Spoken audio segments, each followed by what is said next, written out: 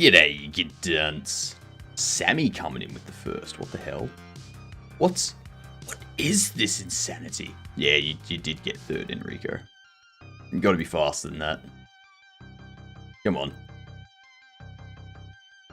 I don't want to wait for my lunch to get colder. How you doing, H-Hives? Hello, Mars. Morning to you. I don't want to wait for my lunch to get colder. I feel like I've heard that before, and I just don't know where. It works so perfect. So perfect. You just got the notification? Well, you should be closer to Twitch so that they can, you know, give you the notification faster. Or do what Sammy does probably and hang out and chat for like 20 minutes before I start. Yeah. It's 4 PM, but good morning. Good morning to you.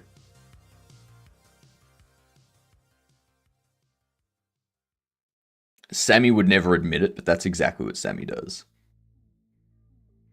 No, I was hanging out for 19 minutes. Sheesh. I was rounding up, okay? Was rounding up. Morning, Tricky. How are you doing? Wait for these ads to pass.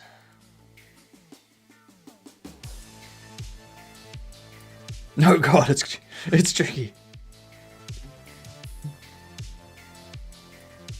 You should really correct that typo, Enrico.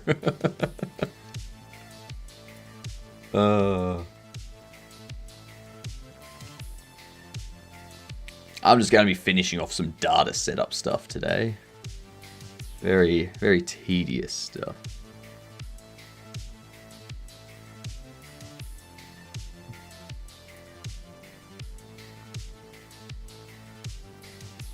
I don't know of any third-person only games.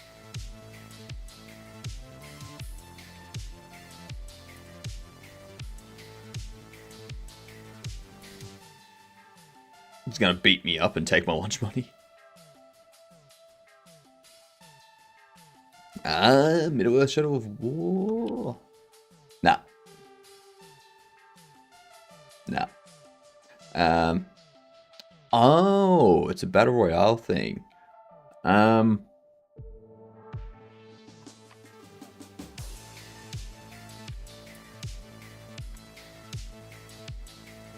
It's not a shooter, though.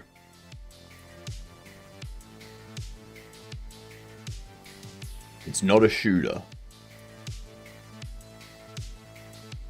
Fortnite, and that was like that's been out since like 2014.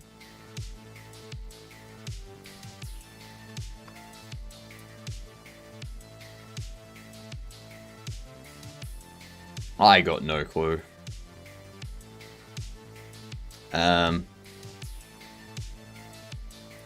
What's a battle royale that came out recently? Like in the last 4 or 5 years.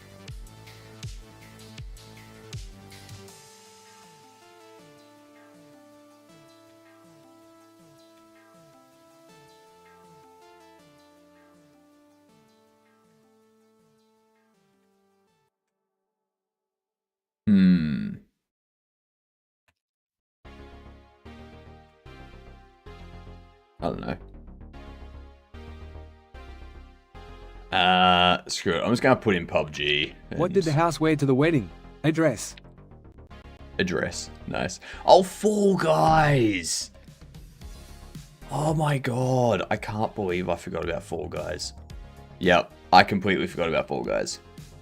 My bad. My bad. It's so obvious now? Yeah, it's definitely obvious now. And there was much rejoicing. Yay, ads are over. What up, Wusky? G'day. Whenever streamers say, okay guys, everyone get up and walk around a little, I've been doing some air punches and kicking, because I feel like that would likely help me out more in life than being able to walk. I don't know. I don't know, have you ever tried to run away from something without being able to walk? It's difficult.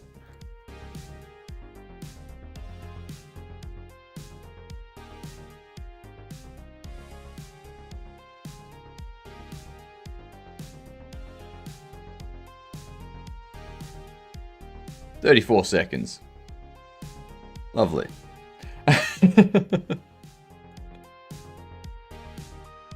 Happy 21st night of September. Happy 22nd morning of September. I've successfully made it through the 21st night.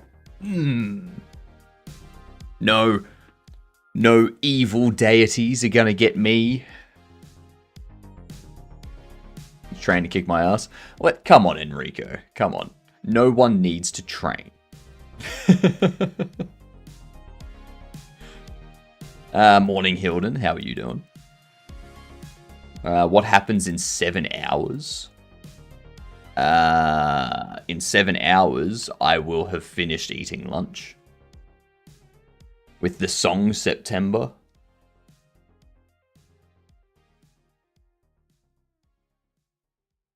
I can't run, so I'm gonna get confronted anyway. Running is probably the most done sport. Even if I did it, who says the bad guy isn't faster?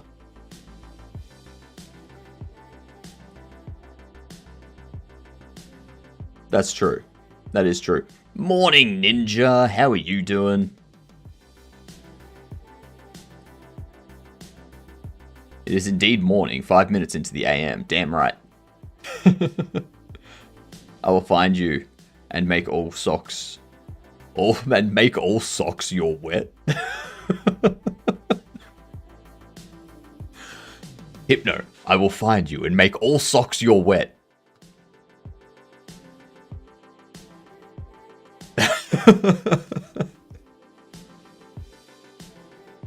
Oh my god. That is a great sentence. I love that sentence. I love that sentence.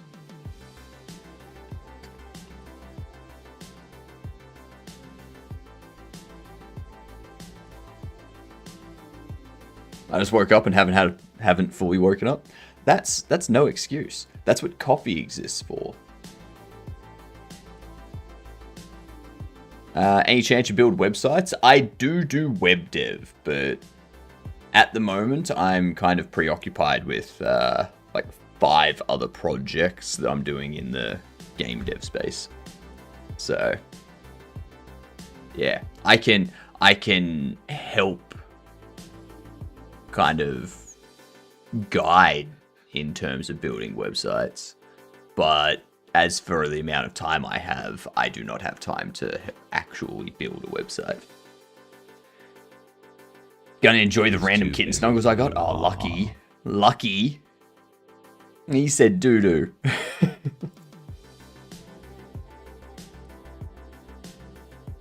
He's too busy for you. Hang on. Test. Okay, cool. It is working. It is working. I was just talking too much. Morning, Dex. How are you doing? Welcome in. Yes, everyone contribute points to the 24-hour stream goal. No idea where all the kittens came from. I know this is my... You're usually talking too much. That's true. That's true. Very, very true. It's to stop you from being able to say things, if I'm being honest. No idea where all the kittens came from. All I know is my mother handed it to me. And now it's tired from being super angry. Nice. That's never stopped me before. I know. It's very annoying. Very, very annoying. Is the hot sauce going to be active for 24 hours? The hot sauce will be active during the 24-hour stream, yes. It won't be active for the entire 24-hour stream. But yeah.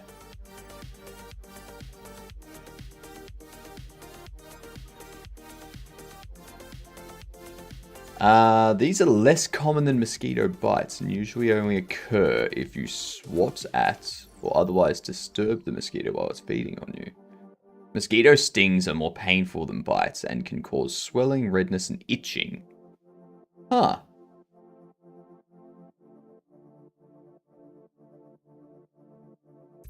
I might have to break out the 1500 and 2000 bits for that stream. I mean, go for it. Go for gold. I'm looking forward to it.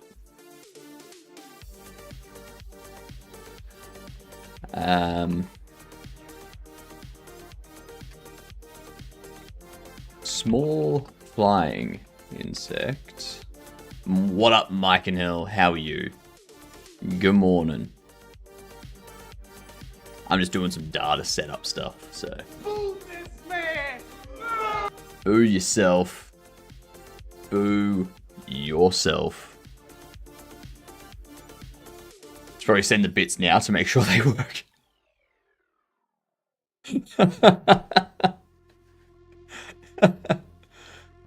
I missed earlier's stream.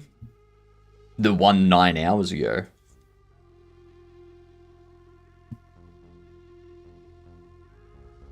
I'll check back next year for that.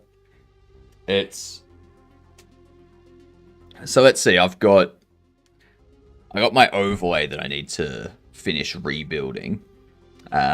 Morning kilted.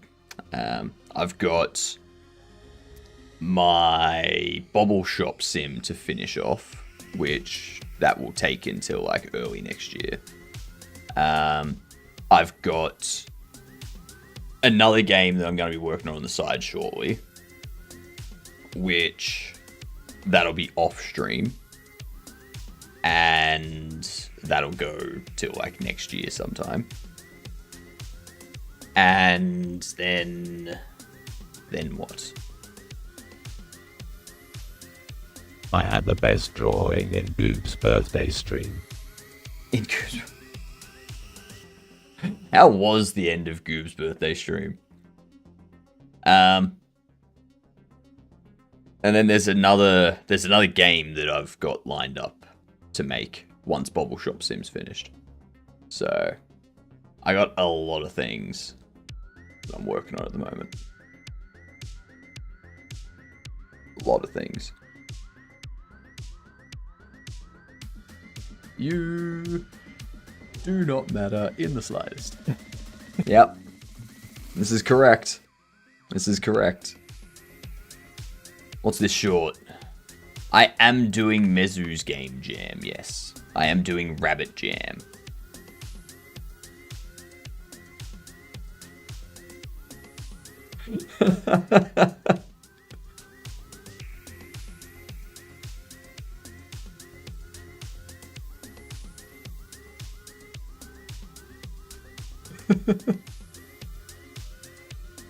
Nice. Nice. I like it. I'll try and do it myself. I mean, I'm gonna try and do something in 4 days with RayLib, so... You scared now? Dude, I'm competing against myself. I'm trying to make something in RayLib in 4 days. It's not gonna work, but I'm gonna try. Am I scared of competing against you? I've got to overcome the technology I'm using.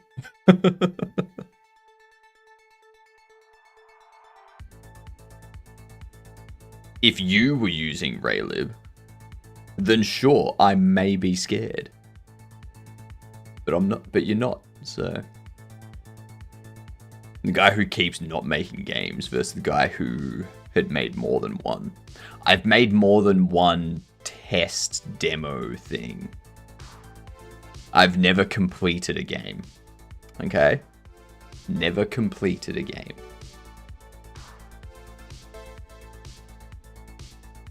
More than me. This is fair. This is very fair. Very true.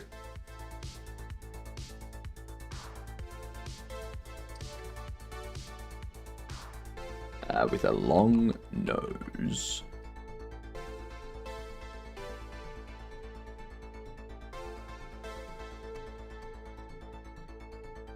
and long, thin body. Bobble Shop's gonna get forgotten? No. I've got the trailer stuff. So this is all the video recording stuff that I need for the trailer. I'm gonna start editing the trailer together today, and hopefully have the trailer edited together by the end of today.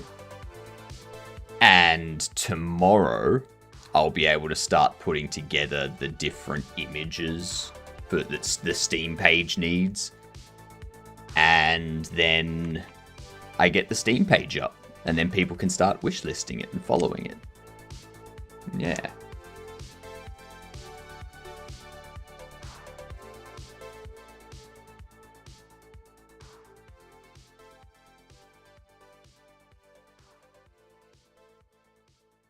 Small flying insect with a long nose and a thin body.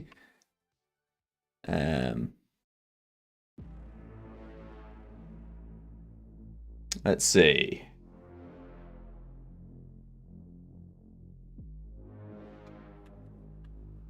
There's also not a long nose.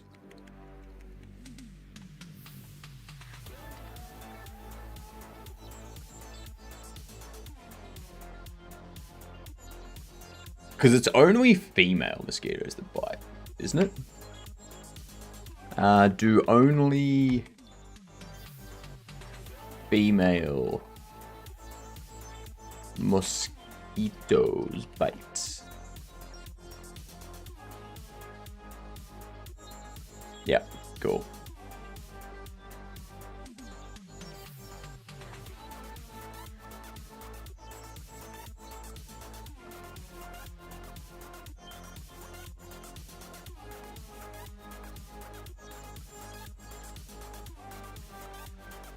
They... Hello, Atticus. Good night, Void.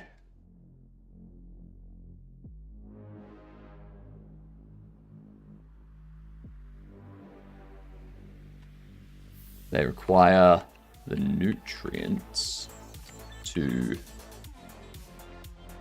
What was it? Something their eggs.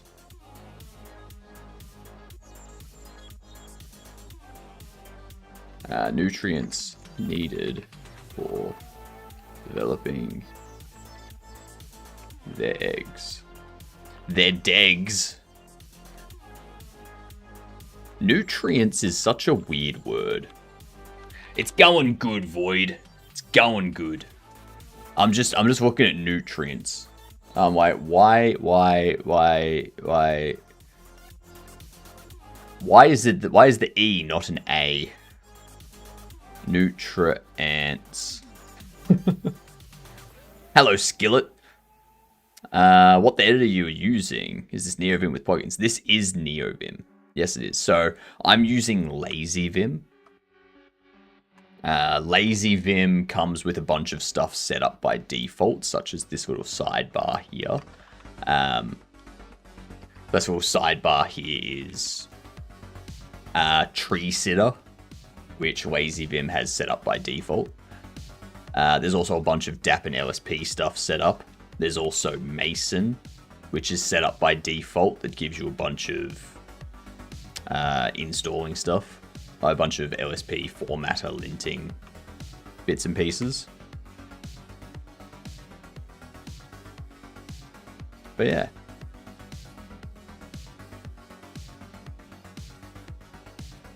G'day, Giddy.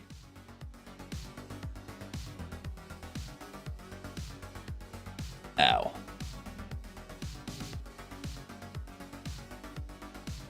I just noticed there's no bite description.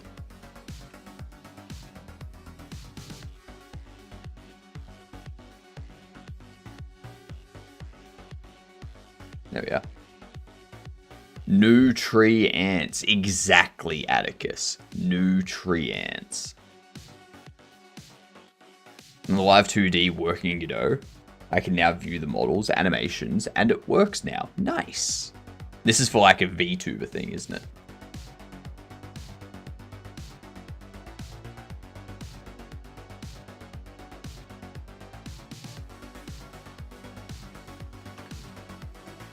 Small, itchy. Yeah, very nice. Very, very nice.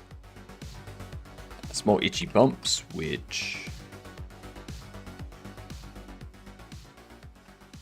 go away on their own after a few days. Bumps. Bumps, Atticus. Bumps. Jeez. Someone needs a drink of water, I think. Because they're far too thirsty.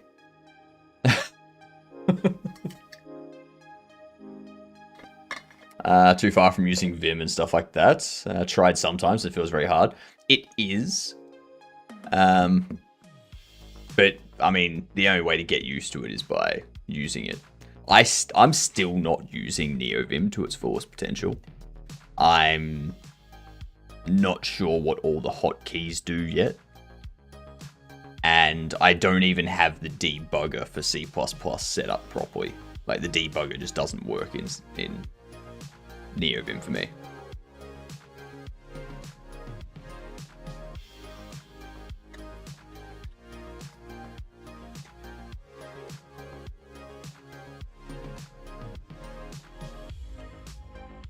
What can the call description be?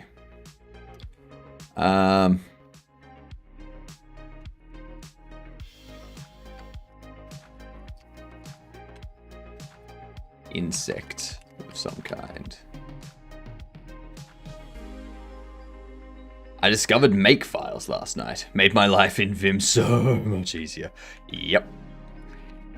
They can make your life easier, unless your makefile looks like this.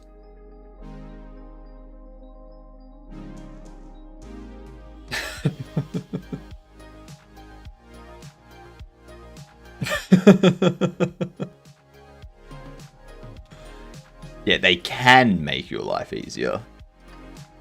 Whether or not they do is a different question.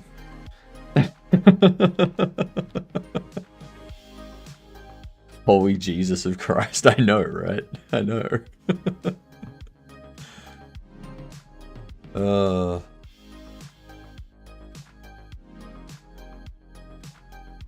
Yeah, try task file.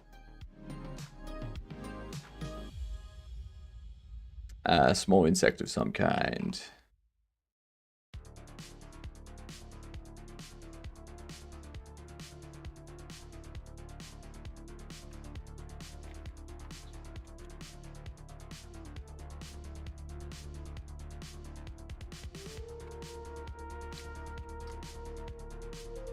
Didn't get a good look at it. Looks like a speck of dust.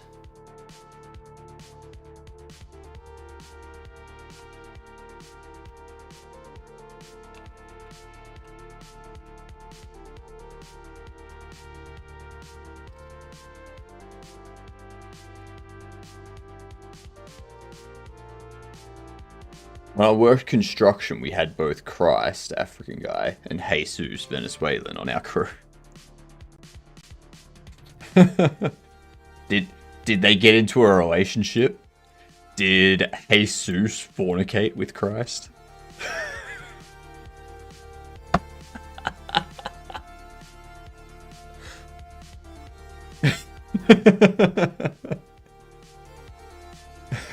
One thing at a time, my brain can only handle one tiny bit of bullshit at once. Oh, that's good. That's good. What's this badge you have, Skillet? What's this? Z Event 25. How did you get that badge? Z Event 25. Don't want to. I'm assuming you mean metaphorically. I'm assuming you mean metaphorically.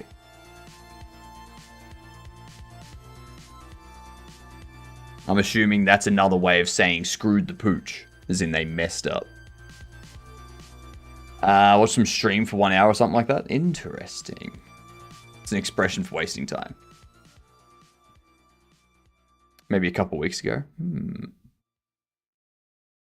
I see all these interesting badges. I'm like, I want it. But I've missed my chance. Oh well. Oh well. Like, my favorite Australian saying... What up, Mr. J? My favorite Australian saying is... I'm not here to fuck spiders.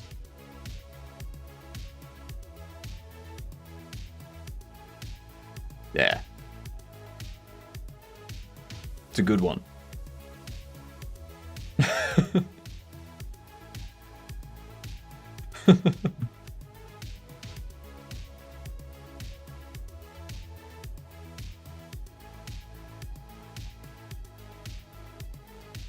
Like, yeah, you meet up with someone, and you're like, you're heading out for the night, and they're like, should we go? And you're like, not here to fuck spiders. Let's let's go. Come on. Let's do what let's get to the job. Let's get to what I'm supposed to be doing here. Go to an interview, or like your first day at work, and they're like, all right, let's get started. Sure thing. Whatever you do, don't say that to an employer either. Just word of advice.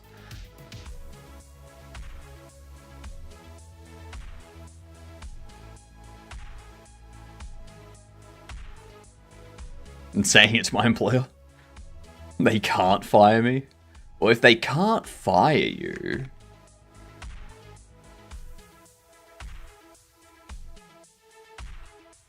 G'day, David. How are you?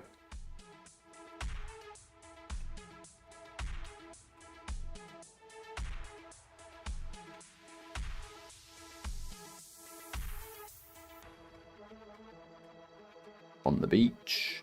Inside, home, hiking, on the beach. Gardening.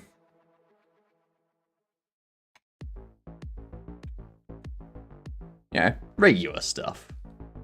Regular stuff.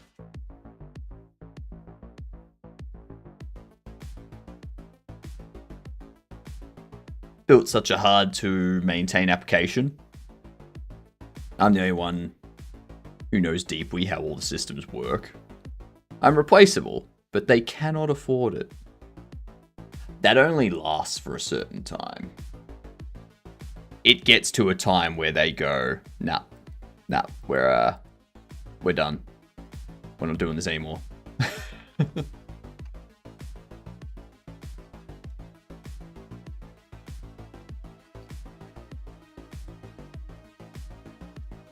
Bite is small and itchy.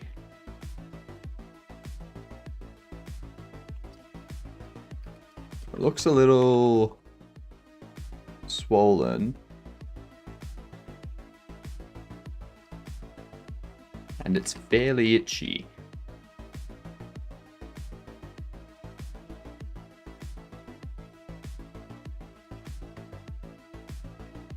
Bit red. And kind of itchy. But not too much.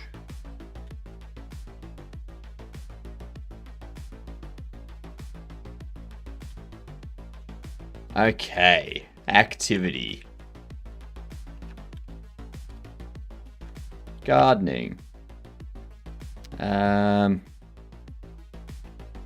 Relaxing. Hiking.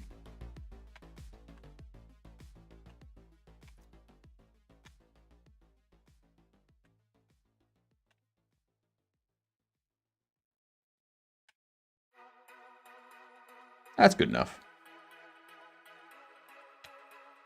Treatment.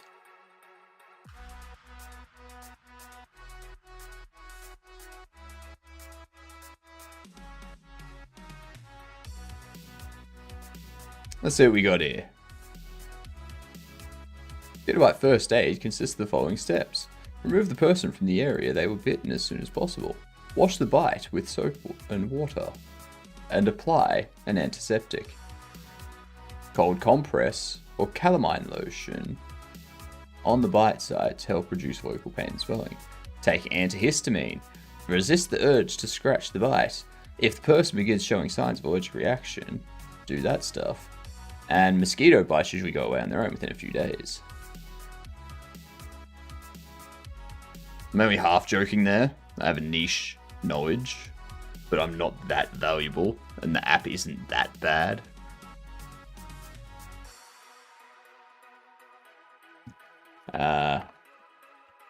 Wash the bite site with soapy water.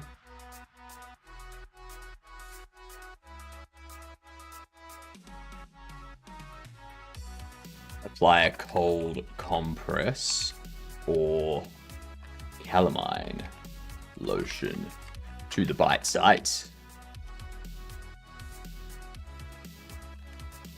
Take an antihistamine to relieve the swelling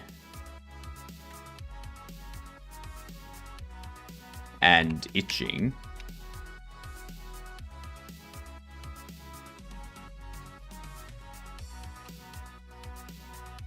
If there is an allergic reaction, or if there are signs of an allergic reaction,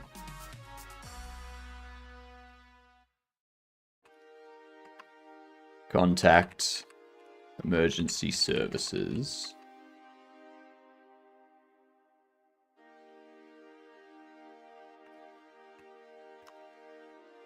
Let's see.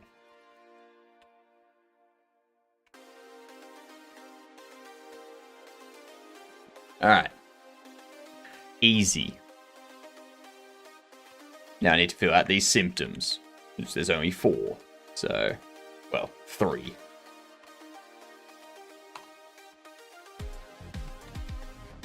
And we do... what?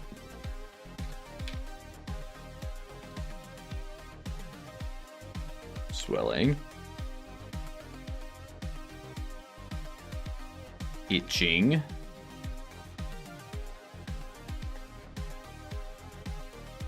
And what else?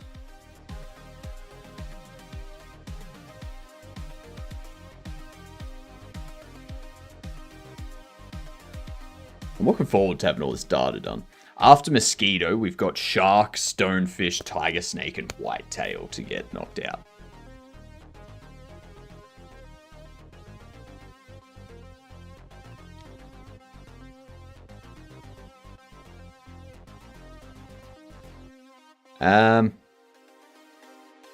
What are we doing here? Swelling, pain. There's another word that I was thinking of. Rash, redness.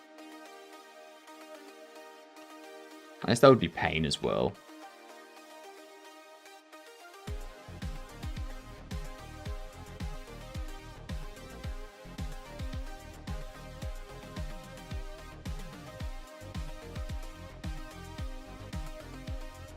Yeah, that's good enough. Good enough.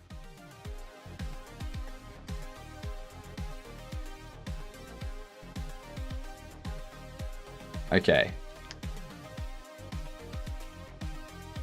Get rid of that. Go. Bite description.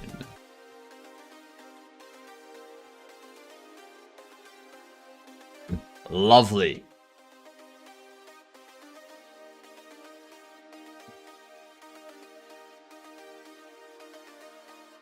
Oh.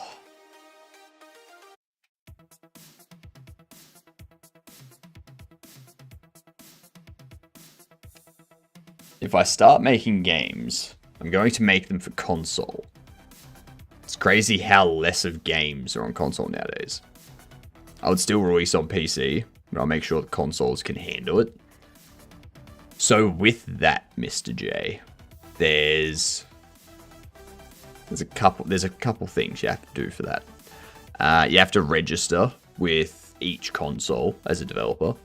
So PlayStation, Xbox, Nintendo, you need to register with them. And then you get access to their SDK, and you have to sign a bunch of NDAs and whatnot. And then you would either create the build process for those using their SDKs and such, or you would get a third party to do that for you. So you'd pay a third party to do it. Yeah. So it does cost a little bit more. And if you want to do it yourself, you're probably going to have to buy yourself a dev console as well. So you want to build it for PlayStation, you're going to have to get yourself a PlayStation development console if you want to build it yourself. If you want to build it for Xbox, you've got to get yourself an Xbox developer console.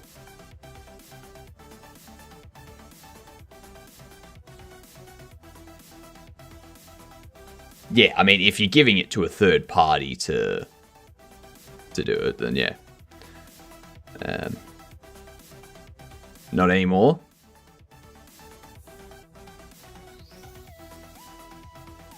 Well, I mean, if you... all boxes can now be dev boxes. Interesting.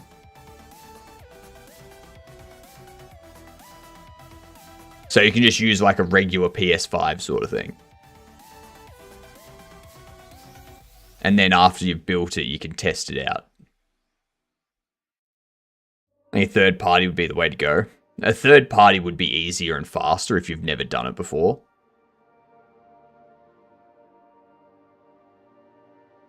Don't know about PlayStation.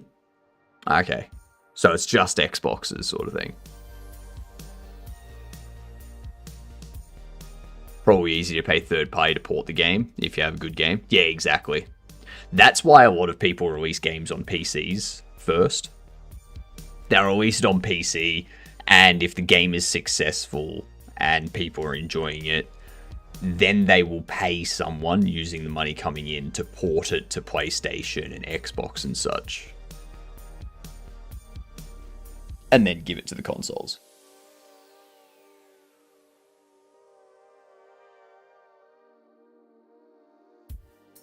Big problem is to build a good game. Yes. Yes. Using Godot might be different, but with Monogame and C++, Unity, and Unreal and Unity, it's easier. So, with Godot, there are no, like...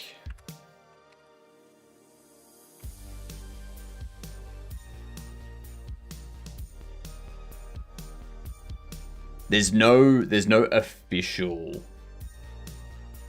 template for Xbox or PlayStation or anything like that.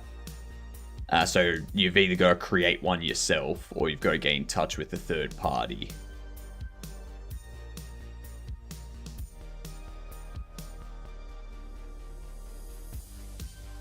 So, yeah.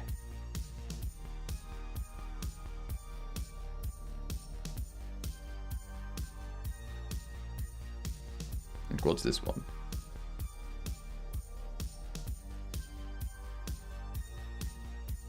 As quickly as it was created, this repo has been made redundant.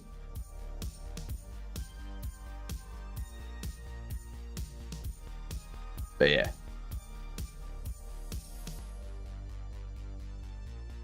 There are libraries and such that you need to tap into. Yeah, exactly. You need to be able to tag into the player API and such, even if not doing multiplayer. Yeah.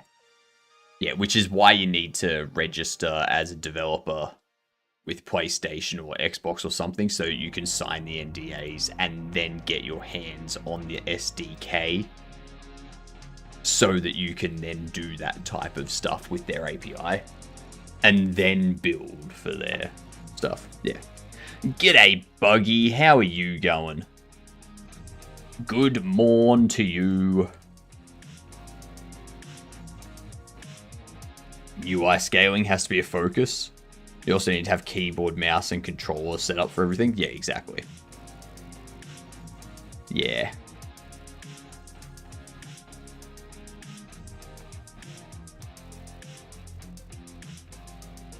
Thank you for contributing to the 24-hour stream challenge. It's almost at 25%. Actually, it's over 30%. God damn. Over 30% raised. Been through this so many times. Yeah, I'm not sure if I'm ever going to be doing something like that. No, I don't think I'm ever going to be releasing something for PlayStation or Xbox or anything like that. Unless I make a game that's like massively successful and I've got a ton of money coming in from it and I can like hire people to do stuff and whatnot. Then I'd be like, alright, now I'll do this for PlayStation and Xbox.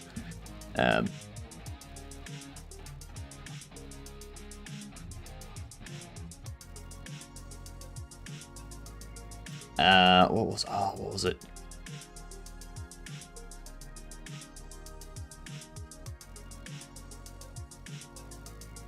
I think in my case that would be for the best.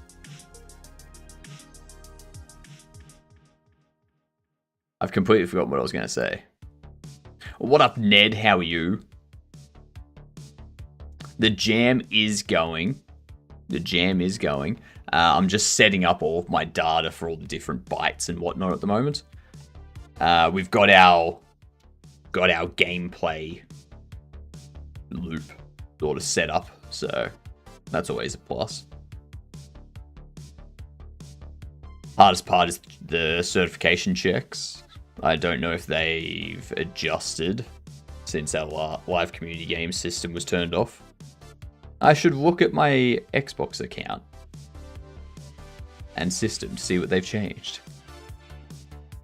Setting up bytes and whatnot. How long do you have left? We have 9 days. We got plenty of time. By the end of today, we're going to have this, like all of these bytes set up, and we're going to have tested and finished off the whole game loop. And set up like the lose conditions and such. And then we're just going to add like extra things to the game and do some more artwork so that we have all the artwork for the different bytes and the different animals and stuff like that. So, yeah.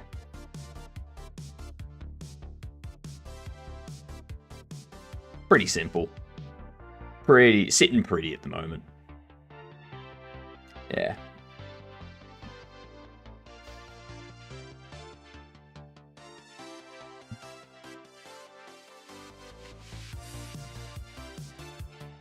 I'm trying to release on Switch. You have to be careful. If game ends up actually being good, Nintendo will sue you. Even if you don't release it on Switch.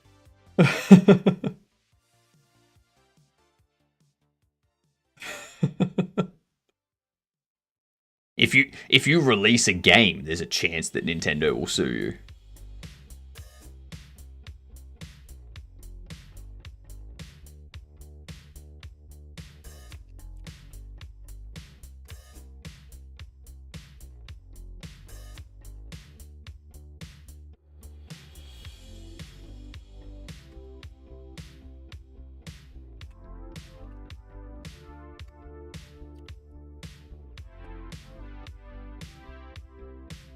I was actually thinking of looking at the Switch dev program. That's fair. What engine do you want to use if you start game dev, Mr. J? Pick a simple engine.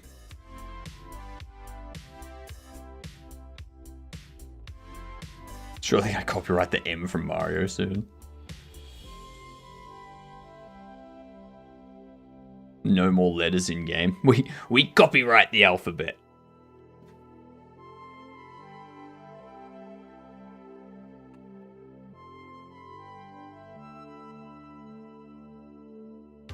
Yeah, these are.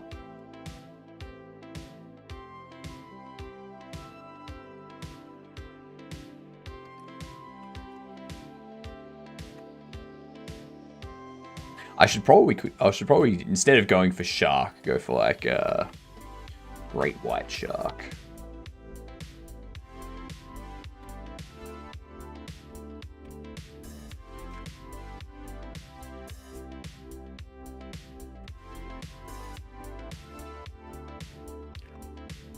Mosquito.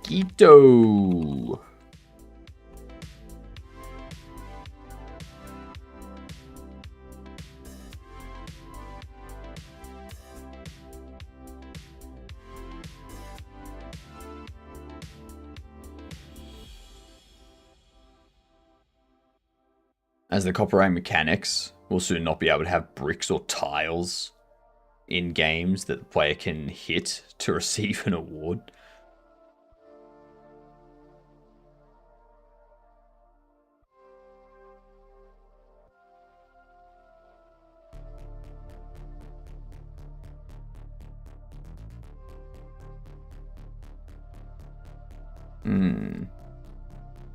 Oh, that's right. So, with everything that's going on with the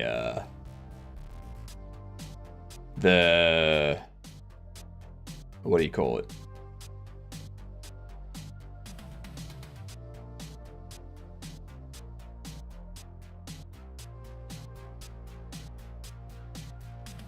I'm going to delete this entire node.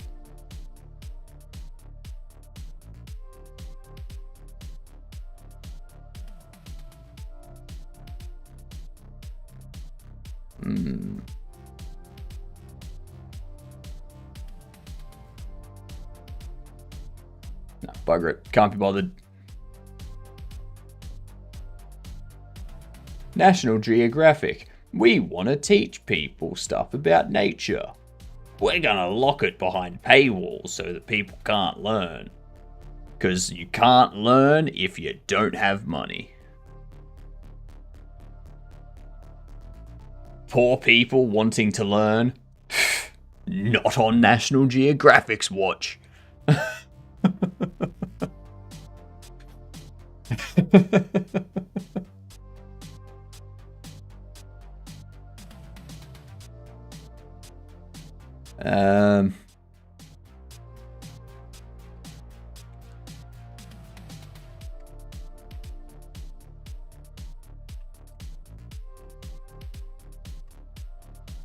Can grow up to between 5 and 7 meters. If poor people wanted to learn, they would have money.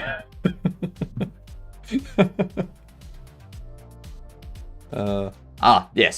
So what I was saying about games and whatnot, there's concerns at the moment that the laws being passed by like the UK government, the Australian government, and stuff like that, about people needing to provide ID to confirm their age before accessing certain things on the internet, would also need to do the same thing for accessing like voice chat or text chat services on online games. So games like Repo, games like Peak, games like World of Warcraft, stuff like that. I think my way of getting around that, if I was to put out a game like that, a game like Peak, or a game like Dead by Daylight or something, where there was some sort of in-game communication sort of thing, I would make sure that the game is rated. Yeah, exactly, Mike. I would make sure that the game is rated like M sort of thing. So that way it's like, all right, if anyone wants to complain that their 13-year-old child was playing my game and communicating with people without needing to provide a form of ID, I would throw it in the parent's face and be like, it's an M-rated game. Your 13-year-old shouldn't be playing it anyway. Fuck off.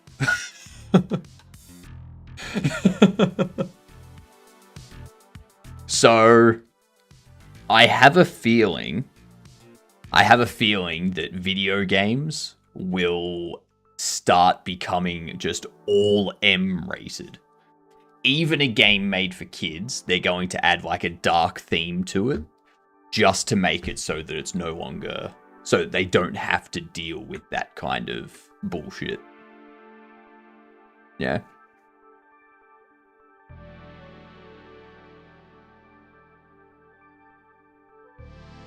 And I think that's incorrect. I think that is incorrect. Governments are doing everything but holding parents accountable for their kids. I know, right? I know. Who would have thought that parents should be accountable for parenting? Oh, but it's so hard. It's like, yeah, no shit. You're the one that signed up for it, aren't you?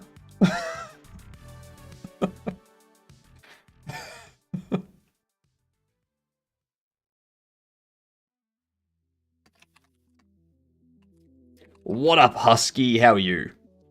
One bite from the Great White can be fatal.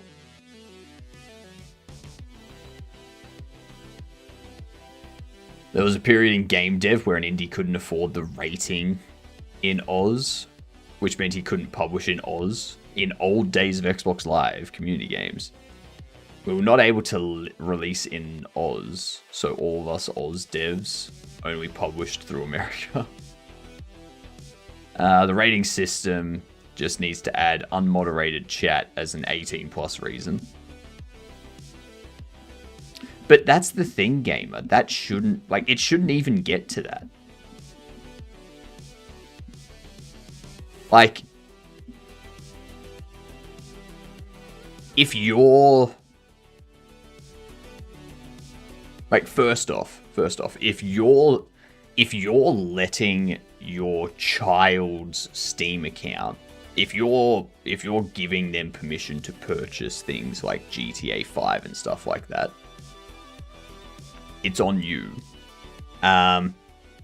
If you're giving them permission to, like, if you're letting them play games like Peak and Repo and stuff like that, where they interact with other people, the chat should be moderated. The parent should be keeping an eye on what's going on. Like,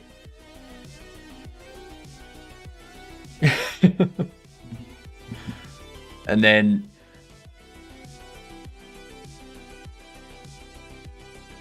a lot of the times, what I hear a lot is people just letting their kids use their Steam account to play games instead of getting them their own Steam account and whatnot, because that way they don't have to buy the game multiple times. It's just one Steam account and their kids can play the games on that. That's fine. Which means if you do implement this and there's something added to Steam that's like, yes, this account is over 18, all of a sudden, anything to do with someone under 18 using a parent's account would go out the window for accessing those chats anyway. It's like, it's a stupid law. It's a stupid law that just can't be enforced. The voice chat gorilla tag is crazy. My son plays and I listen and often tells him to switch server or stop playing. Yeah. See, and that's what should be happening. Like that there, you have demonstrated just now, Giddy, what parents should be doing. If you watch the forums and social media around Christmas time, all the crying on Meta because my kid got a Quest for Christmas and they've added all their vouchers and bought games. Now their account's been banned and have lost it all. Yeah. And they find out that Meta has code and such to detect underage players. Yeah. I've been doing it about 2 to 3 years for a hobby, but I want to get professional someday. Yeah. Undeniable that there are way too many parents who have no idea what's going on, judging by the Roblox fiasco. Yeah. Yeah. It's like, you're not going to let your child go wandering through the city by themselves. So why let them go online into a community of thousands and thousands of people that you don't know by themselves. It's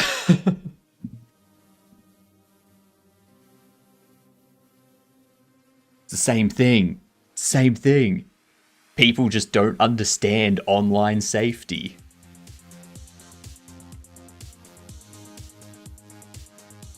I've seen people let their kids use their accounts because I quote, "I don't want to keep verifying your account." Yeah, exactly.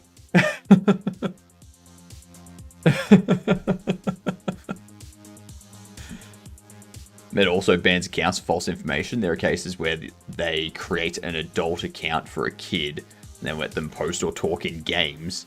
There are hints when the kid says, "Today at school I did," or a pic of them sitting back playing games. Yeah.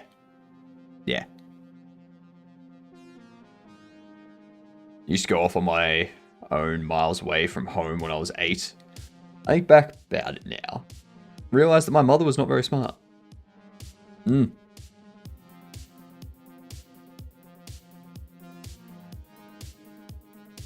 Yeah.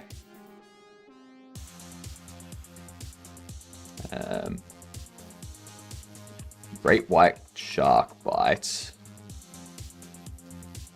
can range from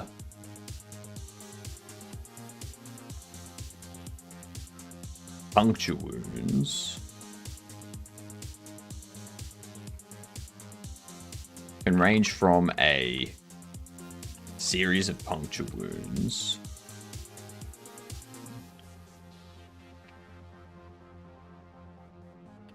teeth puncture wounds.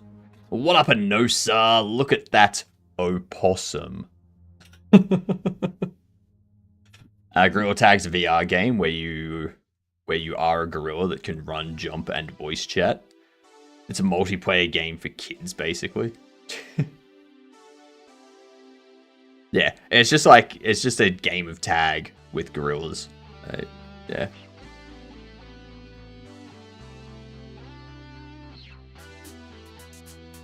I remember Anosa. I remember. Here's a vote. Here's a vote for chat. Oh my god, Dark, you're alive. What the hell?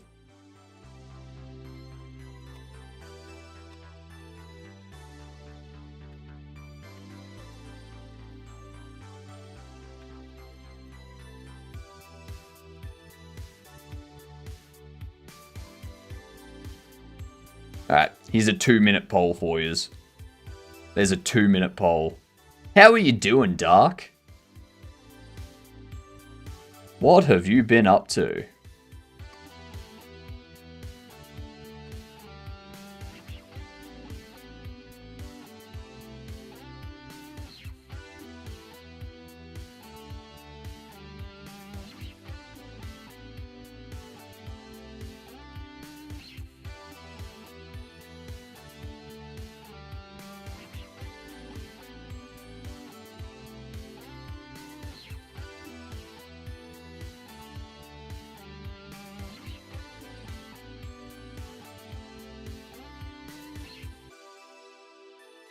You've been living, I think. Lots of marching band and not a lot of game development. Ah, at least you've gotten exercise.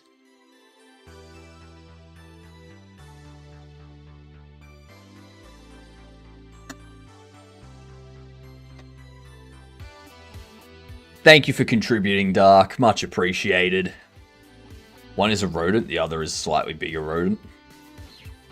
But, like, you look at him. Possum versus opossum.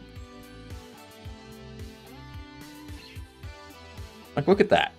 Look at the opossum with its, like, beady eyes bulging out of its head. And it's, like, disgusting look to it. Then you got the Australian possum. The Australian possum looks like a tree climbing kangaroo.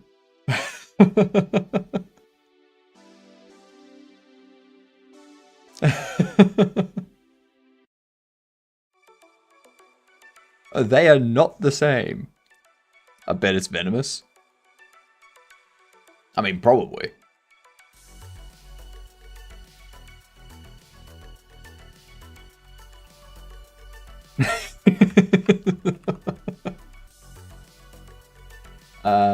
Venomous. I love that the result of is opossums and possums the same thing. I love that the result of the vote was I don't give a fuck.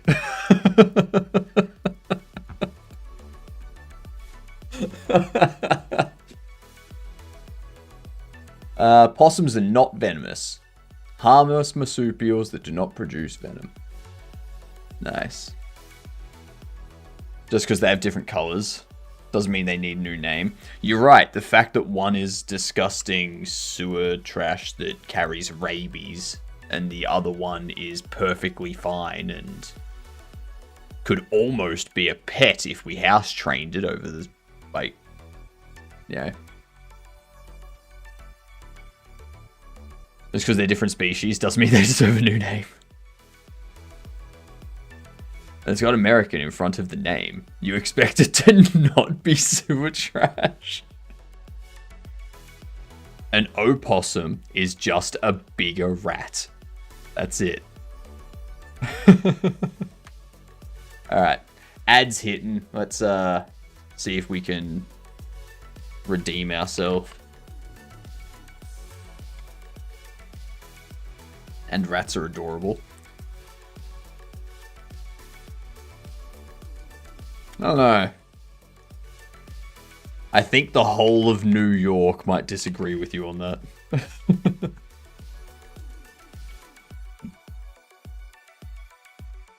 Some people do keep them as pets in Oz. Sugar gliders are very common pets. Yes, sugar gliders are great.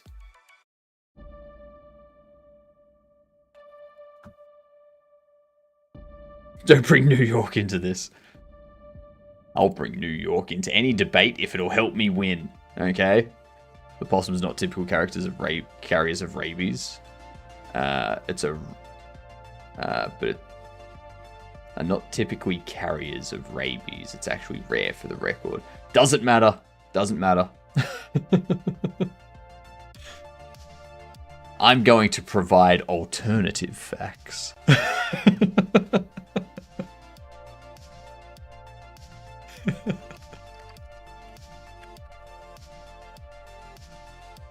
No, I'm not. I'm not. Primarily because that takes way too much effort. Way too much effort. Mike for 10 months. Much appreciate the prime, you fantastic gidunt.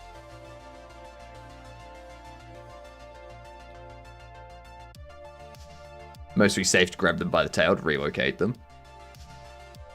Nah, I'm good. I'm good. It's third person and something else. It's not an RPG or strategy. A sim and tactical.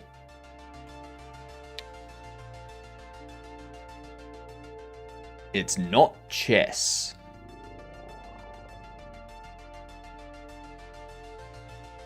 A sim.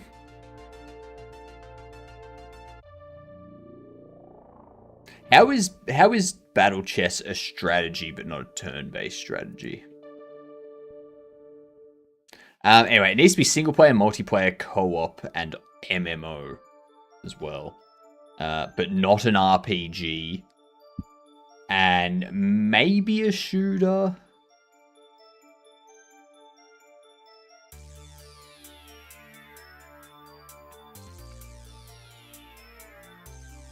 It's not a Tom Clancy.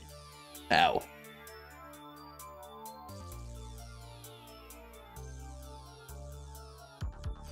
What if we try... What if we do try Rainbow Six Siege? Nope. First person, third person, virtual reality.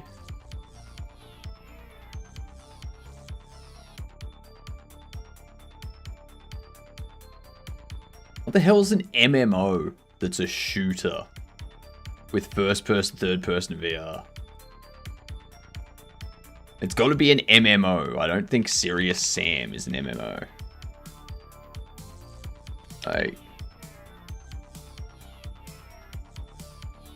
War Thunder. Oh, yes. Oh, I keep forgetting that War Thunder exists. Yep. Yep, War Thunder. And there was much rejoicing. Yay, ads are over.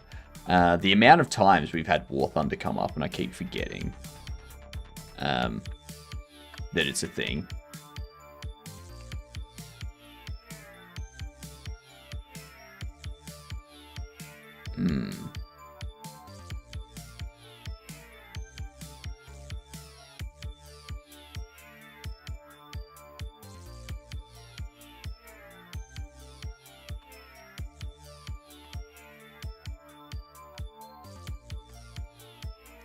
Is a large fish with a robust, large, conical snout and a razor-sharp teeth.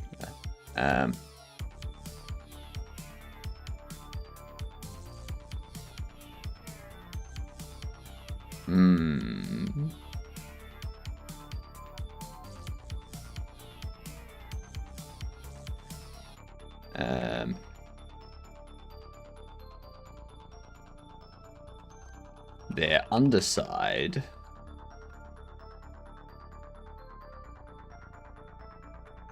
they have a white underside with a grey dorsal area.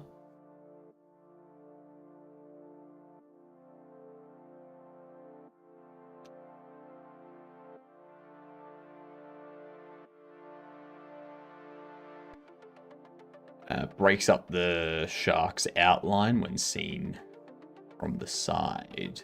That's true. That would do it. G'day, monkey. How are you doing? Welcome in.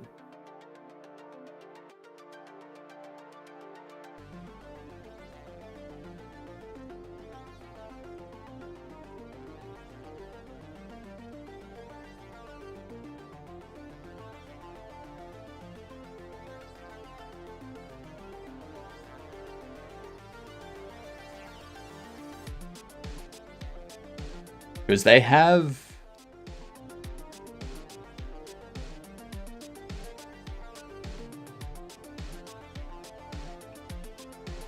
I want a description of their bite.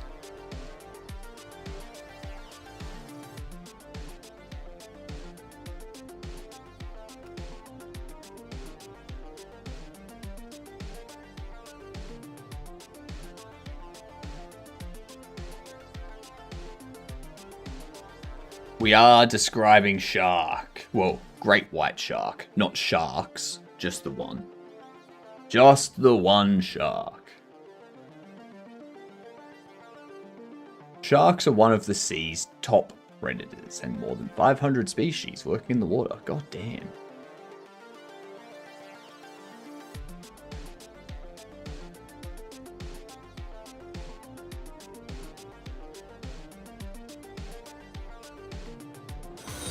Hello, thank you for the follow. You fantastic Gedunt.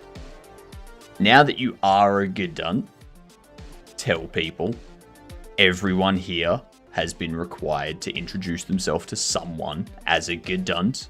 It stands for good C word, okay?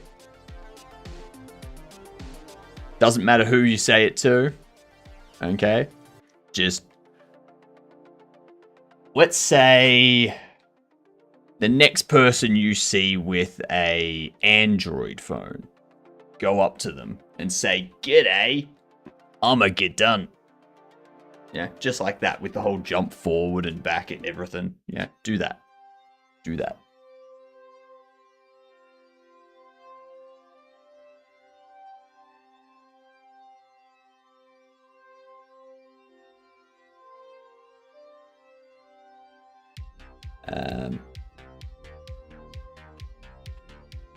Capable of producing a bite force of up to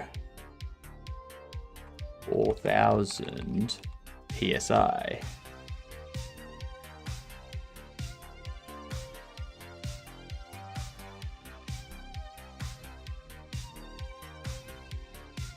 The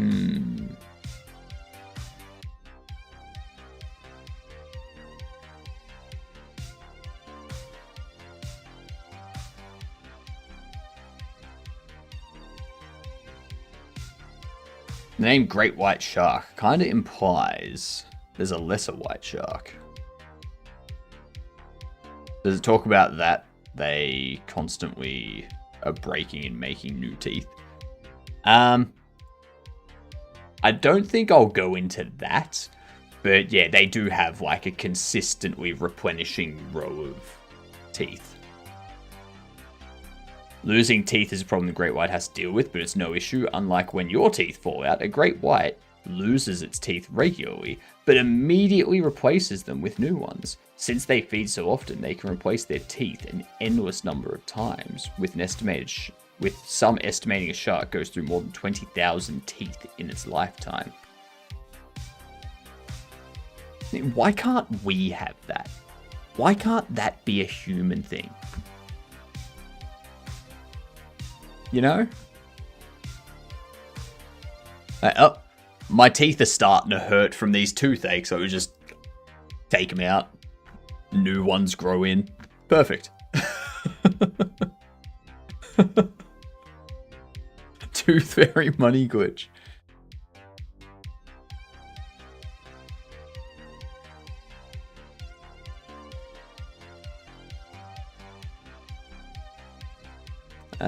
Teeth bite of a great white helps kill great white seals.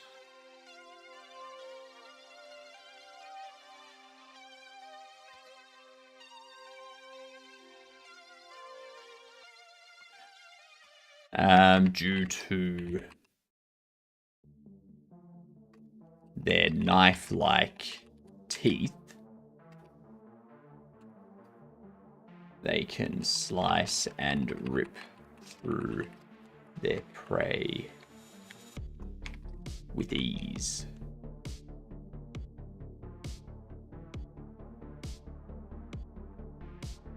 Great white's teeth help them get through the skin as well as bone. God damn.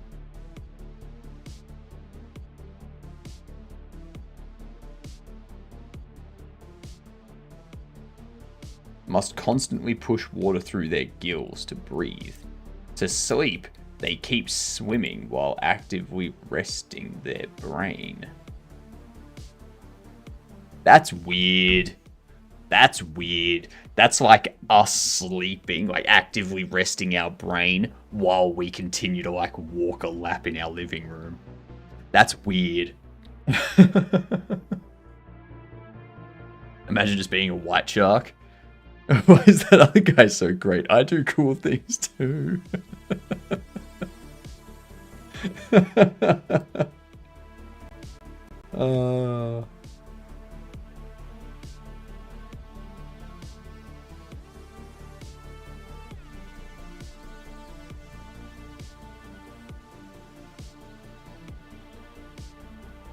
In 5 rows in their mouth, the great white has around 300 teeth.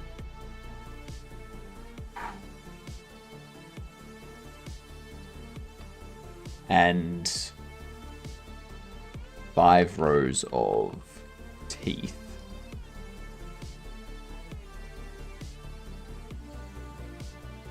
Five rows.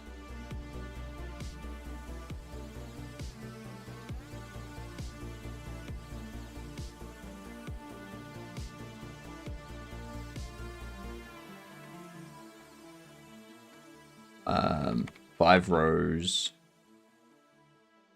totaling up to 300 teeth.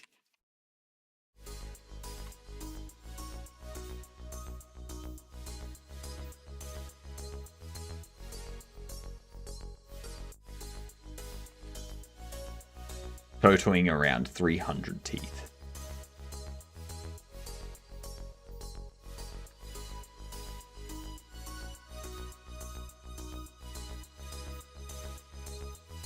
No, I'm going to reword that. And around 300 teeth along 5 distinct rows. Yeah.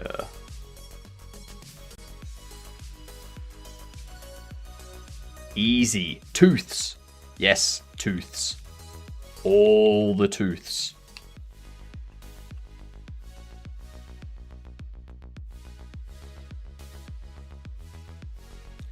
That's definitely not how you spell white.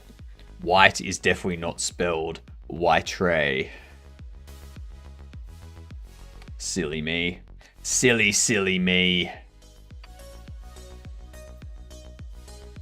It was huge.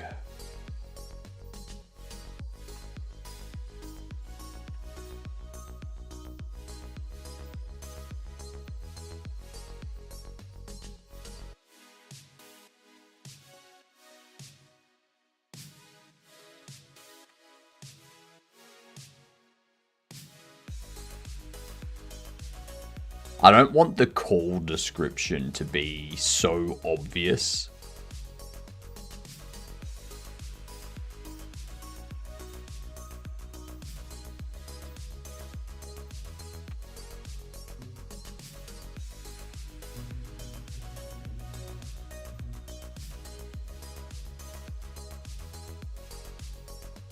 What's another description?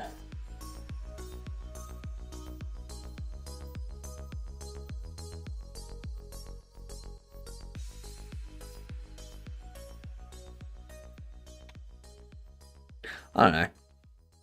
I'm just going to put one description for each thing in here at the moment. And then we can go back through if we have time at the end and try to figure out extra things to put in. Location. Beach. Activity. Swimming. Relaxing.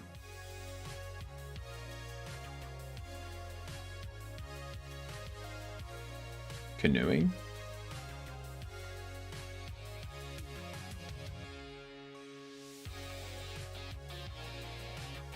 It does have the E there. Yeah. Canoeing looks so weird. Usually you replace the E with the ing at the end of words, but not with canoeing. Nah.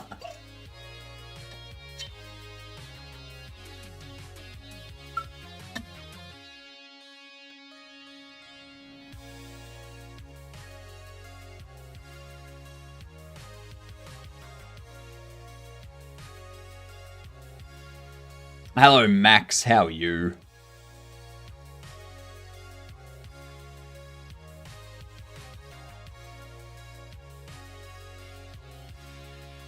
Goodbye. Thanks for contributing to the 24-hour stream, Max. And Booyah. What's going on, Booyah? How are you doing? Let me give you a shout out here. Morning to you. Have you done the Akari yet today?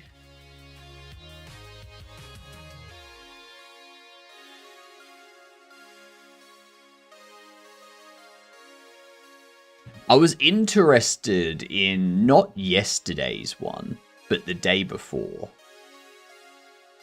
So Saturday's daily Akari. Because it was listed as hard, but it took like 14 seconds.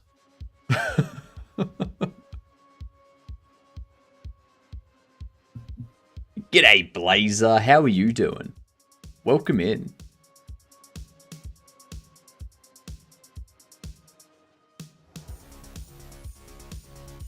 Call, bite, description. How can the call describe the bite?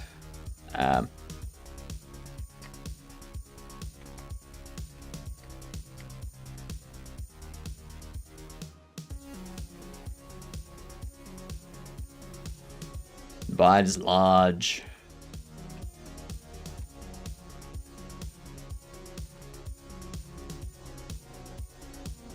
A large arc with many teeth marks.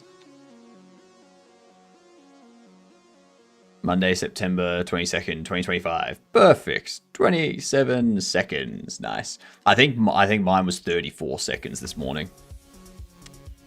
Yep. Doing good in terms of physical and mental health. Not well in the game dev way. That's alright. That's alright. You got the two most important ones that are good. Yeah. Thumbs up for the important things. Also, I'm like 120 watch hours away from being able to monetize YouTube. This close.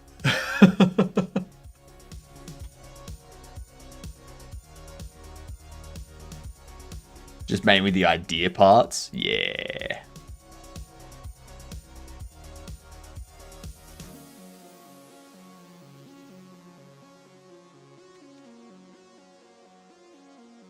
Bite is a large arc with many teeth marks. I didn't even check if you had a YouTube. Yep. We've got YouTube, and we also got Kick, and we've got a TikTok that I use just to put shorts up. I don't use it for anything else. Nothing else at all. Purely there for an advertising standpoint. You know? Thank you very much for the follow. Congrats on becoming an amazing Gedunt. Make sure to introduce yourself to people as a Gedunt. Okay? The next time you see someone eating a tubular fruit, so like a potato, a radish, a carrot, stuff like that, like a root-based tubular kind of fruit, or vegetable, I should say, vegetable. That they are vegetables. Say g'day to them. Just say g'day. I'm a Gedunt, which, as everyone instinctively knows, means good C word.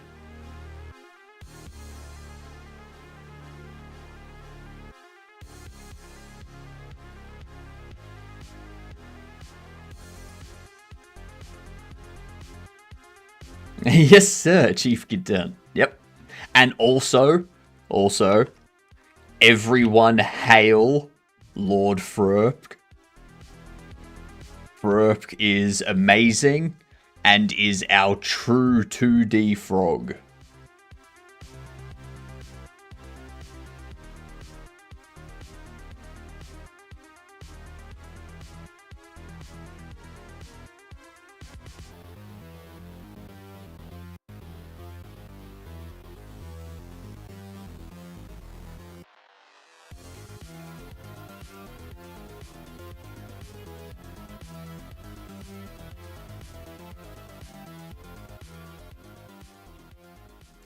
It took their leg, what do I do?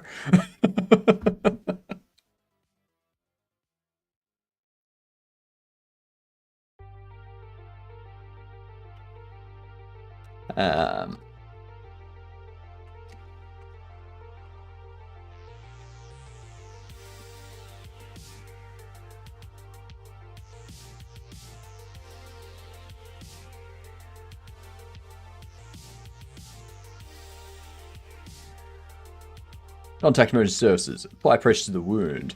Attempt to stop the bleeding as much as possible.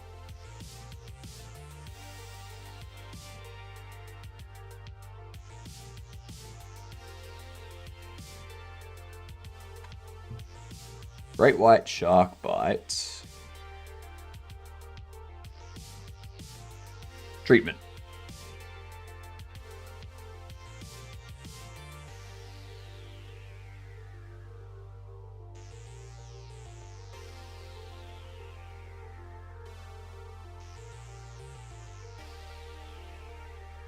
Let's see. Oh, did you see what the Primogen put up this morning? I think it was on... It might have been on... Might have been over on here.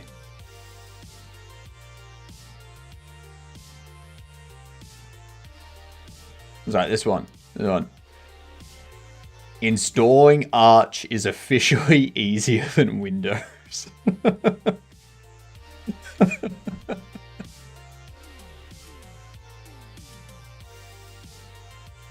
That's funny.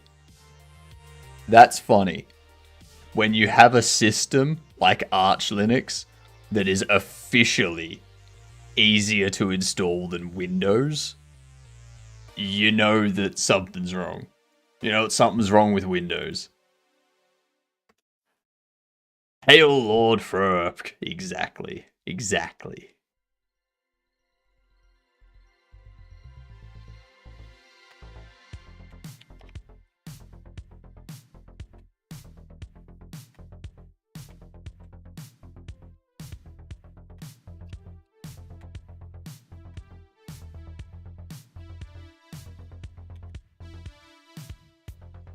Alert a lifeguard or contact emergency services. Immediately.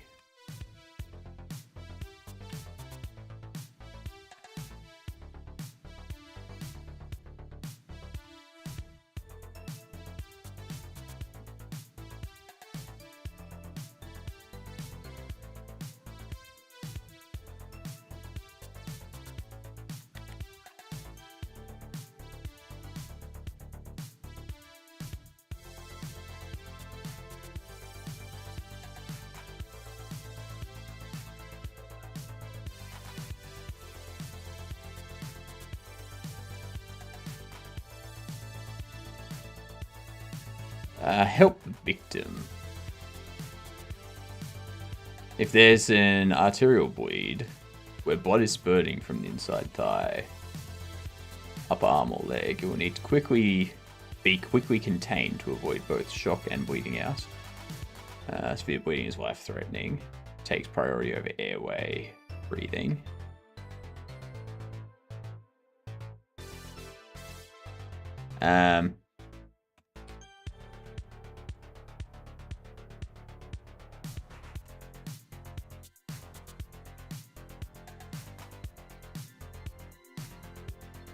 Use a tourniquet if required. Use a tourniquet if improvised if required to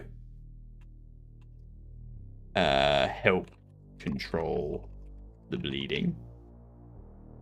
Anywho, any ideas for my game, Dev Prairie Pizza? Let's see, because I have that Souls-like idea.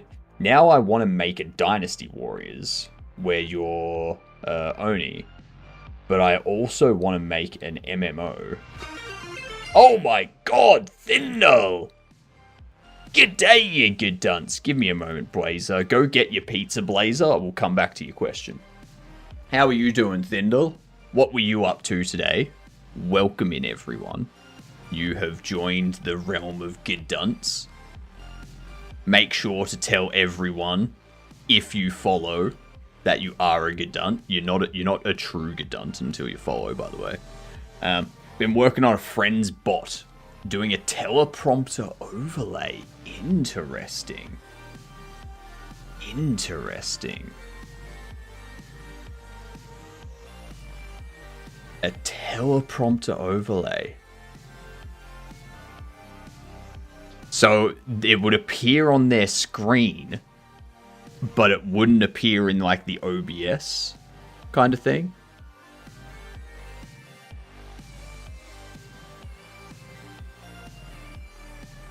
Nice. Very nice indeed. Well, we are working on our JernJam game entry. We're making it in RayLib with C++. And I'm currently just creating a bunch of data to be used in our game. Once we finish with the shark data, we've got the stonefish, the tiger snake, and the whitetail data to do. Yep. Most of our games basically built. Yeah. It's very nice. Chat works well. Subscribing to events less well.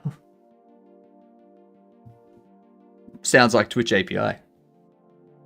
Yep. And what are you building this overlay in? Are you using like a Godot or a Unity or an Unreal, or are you just building it from scratch with like using Blazor? Okay, nice. Nice. Is there... I don't suppose there's like a package or something out there that you can use that handles all of the Twitch authentication and API WebSocket setup and whatnot? Nah, not that does the whole thing. No. Okay. Fair. Parts of it. Yeah. That makes sense. That makes sense. My take on the theme is it's a Papers, Please style game. People call you. You work in an information center. People call you and they're with someone that has been bitten by something. And you need to get information from them. You might get lucky and the person might go, oh yeah, it was this thing. That they were bitten by this. Yeah. And then once you have enough information based on the symptoms that are presenting, what the bite looks like, what they were doing at the time, all that kind of stuff, you then give them the treatment option, like the treatment for it, like what they need to do next. Do they need to contact emergency services? Do they need to apply pressure? Do they need to clean the wound? All this kind of stuff. Yeah. And yeah, that's the educational aspect and the man versus nature aspect, because nature in Australia is just always venomous in some way. But yeah, because I'm making it in RayLib and C++, I wanted to avoid anything physics-based. Anything that required, like, gravity and stuff like that. Yeah, just because it takes a bunch of extra... Yeah.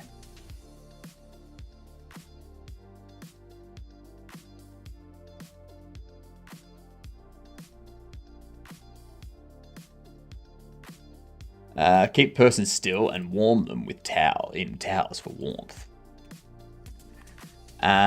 Keep the victim still and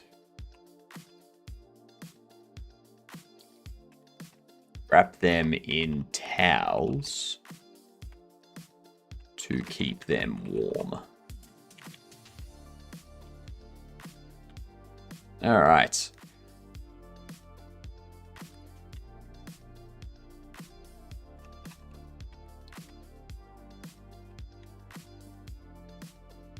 Puncture wounds. There's also going to be some informational pages in my game that go through like details of like descriptions of the animal, what all the symptoms are for the animal, what the bite description is, all that kind of stuff. So that way the player can go there and they can read, you know, a brief description of the animal, a brief description of their bite. Yeah. It's pretty simple and straightforward game. Simple and straightforward. I'm also, outside of this, I'm also working on a game, a Bobble Shop Simulator. And I'm working on the trailer for it at the moment. So this is part of the trailer for Bobble Shop Sim.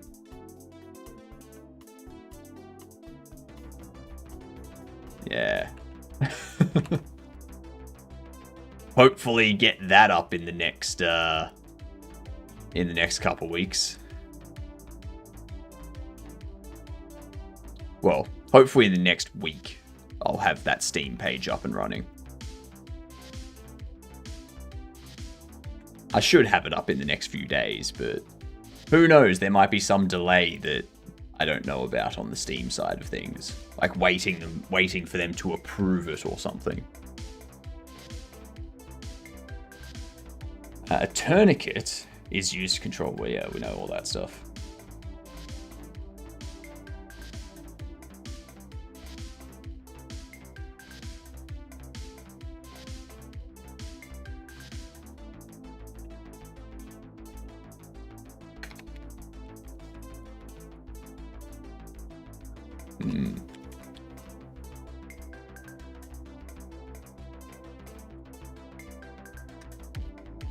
All right.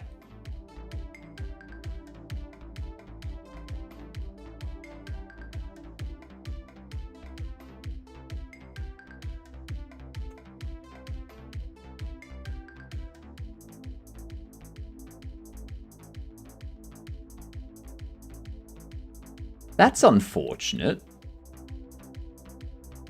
Hang on.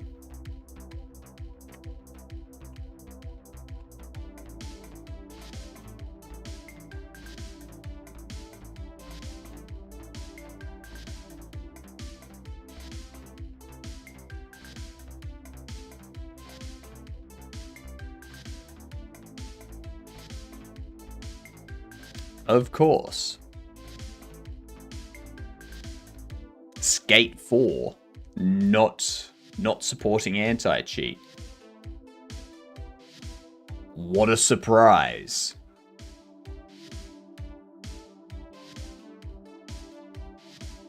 It seems to always be you be shit games and eat ass games that just refuse to support Linux.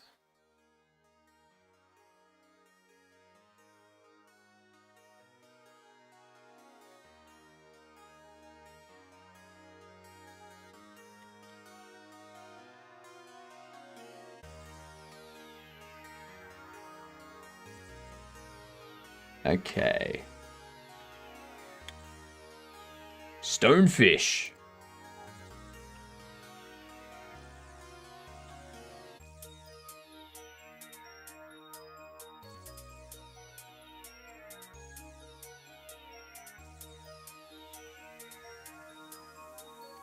Light description. I don't know why I didn't add this previously.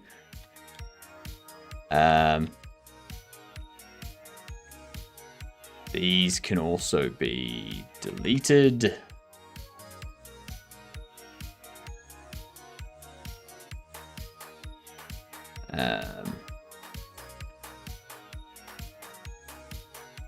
Swimming, walking, that's good enough. That is good enough.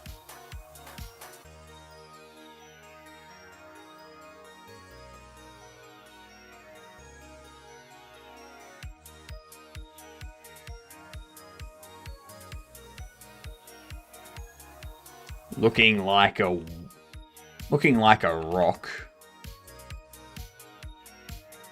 This fish is devilishly sneaky and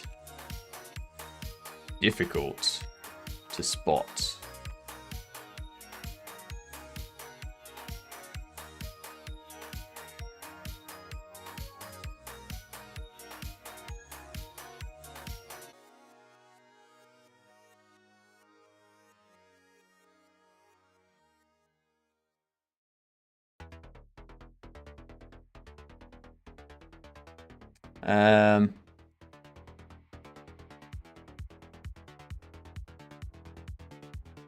The reef stonefish and the estuary stonefish.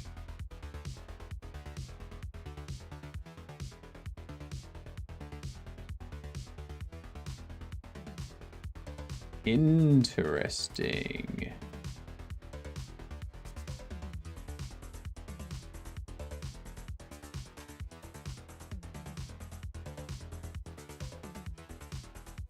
Or a rough stonefish or true stonefish.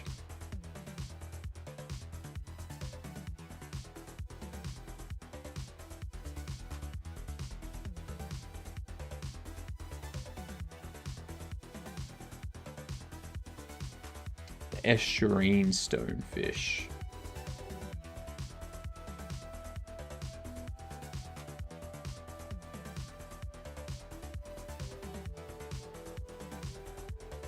To prevent stonefish stings.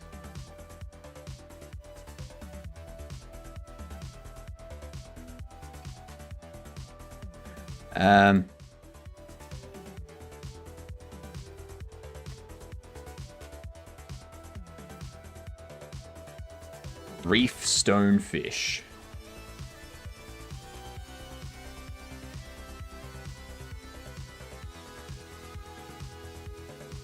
Alright, so the reef stonefish is the most venomous one.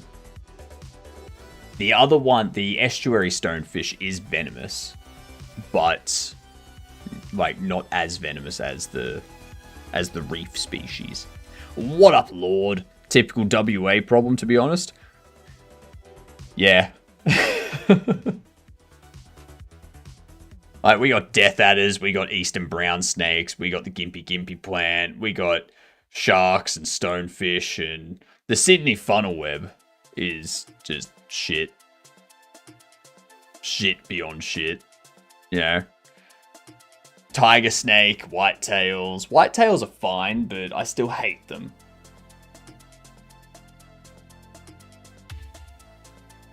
I'm in Victoria. I have never seen any of these things.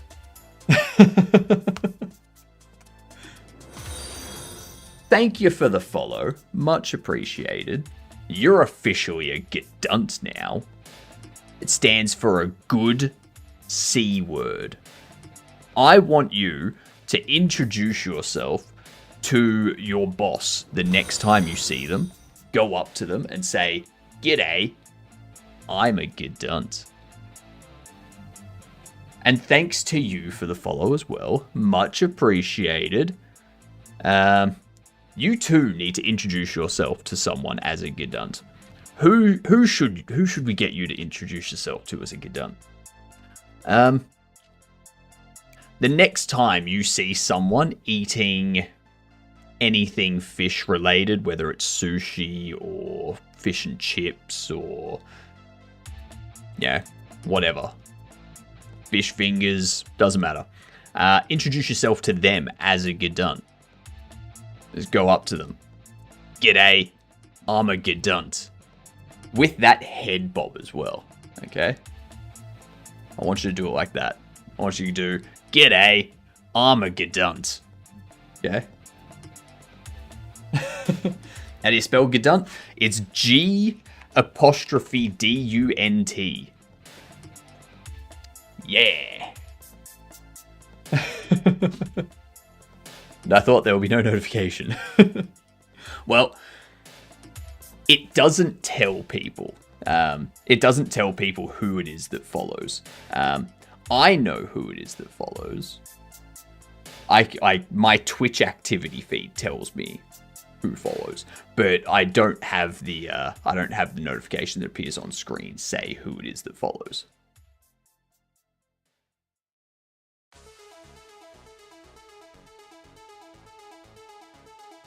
So yeah.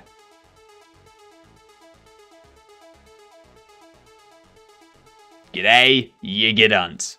It's good, isn't it? It's good. No. No second apostrophe. None of that. Get that BS out of there.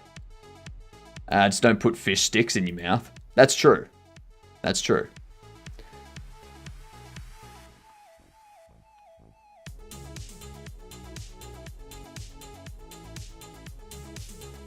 A good unt. Your Neovim looks like Helix. I have a lot of people ask me if it's Helix or not. I've never seen Helix.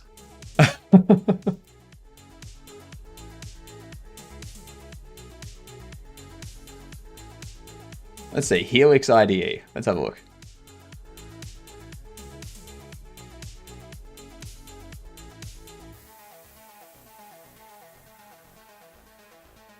It's because of the purple, isn't it? It's the purple. Yeah. See, that there. That's bad. That there is bad. Those two colors, that highlight color, is way too similar to the background color. Okay? You gotta have your highlight color. Yeah. Just stand out a bit more. As a Fremantle supporter, I appreciate the purple. I'm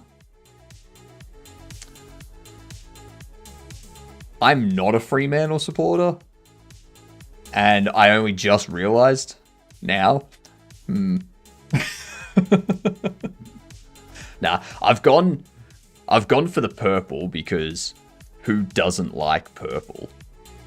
And I've got green as the accent because green stands out very nicely on purple. Yeah.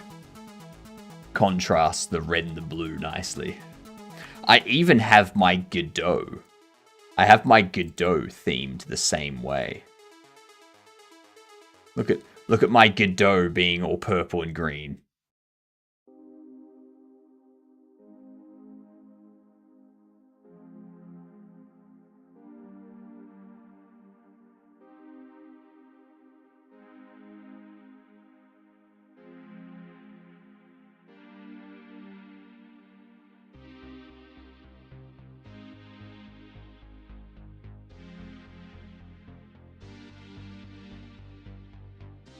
You have File Explorer near him?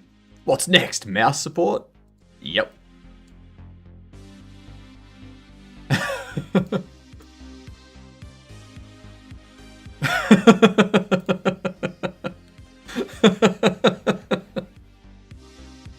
It's like they've beaten you to mouse support.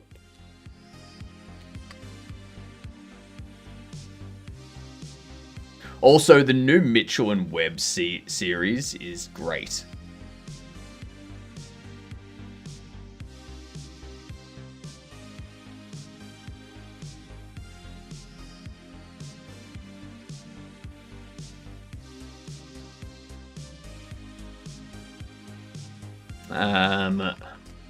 Living in...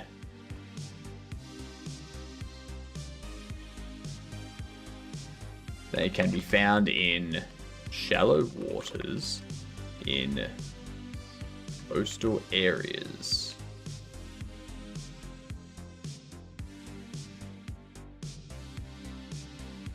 Purple Godot is you. No.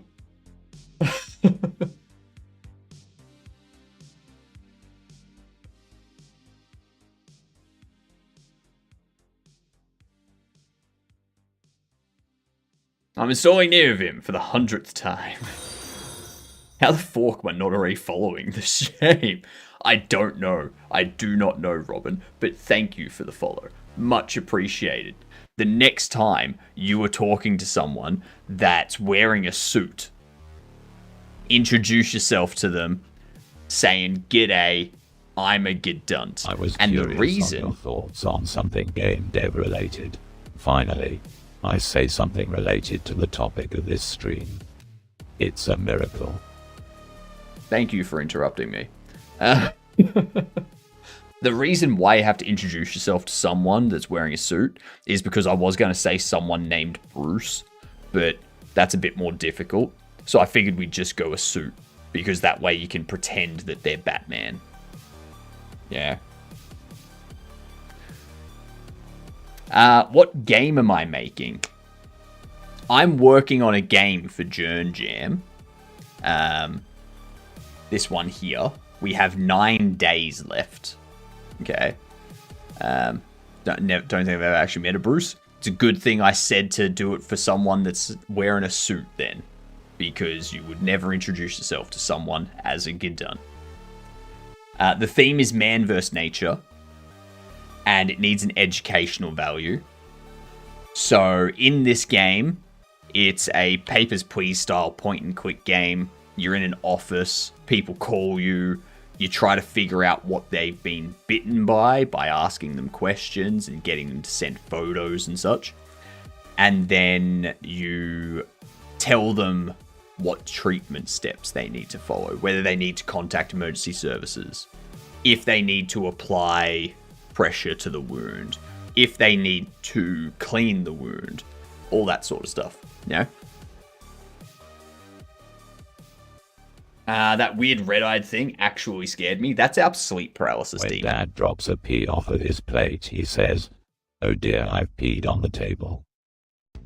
That's our sleep paralysis demon. He sucks, but he doesn't suck nearly as much as Ed. Okay? I'm sure Ed will pop up at some point and be annoying. That's all Ed's good for. Met a couple of cattle dogs called Bruce. Couple of cattle dogs called Bruce. I love it. I love it. Definitely introduce yourself to a cattle dog named Bruce as a Gidun. Okay? Oh, that's what that is. Yep. Suck the sleep and melatonin out of your... Yes, and I hate you for it. Just let me get a good night's sleep for once, you prick. Almost missed the educational value part. Also, I was making a borderline animal cruelty simulator. Had to pivot.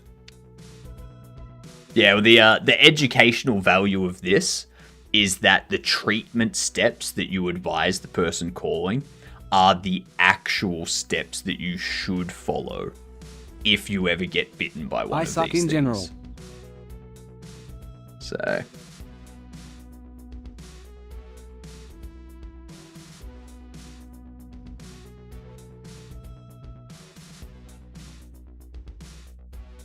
Did Ed say anything? I feel I spoke over the top of Ed, but yes, Ed does suck in general. Yes. You can go away. I wasn't asking you, I was asking them. Okay. I look forward to seeing all the jam entries. They're gonna be good. But there's only one valid entry. There were 3 entries that I saw.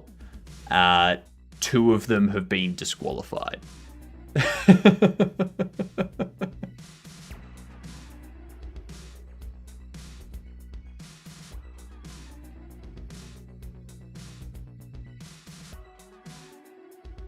They can be found in shallow waters in coastal areas.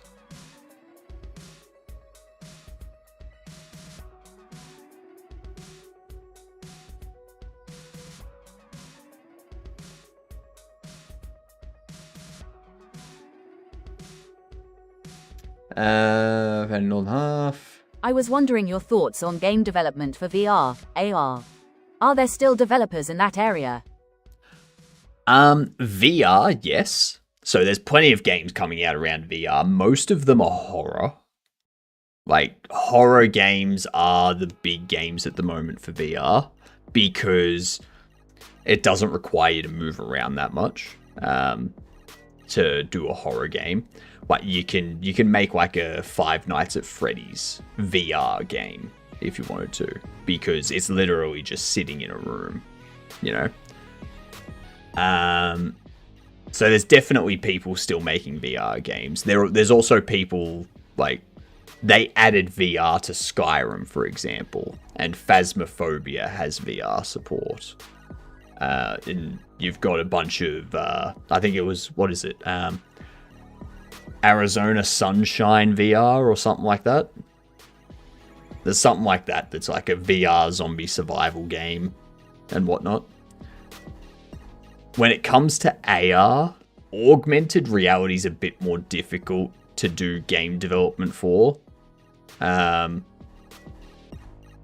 Sunshine's fun, good gunplay, yeah.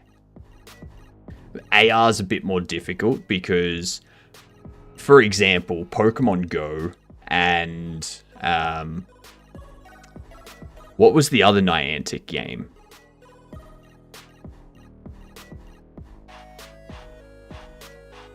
There was another Niantic game.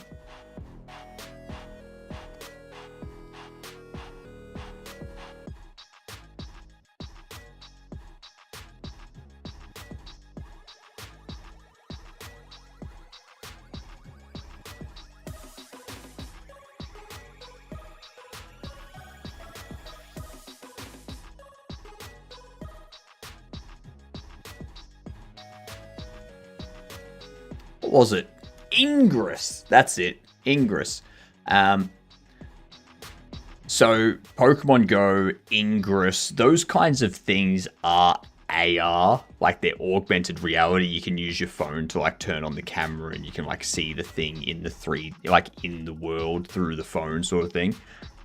But I think for augmented reality to really take off, we first need like VR headset type of stuff to get to the point where the glasses are like as big as this. Alright? Because you don't want to be walking around with glasses that are like this big on your face just for AR. You know?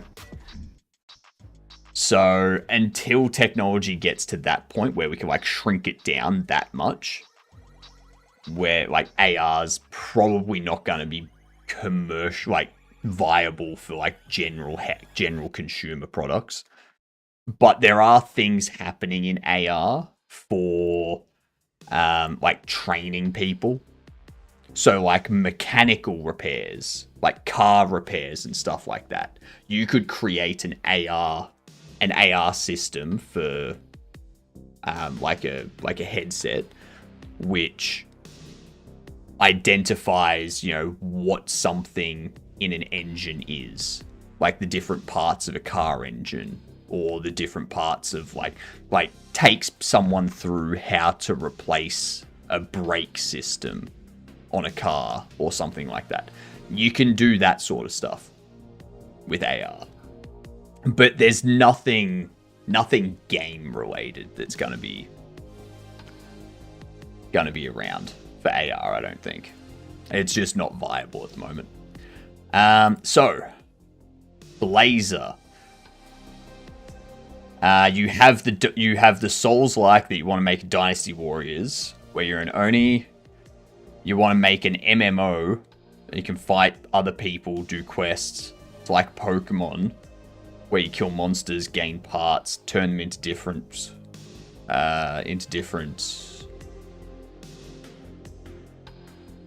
body templates, reforming them into corpse dolls. Before you say do the one you like the most, I like them all equally. MMO as a solo indie dev is going to take you forever, and it's going to cost a lot because you have to pay for the servers and you have to build the server side component to it. You can't just build the game, you need to build the server side aspect as well. What I would suggest is make that game without the MMO. Just make it a single player game. Maybe allow like a co-op mode like they do for Borderlands and stuff like that. So that like you can have a team of 4 people sort of thing. And once you put that game out, if it takes off and people love it and you make a bunch of money from it, then you can reinvest that money into making an MMO version of it. So, yeah, that's what I would suggest. Because that way you've got kind of your starting base. And if the game's popular but isn't bringing in enough money to support and finance an MMO version, use that money to make a second version of the game, or to add DLC and stuff to it that can bring in more money. MMO as an indie is basically an impossible goal due to the requirement of needing a player base from the start. Yeah, exactly. That's why you start with a single player version or a co-op version of the game first. And then once you've got a large enough player base, then you can release an MMO version of the game. So, because you think about it, Final Fantasy Online, that's still going because you have all the people that enjoy Final Fantasy. Elder Scrolls Online is still going because you've got all the people that enjoy Elder Scrolls. World of Warcraft is still going because you've got all the people that enjoyed Warcraft. Rift is an MMO that came out of nowhere. It had no other games that it was related to.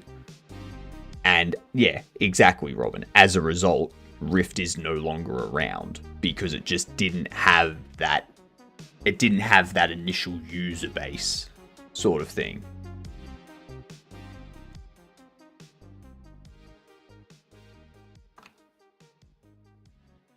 GTA 5 Online is still around because it's GTA. Like, everyone played all the GTAs and was like, just loving all of them. Played it quite a bit of Rift, actually. I played a little bit of it, but it just wasn't... Yeah. This wasn't there. Amazon's MMO was pretty popular until it broke. Until it was so broke that everyone left. So the reason why Amazon's MMO was popular wasn't like, yes, they didn't have an initial player base or anything like that, but it was Amazon. They had Amazon's marketing. They had Amazon's advertising resource behind them. So, morning, Lance. How are you doing? Welcome in. Shadowbane was one of my all-time favorite MMOs. I've never heard of Shadowbane. MMOs would still be going strong if devs weren't chasing money elsewhere. That's fair. Don't forget, y'all, contribute points to the 24-hour stream. Alright? It's been the community goal's been going for 3 days and we're already at 35%. So played Amazon's MMO until I couldn't play it anymore. For I played it in the cloud, and then my internet would poop, and Nvidia cloud was unplayable. I did not have the supercomputer to play it. Shadowbane was an Ubisoft MMO, and even when they shut it down, they kept the servers running for years with no subscription costs. Interesting. Interesting. That's quite different to modern day, where they shut it down, even though they do have people paying for subscriptions.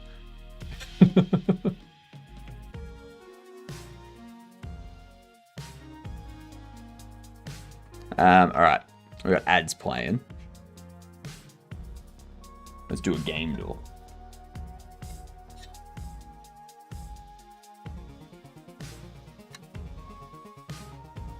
Ah, tasty.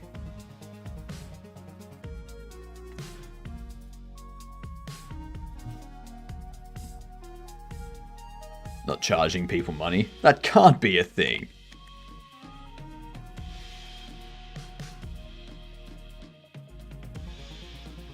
Ubisoft releases arguably some of the worst quality games in recent times. We don't call them Ubisoft here. We call them Ubi shit.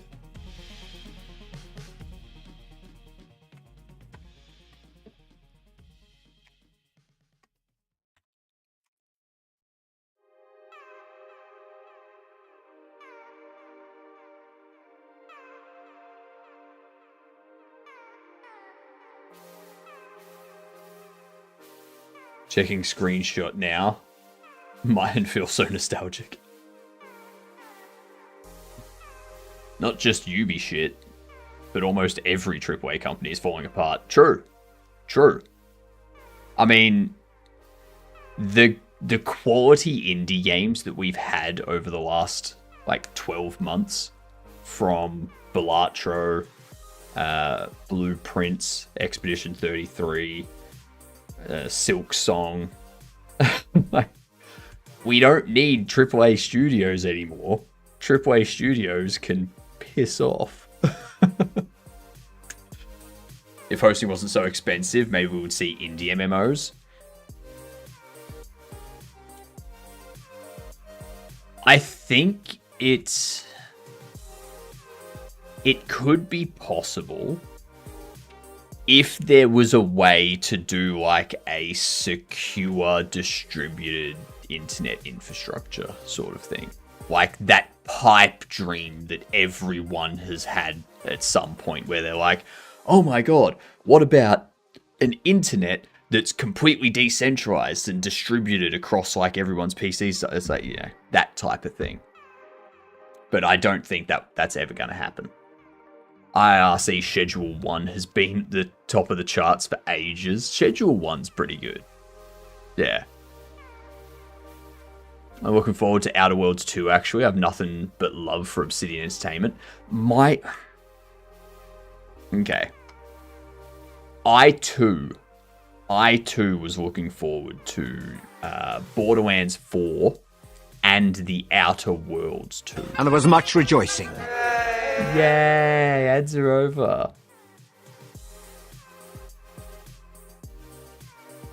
So,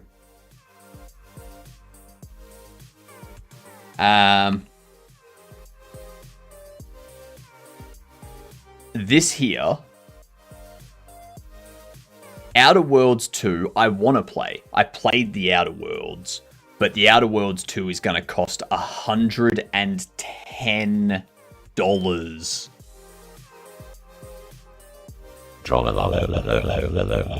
Shut up.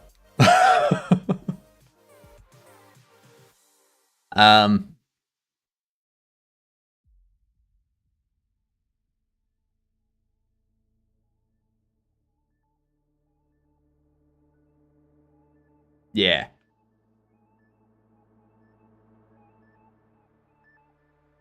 No. You don't need the premium edition to get the full experience. Story expansions 1 and 2. So these are DLCs. These are DLCs that aren't releasing when the game releases. So that's perfectly fine. Okay? Because you have to pay for the DLC. Like, you have to pay for the expansions when it comes out anyway. Burn out in the game and hate it, and I have never played it since Hypnot 131 Goblin Stare. The issue I have with Borderlands 4 is bigger than just the cost. The issue I have with Borderlands 4 is that you buy the base game for $110. For $160, you get 4 unique areas and missions and bosses. And then the Super Deluxe Edition is 2 new playable Vault Hunters and 2 new maps. That's the issue I have. Like, yeah. Your cell is mine.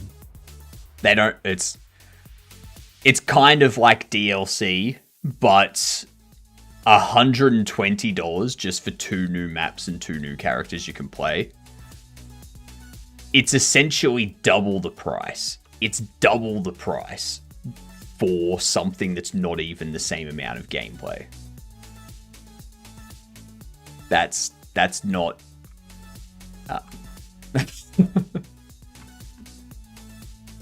not doing it.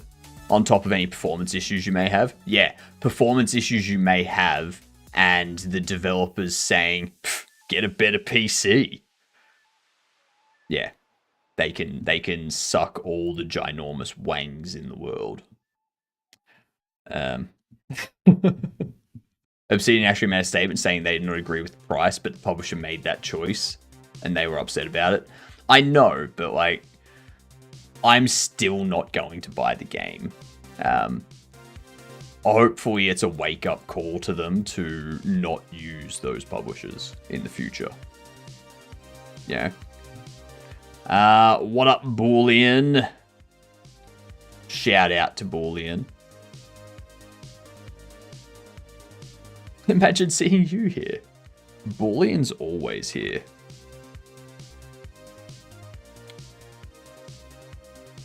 We're Boolean's insert number here favorite channel.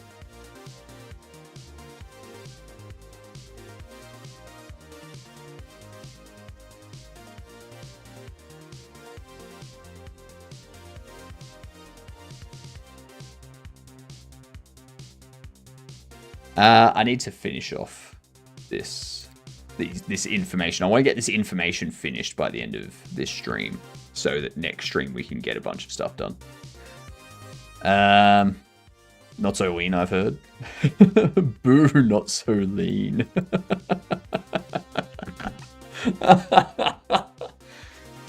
Did it hurt when you lost the rest of your body?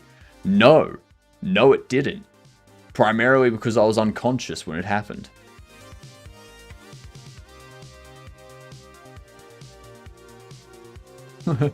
Boo fat. Boo Fat is their name after Christmas dinner and stuff like that. They're Boo Fat. And then they slowly work their way back to being Boo Lean. Alright, doing a chess. Bring it on. Bring it on, Lance.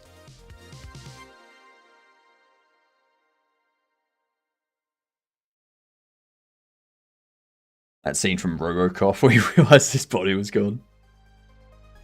If I spend a week with Grandmama, I'm definitely Boo Fat for a while. Boo Fat. I like it.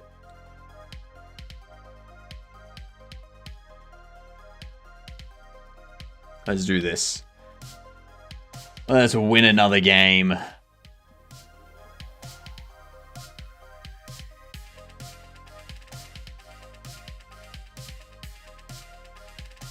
Boo Fat can neither be true nor false. Boo Fat just is. G'day, New Jank, how are you doing? Shout out to New Jank too.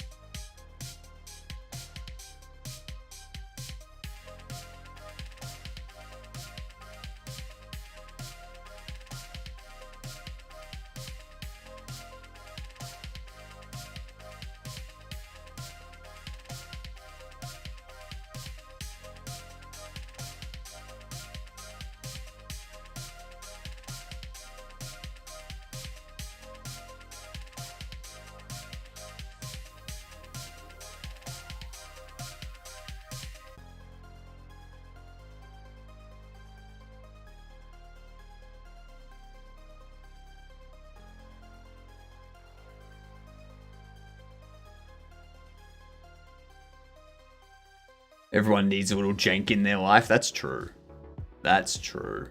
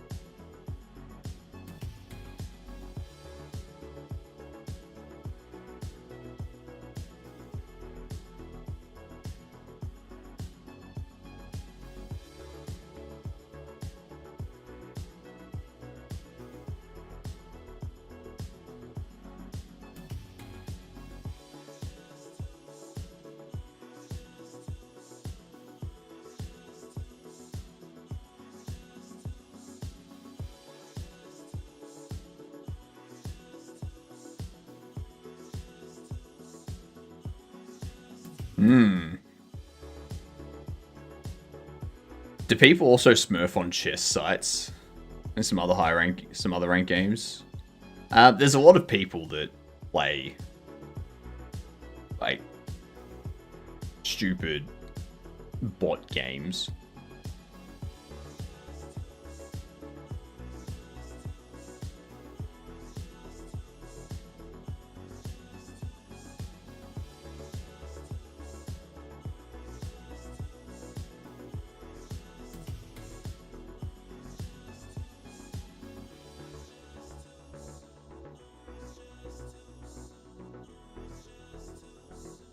The Queen is still alive, yep.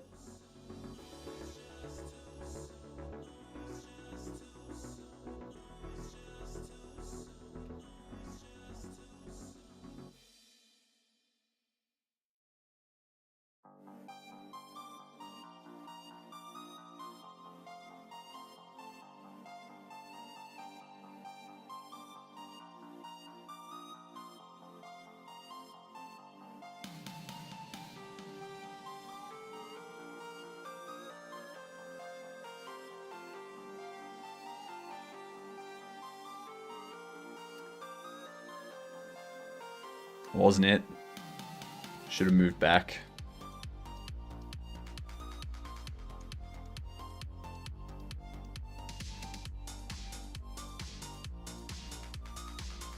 You see what I'm doing? Do you? Do you see what I'm doing? I don't think you do.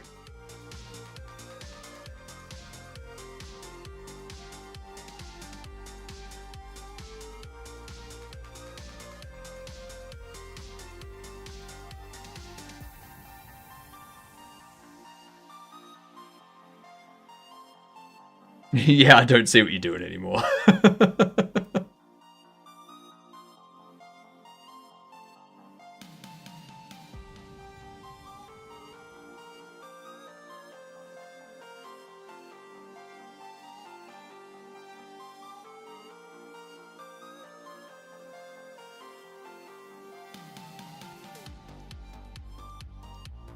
I thought you were gonna be like, I don't know.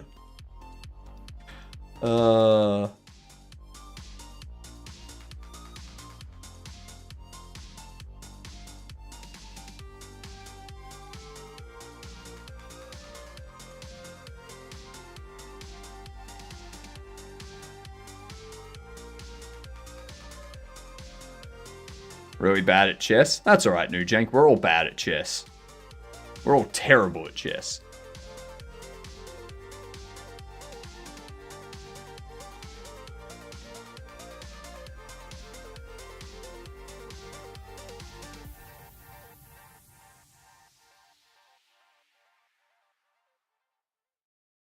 Uh-oh.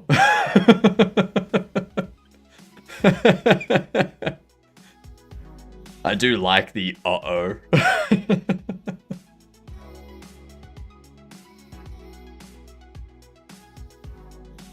Double attack. That ain't it.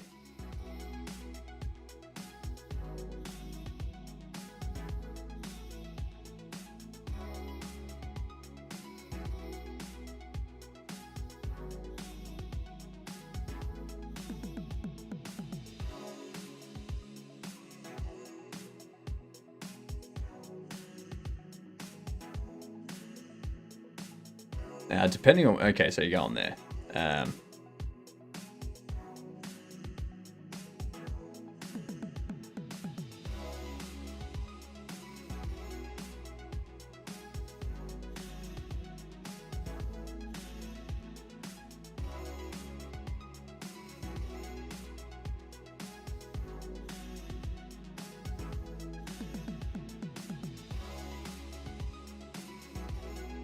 That'll work.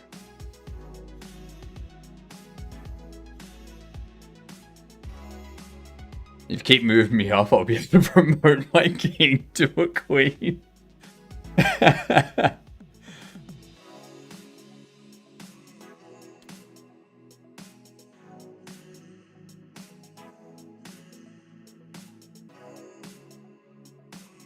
pre-move that.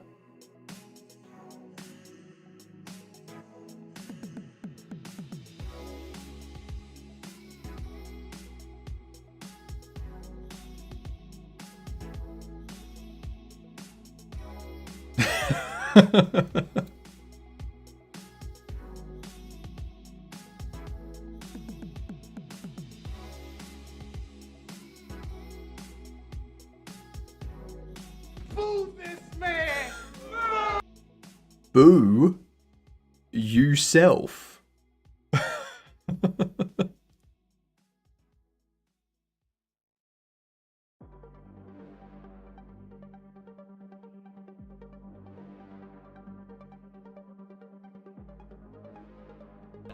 That was funny. That was very funny. Yes, I'm playing against D-Lands. Yep. Do not matter in the slightest.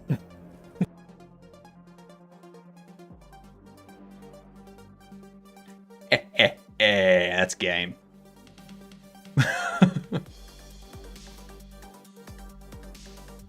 No, you don't. You have nothing, Lance. I love you.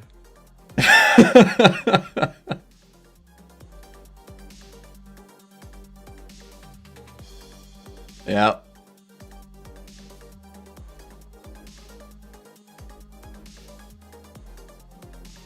GG.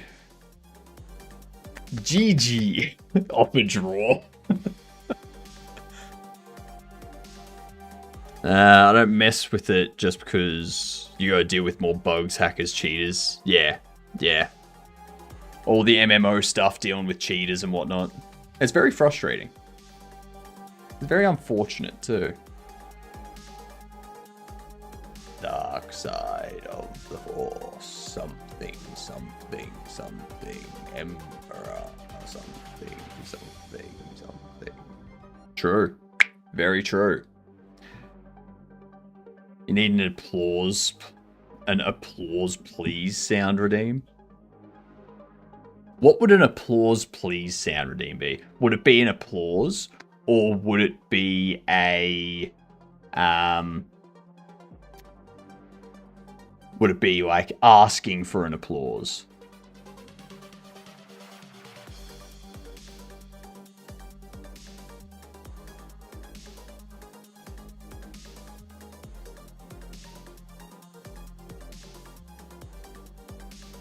Asking, no demanding, an applause. Okay. The please clap meme.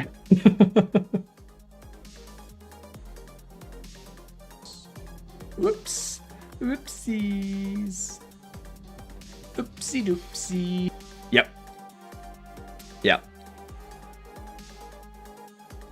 Too bad Nvidia became highly time limited to so unusable by any real gamer. Nvidia became highly time limited, so unusable by any real gamer. What do you mean?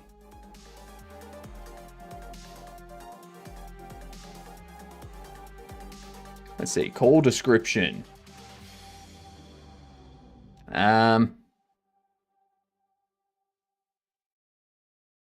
Nvidia Cloud. Oh, right. Yep.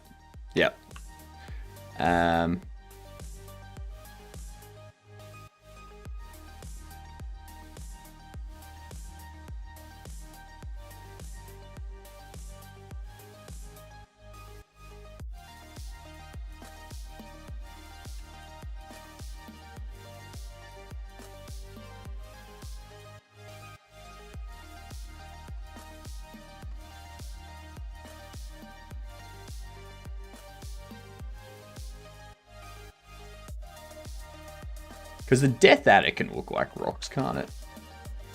I'm pretty sure the Death Adder can look like rocks.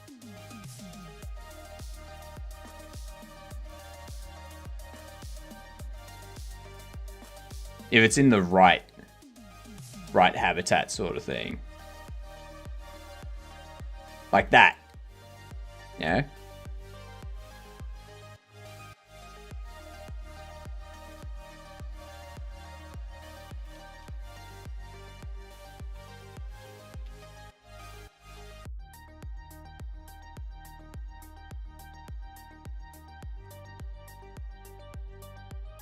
GeForce not now service, maybe later. GeForce not now, maybe later service. Nice. My Death Adder sure looks like a rock after the left click broke rain.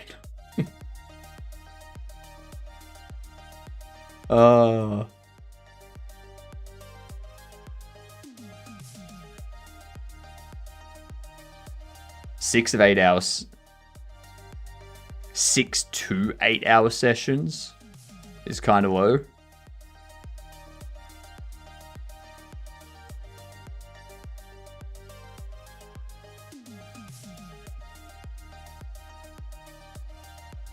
Cloud GG. What is Cloud GG?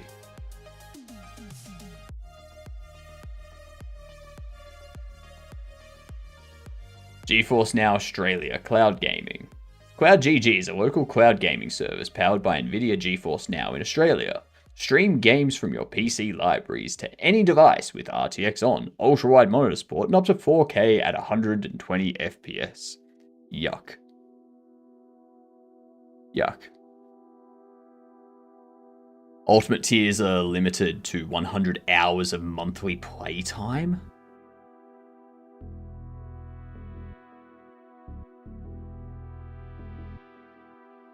Who even plays at 4K 120 FPS yet? I know, right? Just for a 4K monitor at 120 FPS, you're dropping like a lot of money, like several hundreds.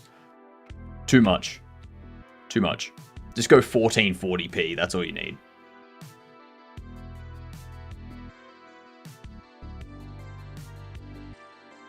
40 millisecond input lag would suck to the East Coast. Yeah. I think I'll just stick with installing games on my PC and playing them locally. Which reminds me, once we've got this game to a point that I'm happy with submitting, we are going to play that security surveillance game. Yeah.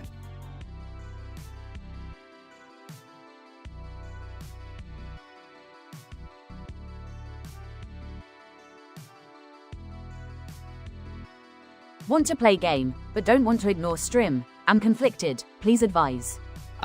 Play game on one monitor, have stream on second monitor, or have stream on phone.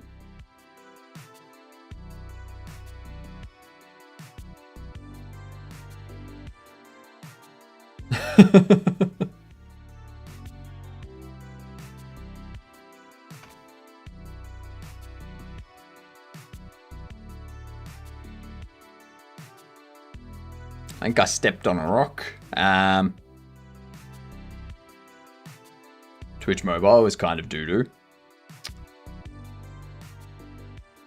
There's other ways. I'm not gonna say what they are, but there are other ways.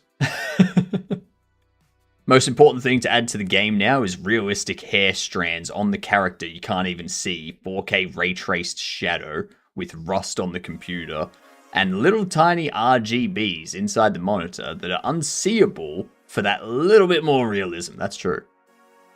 That is true.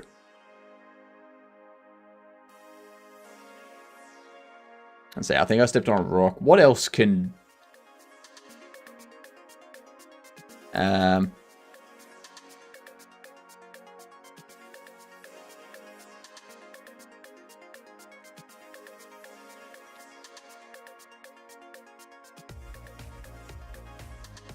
Not from my mobile connection to server.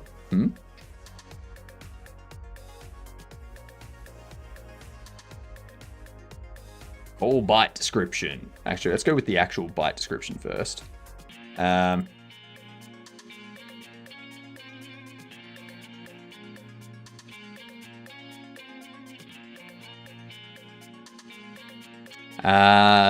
Stonefish sting description.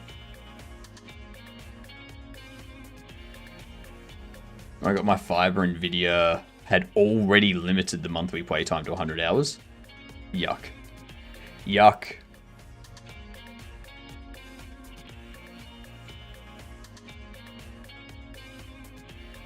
The stonefish.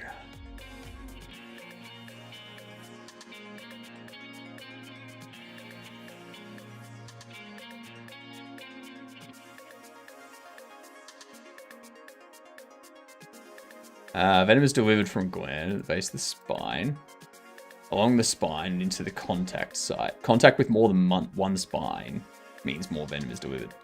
Did you try out Borderlands 4? Nope. I am not touching Borderlands 4. I disagree with their pricing. Plus, I mean, if I want to play Borderlands 4, I can just go back and play one of the other Borderlands games, because let's face it, it's the same game. It's a looter shooter. You just shoot, collect a bunch of weapons and whatnot, and keep going.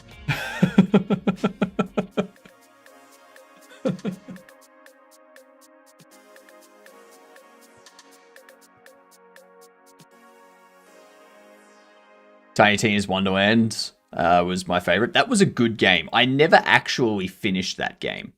I never actually finished it. I should probably get around to doing that. It was beginning of this year or something like that. For the Nvidia thing. Yeah. Yeah. Yeah, I limit myself these days, so I don't buy any game that is over 70 Australian dollars. I can't justify those costs. I may played a little bit of Borderlands 1. Am I missing out? I would suggest playing, like, some of the Borderlands. Like, at least one of the Borderlands games, I would suggest playing. Like, Borderlands 1 or 2, they're the best, in my opinion. I own Borderlands 1 and 2. 3 is still $60. Yeah. What about Humble Bundle? What about Humble Bundle?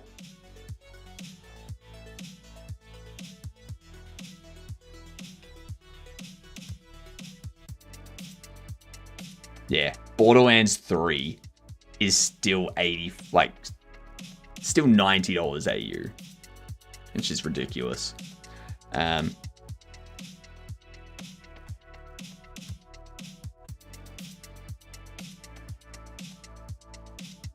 If we just go the first Borderlands. Borderlands 2 is $40 AU. Borderlands, the pre-sequel, Tales from Borderlands. Yeah. I got Tina's for free through Epic Games. I also got Civ 6 for free through Epic Games. Yeah.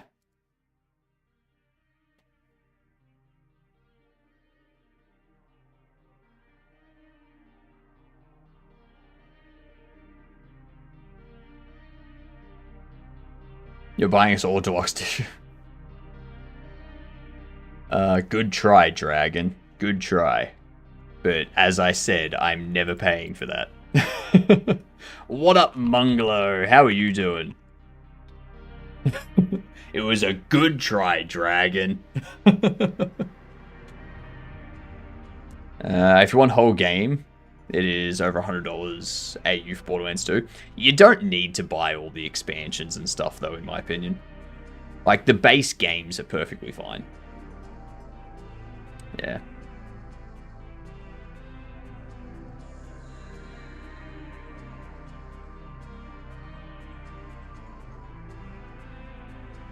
What are the bundles? The bundles they're not that good this month.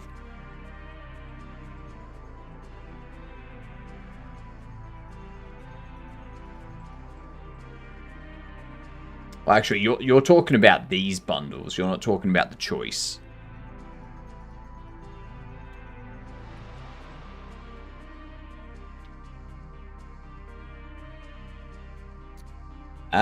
So what? They've got Remedy Games 30th Anniversary Bundle.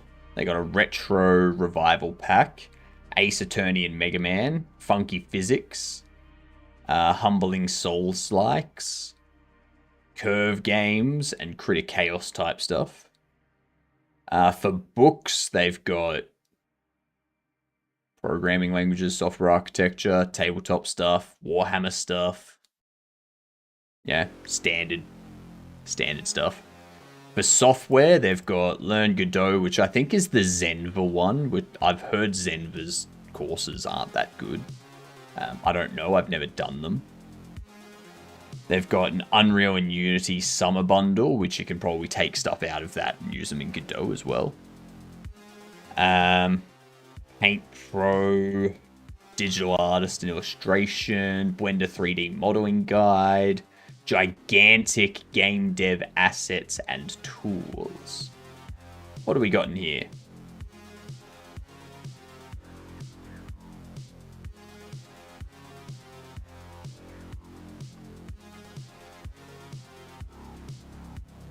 Modular Urban City environment, tools and plugins for Unreal Engine. This is a stylized medieval environment for Godot. All Unreal Engine. That one's Unity as well. Unreal Engine. There's another environment for Godot. But you can get a lot of this stuff exported from Unreal Engine. But, like, this one's native Godot as well. Got some helicopters and cyberpunk assault rifles. Some audio stuff, VFX stuff, and vehicles and environments. A lot of the tools are, like, all of the tools are basically Unreal Engine.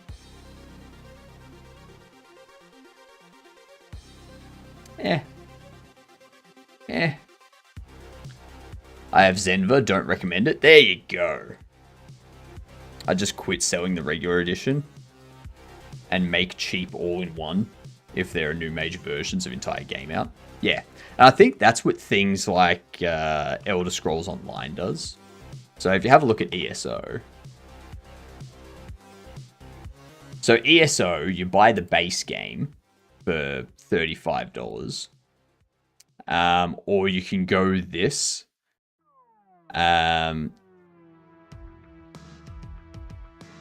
So for $135, you can get the base game and all 8 previous chapters, like all of the past 8 expansions that they have released. So you don't have to pay for the monthly subscription. You just own all of the expansions.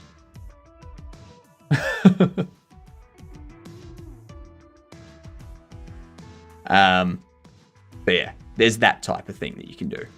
Whereas when you go to, I think it's Stellaris. No, not Stellaris. Not Stellaris. No, it is Stellaris. For Stellaris, the base game is $56. To get all of the expansions, it's $400. And that's with a 27% discount.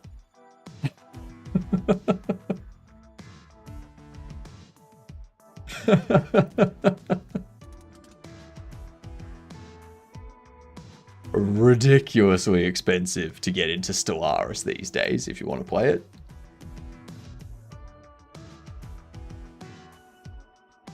Very, very ridiculous. You need the sub in ESO. Yeah, that's one of the reasons I stopped playing ESO. I played ESO for like the first 4 years that it was released. And then it was just like, no, I'm not going to keep paying for the subscription. I'm out.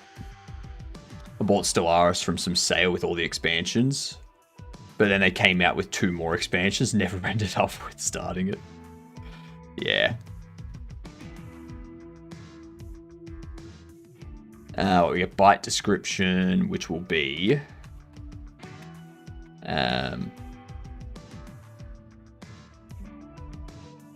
one or more puncture wounds in a straight line. This is due to the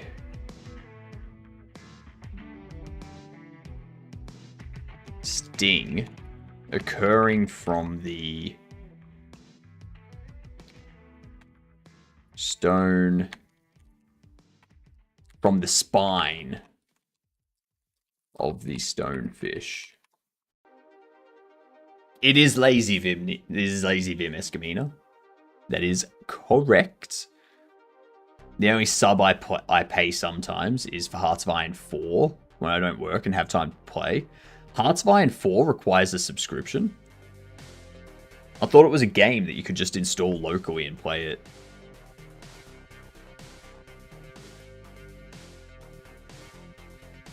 Pre-ordered ESO, but I could not pay for the sub when it came out. So it took me like a year to get into it after the initial time ran out. Oh no.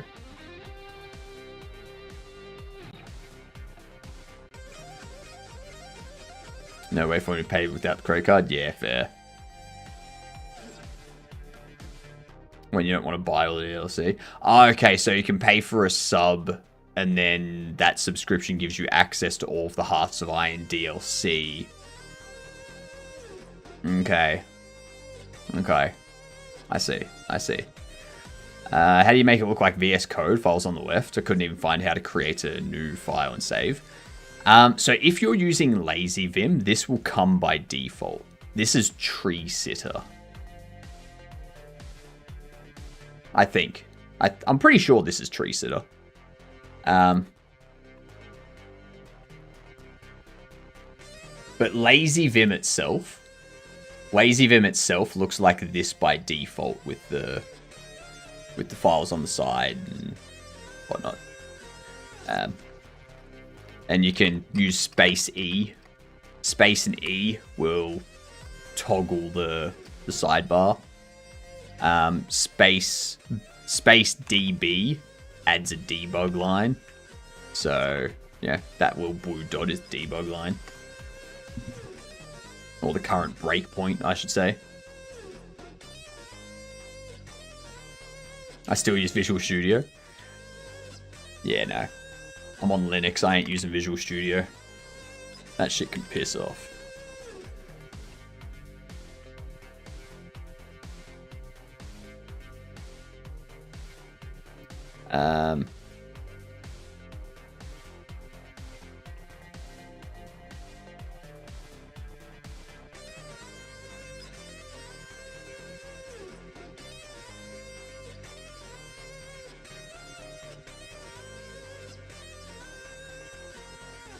It's better than when I was coding in Notepad++.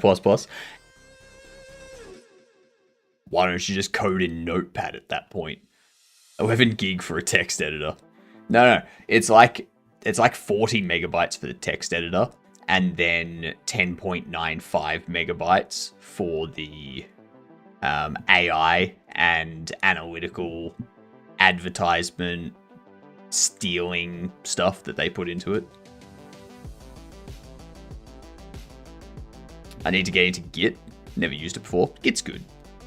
Git's good. I've recently set up my own private Git server. So, yeah. Moving everything over to that. Git good. Damn right. 15 years back, people did not want to take out loans, so no credit cards. Previous banking trauma from the late 90s left scars to people. I mean, I think I'm the same, Hilden. I have no loans. I have no debts. I have a credit card, but it has a $1,000 limit. And I only have it in case of an emergency. The only reason I have it.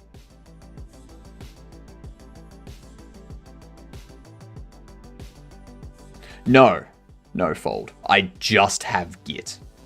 It's just Git running as a service on my remote server.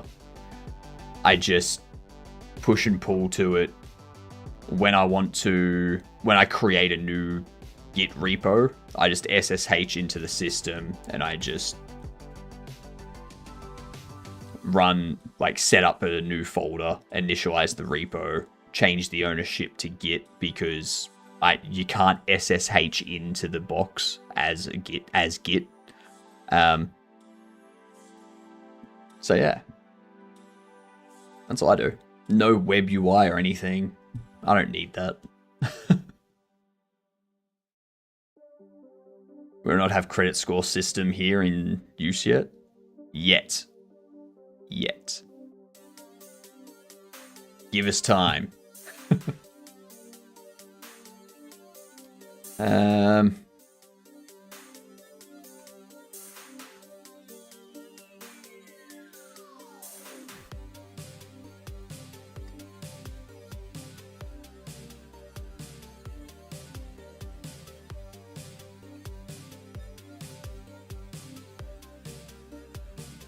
There are a couple what appear to be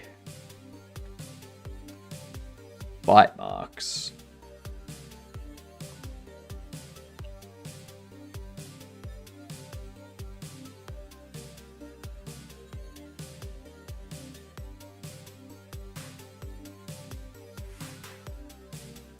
Banks just want your income info and check database if you already got loans that you're currently paying somewhere else. True.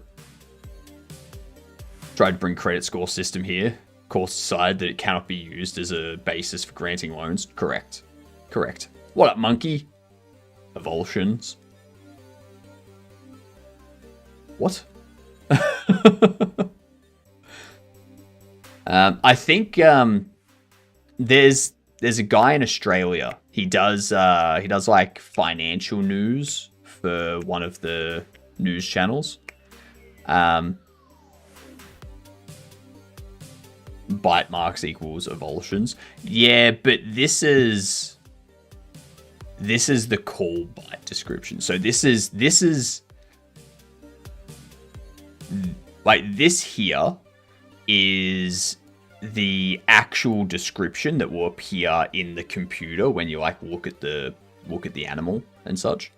This here is the description that the caller that's calling you will give. Yeah.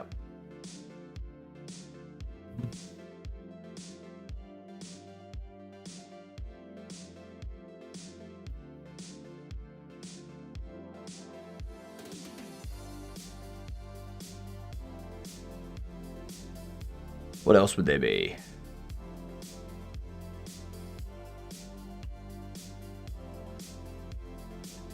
Seems like a single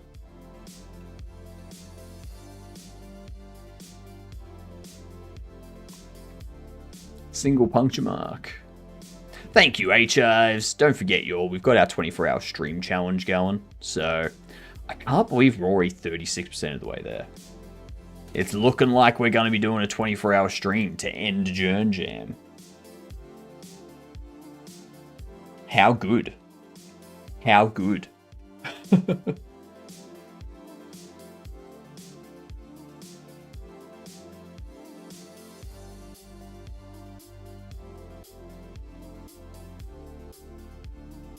long-time listener, first-time caller. I think I was bit by a rattlesnake.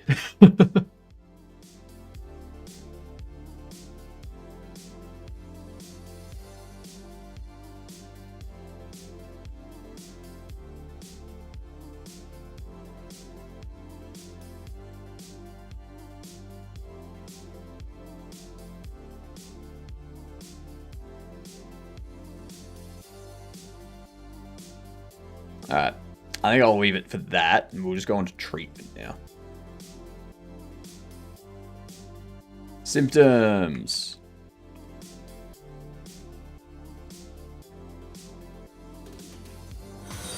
Ooh, what the, hang on. You've been following for a while, come on. Similar to XML, what's it called? Are you talking about JSON? Like...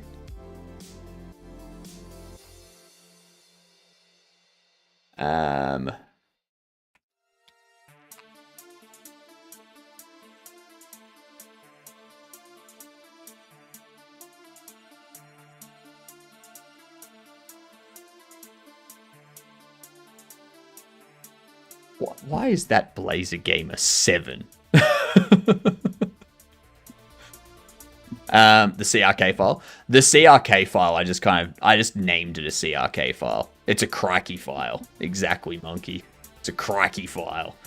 All it is it's just a way for me to identify the data that we're loading into the game without needing to figure out a JSON or an XML parser or anything like that. I can just set up a very, very basic... like a very basic file parsing function and just use that. Yeah. I don't need to worry about supporting ints or booleans or anything like that, so... wouldn't you want more followers? I mean, sure, why not? There's a gazillion markup languages. There are.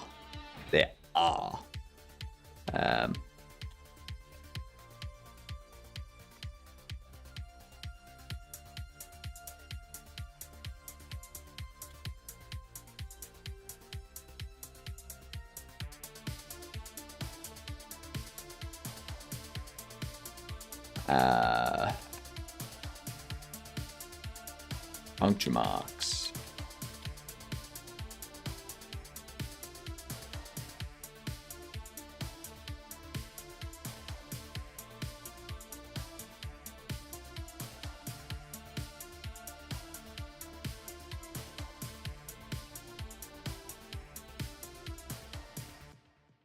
Sorry, boy, and he doesn't support you. What? That's correct. That's correct. No. It's Boolean's brother that I don't support. Okay? It's the BOO that I don't support. Yeah. Just roll your own file system while you're at it. That only the game uses. I use the best handcrafted kernels. I just about lazy Vim and had to help my wife because baby made a huge mess in the other room. I'll rewatch the VOD later. So what I was saying, Escamina, is that the file system stuff, like this thing here, when it works, this is part of Lazy Vim. Like this is a plugin that Lazy Vim sets up for you. Just got randomly recommended this channel. Another Aussie game dev using Linux Hyperland and NeoVim. There's got to be at least 5 of us out there. Man, 5 of us? I didn't know that there were any others. What? There's others?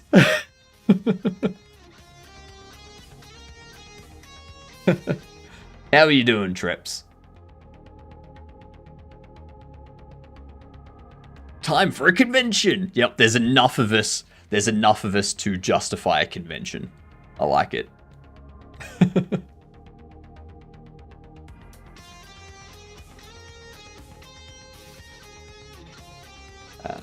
Pain.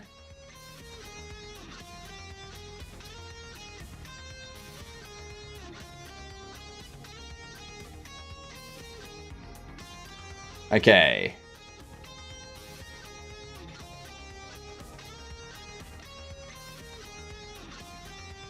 Contact emergency services immediately.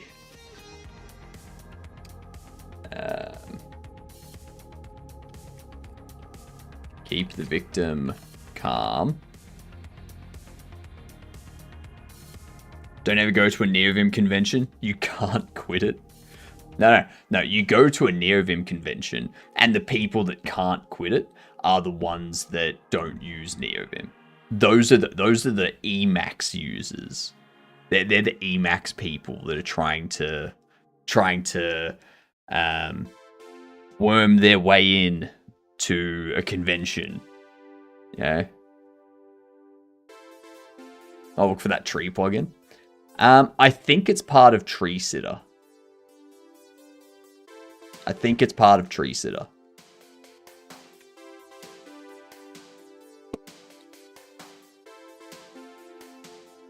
Emacs people will try to sabotage the convention. They won't try to sabotage the convention. They'll go to use a hotkey inside their Emacs, and they will accidentally bring down the convention center's Wi-Fi or something like that.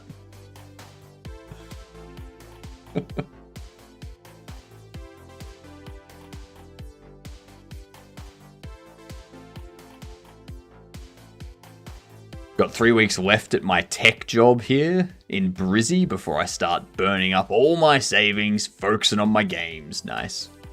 That I'm doing that right now. Burning up all my savings, focusing on games and game development and streaming and all that kind of stuff. Look at those lovely emotes. Look at that mustache beard shake in its dumpy. Just run MX fix Wi-Fi. That'll fix it. I had no problem quitting VI. Misclicked and ended up in some accursed X mode. Gonna go actually work now? No, you're not, Blazer. No, you're not. Admit it. You're not gonna go work. Come on. Stop lying to yourself.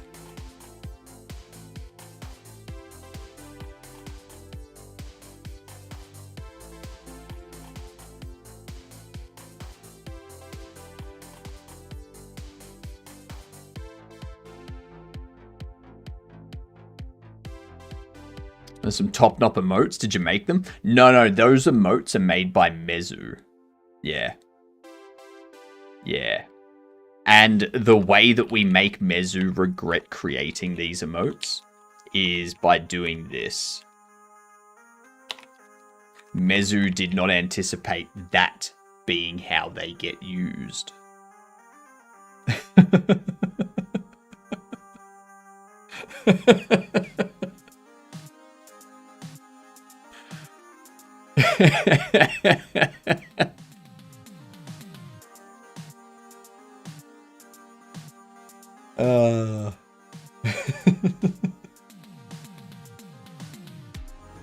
Perfect. Perfect. If the sting is to a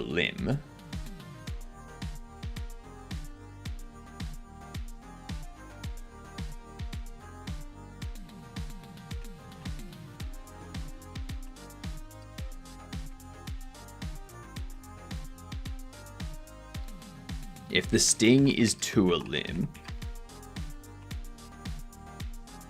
use hot water, no hotter than 45 degrees Celsius.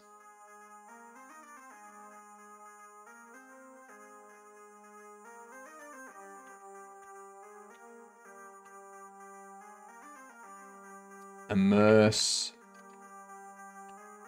the sting. Immerse the sting in hot water, no hotter than 45 degrees C, for up to 20 minutes to relieve pain. Ensure the water will not scald the casualty.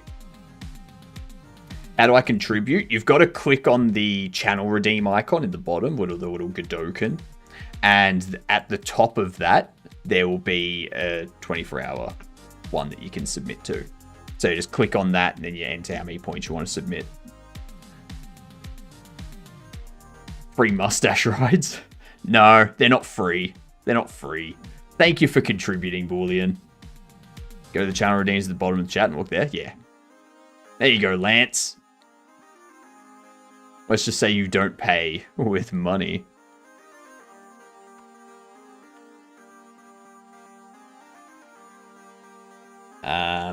Do not use any pressure bandage over the wound.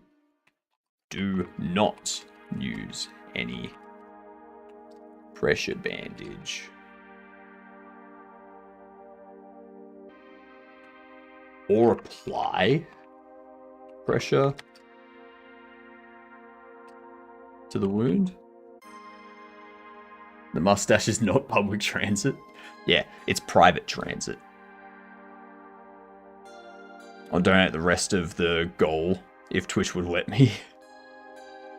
That's okay, Sammy. You can donate another 2,000 in tonight's stream. Everyone can contribute up to 4,000 a day.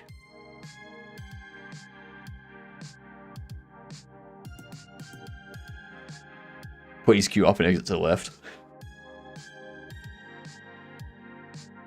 Same rules as a gym. Please wipe down equipment after use.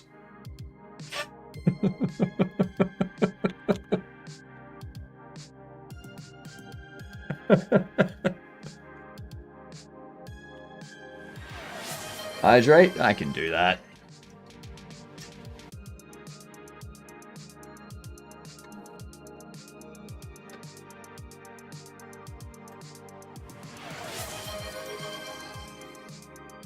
Let's comb this beard. We've got ads coming up too, so I might have to get myself like another coffee or something.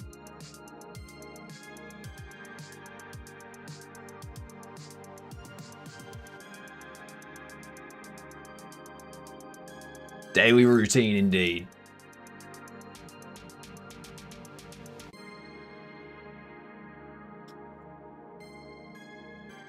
Lovely. Lovely combing.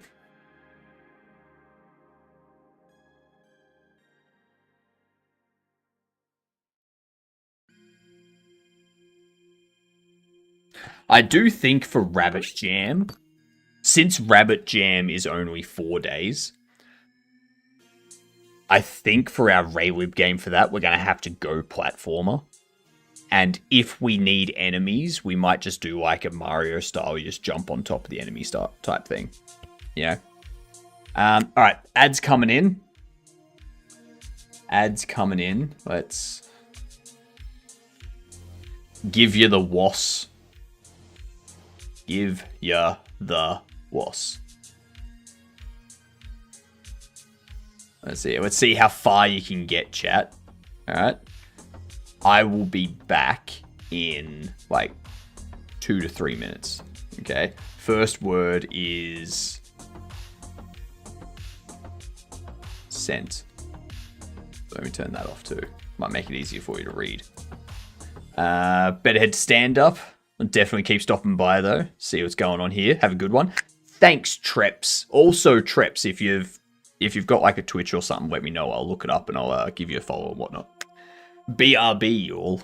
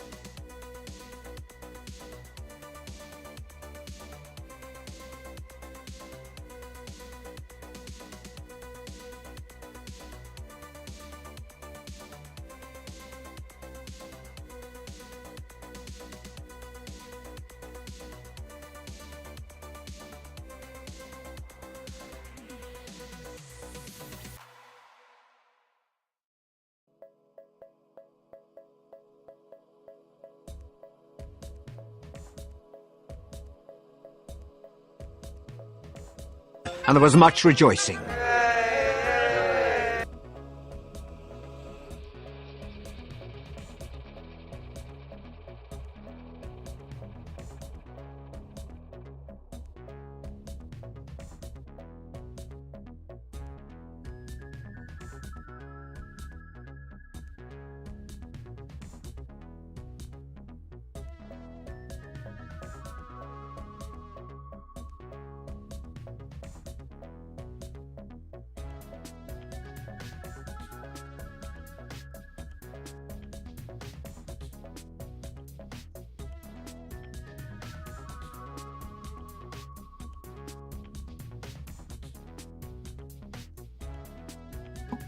We have water and coffee.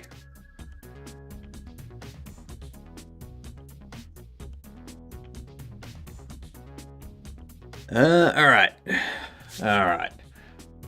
Once these words are over, we will get back to it. One of my first games was a rabbit game. You feed it carrots, it poops out Easter eggs. That is a random value. You sell it, and you can buy better carrots to feed your rabbit so it poops out better eggs.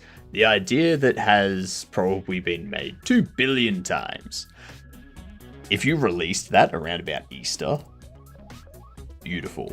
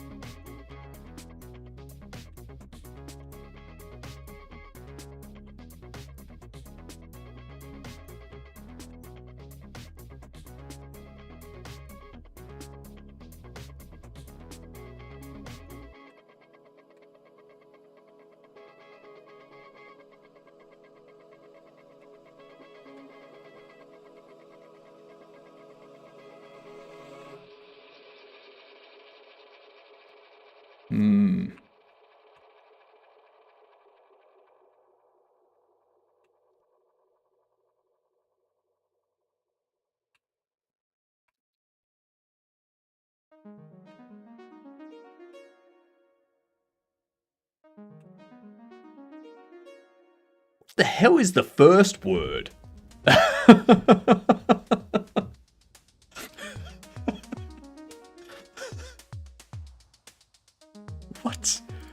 What? Oh, Jesus Christ. We should probably finish this off too. We started this last ad break and never actually finished it.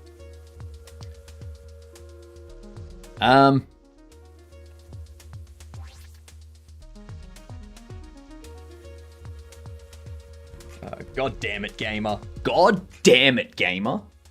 Time and time again.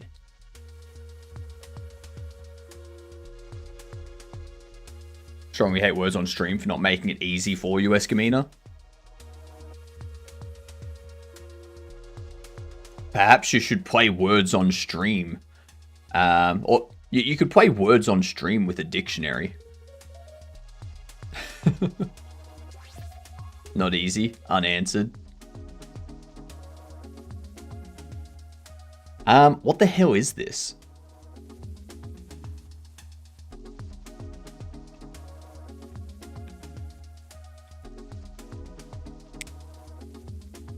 Hell yeah.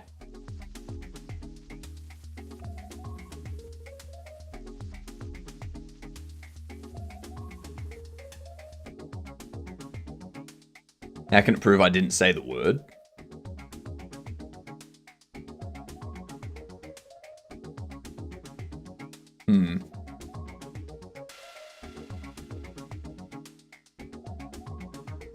Let's see.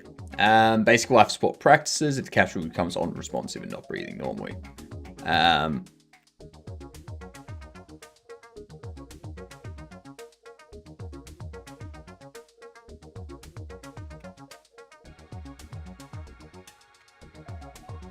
If victim becomes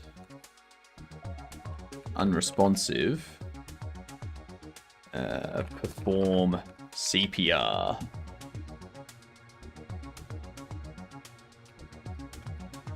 Perform CPR until emergency services arrive. Is arrive double R or only single R? The only 3D game I've ever played was Subnautica, excluding Valorant that I played for a tiny bit. So you lied.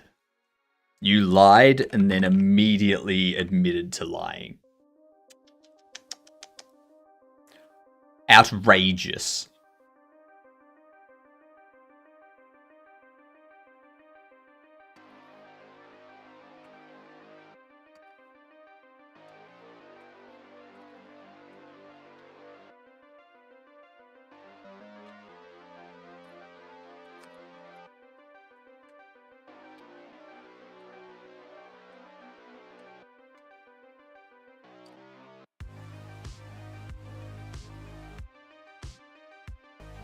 How can you live being such a liar? How do you sleep at night?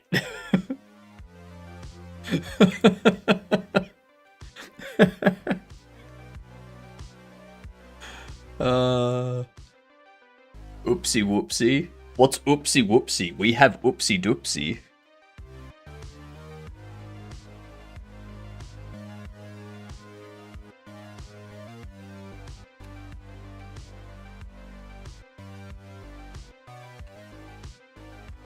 Home. Inside. Gardening? Could you be bitten by a whitetail when gardening?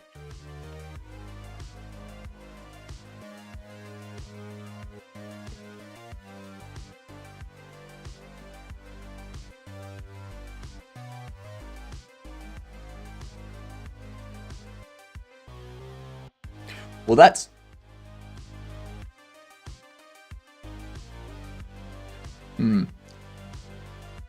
These are the worst goddamn spider. Look how disgusting this thing looks. That is the worst thing ever. Ugh. I fucking hate spiders. Ugh.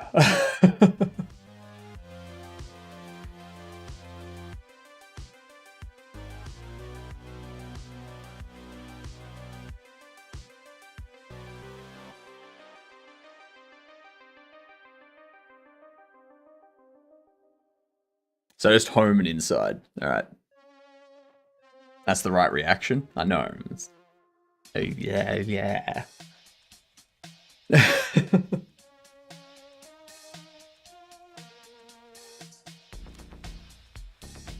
Okay, so that reminds me. Godot Fest is coming up. Spider webs make you become an instant ninja. Got to go to my cashiering job. Have fun, Lance. Make sure to tell people that you think are cool where they can go to become a gedunt.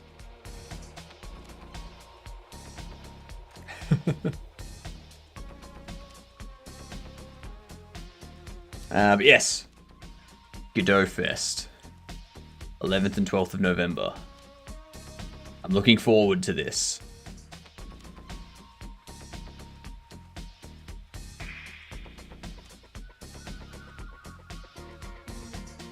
It's gonna be fun. It's gonna be fun. Not only that, but I'm gonna do a couple of streams around Munich as well. So like, yeah, see what Munich's got that's worth streaming. If anyone's got any suggestions of what to do in Munich while I'm there.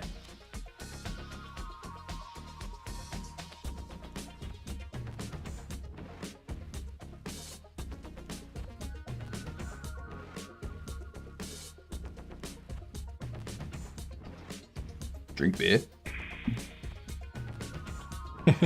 I like that. Is the sound in dumb. I like it. I've been re-watching a lot of Parks and Rec recently. Because it's Parks and Rec, why not? Yeah.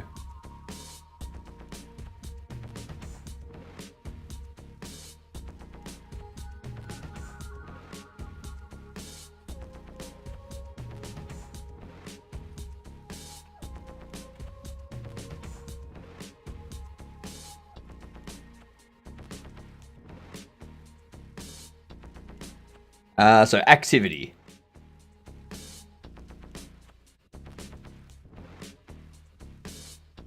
What's the activity? We've got home and inside, so it could be cleaning,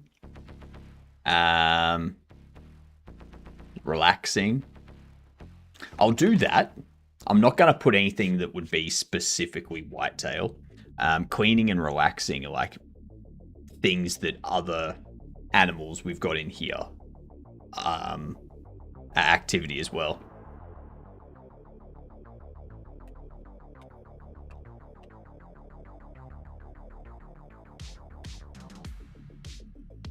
Description. The whitetail spider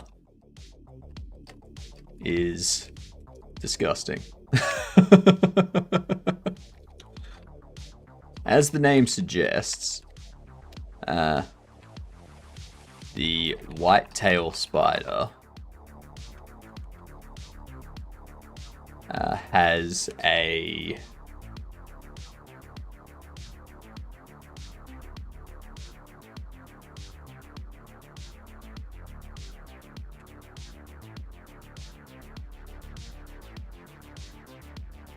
let's see.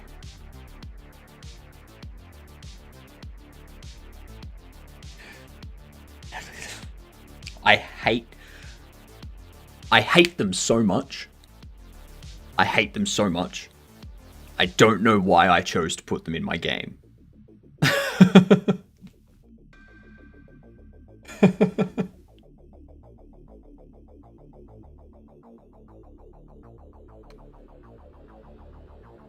Has a dark reddish to grey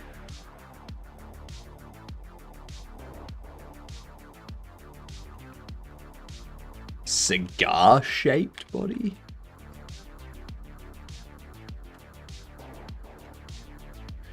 With orange, brown, banded legs.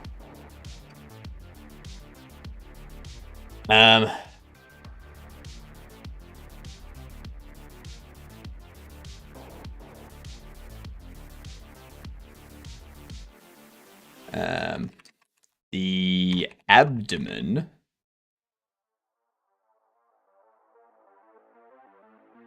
has 2 faint white spots and a white spot at the tip. Hence the name White Tail.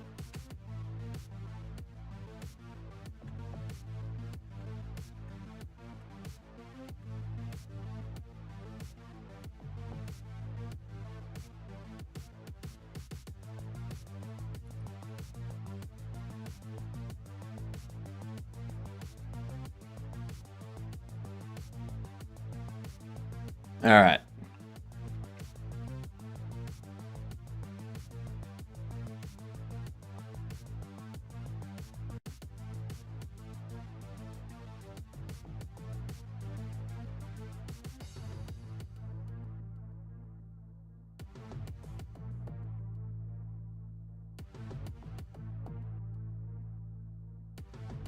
I won't worry about feeding and diet.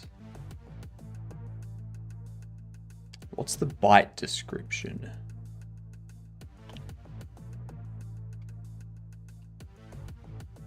Bite description. Bite description. BRB, someone's at my door.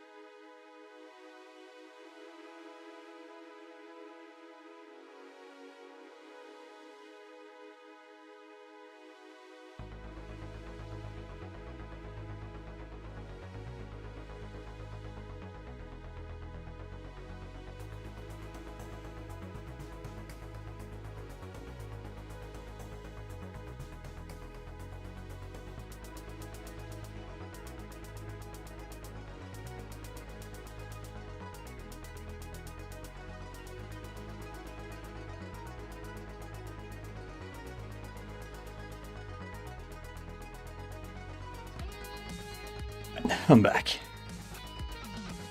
Oh.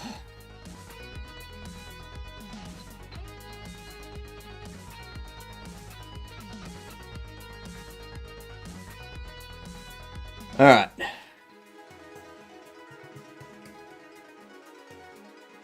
Oh, I hate running up and downstairs.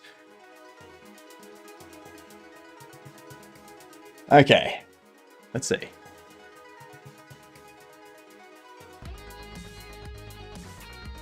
Get an elevator. I wish I could. Wish I could. The building's only 3 floors, so elevator doesn't really. Yeah.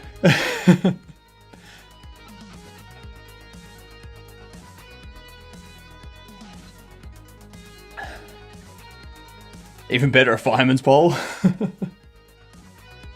That's fine for the going down part, but not for the going up part.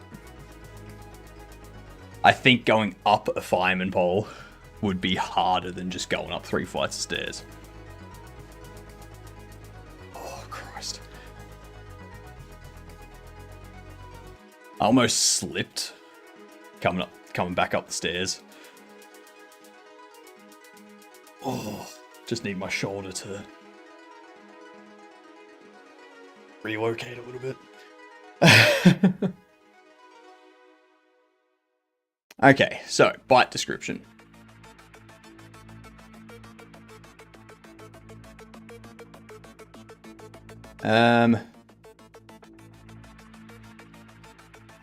White-tailed spider bite description.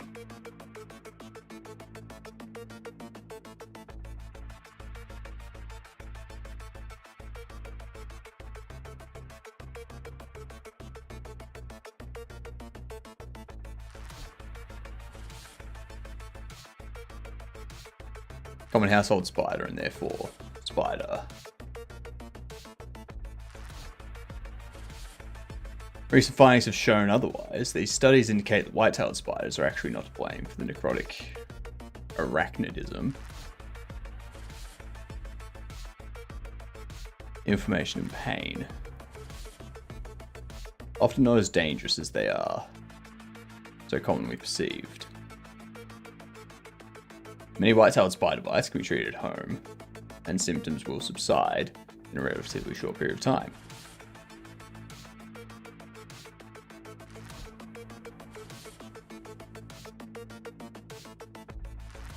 If you were brave enough to attempt to catch a spider,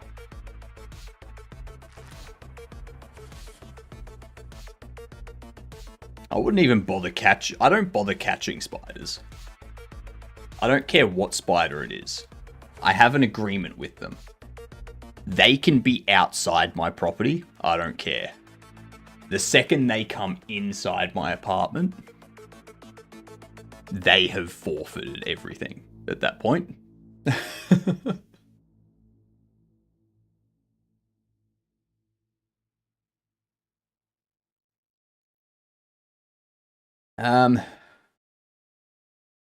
Shemang, the container should make an enclosed. Come on, give me the actual bite location.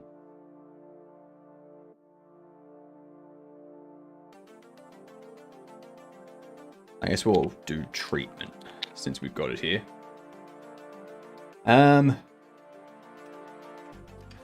Apply a cold compress to the bite for periods of up to 20 minutes. This will lessen the pain. Pray they don't alter the agreement further. Hey, they keep disappearing. Like, I don't remember the last time I saw a spider in my place. Alright. Yeah. I do this thing where every 3 to 6 months, I will go around my place. I will spray all the windows and doors and whatnot with surface spray. And then I leave. I do groceries. I go to the chemist. I do all that stuff. And then I go home and, like, come home and it's all settled and whatnot by then. Is it leak code or what? No, I do not do leak code stuff because those questions are irrelevant and pointless, and any job that's looking for me to complete leak code stuff is not worth my time. I'm just setting up data for our game in JernJam. So, yeah, this is just data for our game jam submission for JernJam. We are competing in this, the JernJam. We have 8 days and 22 hours. The theme is man vs. nature. And it needs to have an educational value. Yeah. I was just on the phone with my sister and she said she had to go because her husband was at the grocery store and doesn't know how to be at the store by himself. I feel concerned. Thank you for the follow. Much appreciated. I've always hoped that Lucifer the Devil would follow me. And now I can officially say that Lucifer is my follower and not the other way around. Yep. That is, I am proud of that. I am proud to have Lucifer as a follower.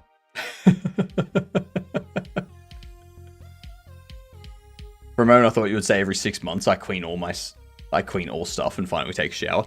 No. I do, like, I shower every second day. And I clean as I go. I do need to dust again, actually, at some point. Dusting has taken a back seat for the last couple months. Yeah. Otherwise, like, I vacuum as I go. I clean my dishes after I cook. So that I don't have stuff just laying around. Yeah. What the heck is leak coding? Leak code is like a series of, like, it's just a bunch of questions. It's just this.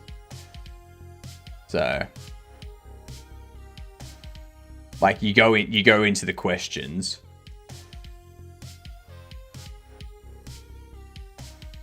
And it's like you go. Yeah, let's have a look at JavaScript. And it's like, snail traversal. Yeah.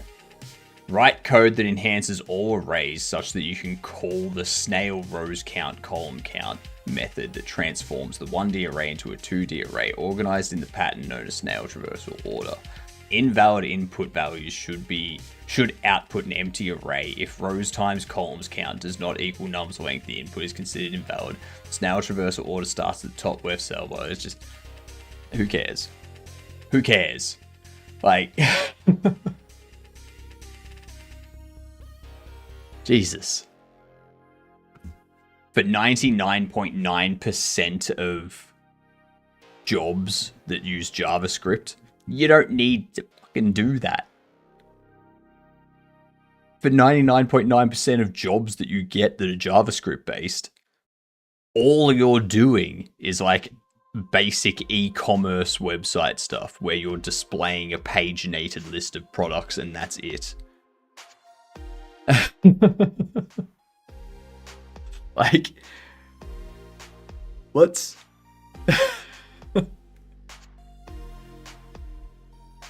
Yeah.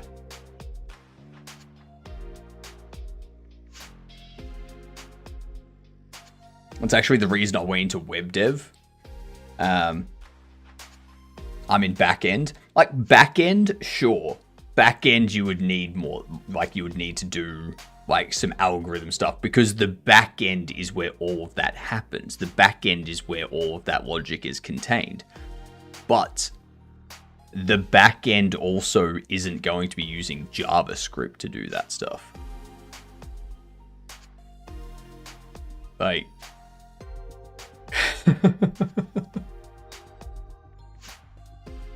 yeah, for 99% of people, it's just like useless code tricks that they're never actually going to practically use. There are some people that, sure, they would use that stuff on a daily basis, but those are the jobs that are like focusing on optimizing everything as much as it can, which is like 5% of the people that work at Amazon or Facebook or Google. Like, not everyone that works at Amazon, Facebook, Google, and Apple are doing those kinds of things. Like, as much as those companies want you to believe they are, they're not. Imagine if Gearbox optimized things. Gearbox has optimized things. They've optimized the number of users they have. They've optimized the number of people playing their game. Yep.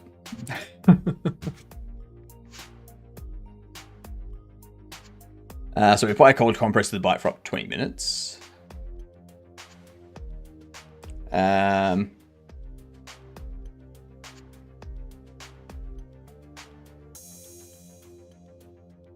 Users and money equals AAA game. No. Just money equals AAA game. That's it.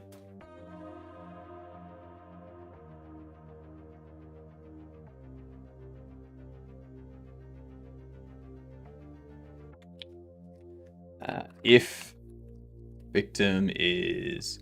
So I will change it to casualty. No, because casualty implies... Casualty implies...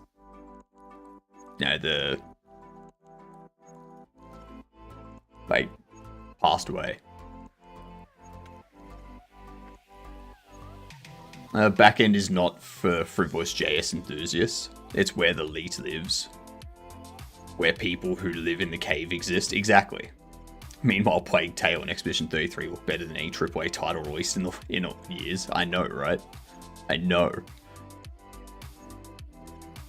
It's amazing what happens. Like, so...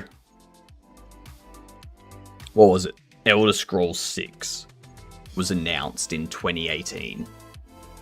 And that game is taking forever to be made. Like, when you look at the history of Elder Scrolls games... Elder Scrolls games... Like, specifically starting at, like, Morrowind. So, you got Morrowind, which was released in 2002. Oblivion, which was released in 2006. 4 years. Skyrim, that was released 2011. 5 years. Right? ESO... Oh, they don't even have it. Yeah, Elder Scrolls Online, 2014. 2014. 3 years after Skyrim. But this thing here,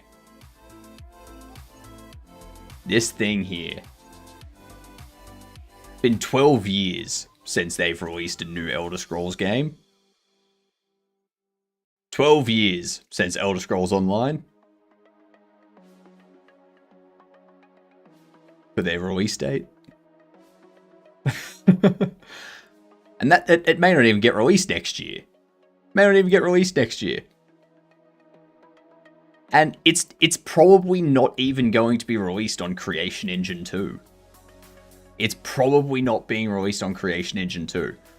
They're probably migrating it to Unreal Engine. Because they remastered Oblivion in Unreal Engine. And from what I've heard, that was sort of a testing ground to show that it was possible to do these things in Unreal Engine. What up, Bernardo? How are you doing? So, not looking forward to Elder Scrolls 6. I'm looking forward to Elder Scrolls 6. I'm probably not going to play it because they're going to charge like 150 AU to buy the goddamn thing by the time it releases. And I'm just not going to pay that much. But, yeah. It's...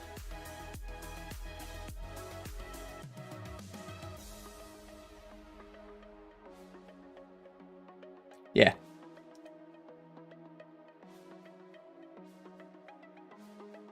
It's taking them so long to release a goddamn game.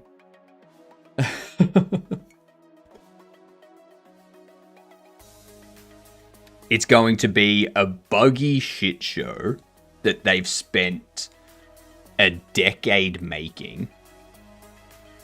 And it's not going to look as good as Expedition or Plague Tale. And it's going to have had so many more people involved in making it. And so much more money pushed into it. And it's like, why... The only difference is those smaller companies making games go, okay, we have a finite amount of money. We need to make sure we do things properly. We need to make sure the game is bug-free, mostly, on release. And we need to make sure that we spend our time wisely. Okay? Meanwhile, these AAA companies are like, all right, we're going to have a meeting on Monday about a meeting we're going to have on Tuesday. That's a preparation meeting for what we're going to be working on next week that we're going to discuss on Thursday. And it's just wasting everybody's fucking time instead of building the goddamn game. Too many cooks. It is a case of too many cooks when it comes to AAA companies.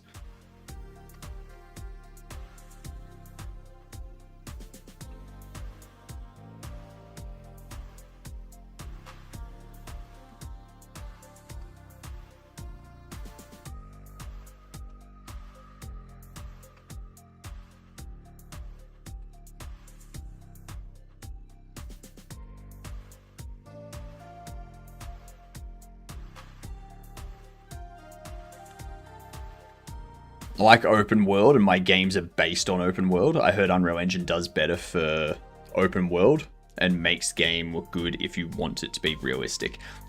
Unreal Engine is good if you want it to be like a realistic looking game, or if you want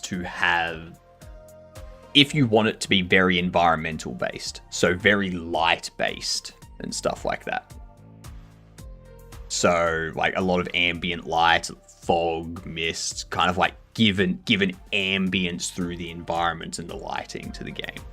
Unreal Engine's amazing for those. If you want, like, a low-poly open-world game, or a 2.5D open-world game, or a stylized 3D open-world game, you can use anything else. You can use Unity, you can use Godot, you can use O3DE. So yeah. Can you write me a doctor's note? Unfortunately not, because I can't write. Yep. I think when I saw the I really don't want to go to work today. No one ever does. No one ever does. Sounds like a good game. Next game's going to be Meeting Simulator. I will... oh, there you go. A AAA game studio simulator. And all it is your goal is by the end of the day to have done any work on the game.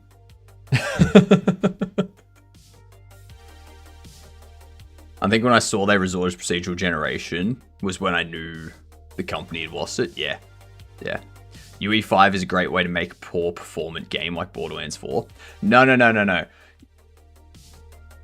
UE, the bad performance of Borderlands 4 is not solely UE5 problem. It's a problem of the game getting rushed out because they didn't manage their time properly. And when they realized that the game release date was coming up, they were like, shit, we've got to push it out. Don't worry about optimizing it. Don't worry about performance. Just get it working.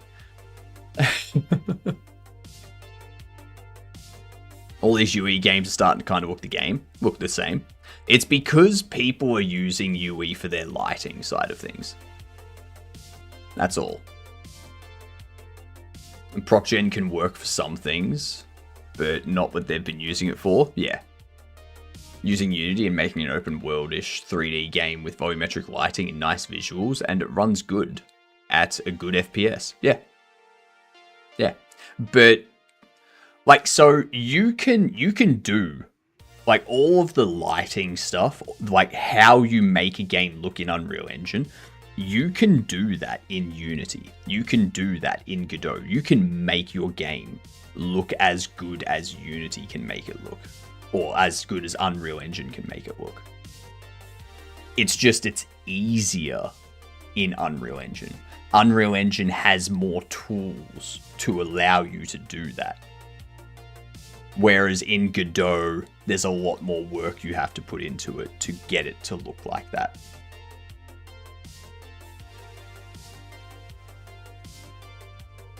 He can't write, only wrong. You know it. You know it, gamer. The goal is to try and keep the execs out of your game.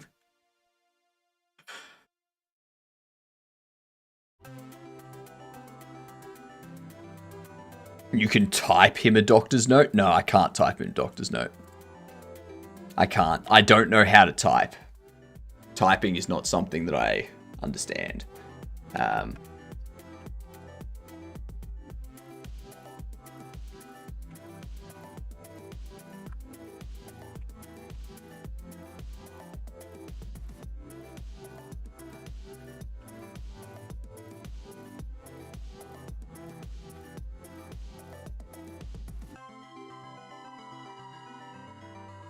What if you liked booty shit? What?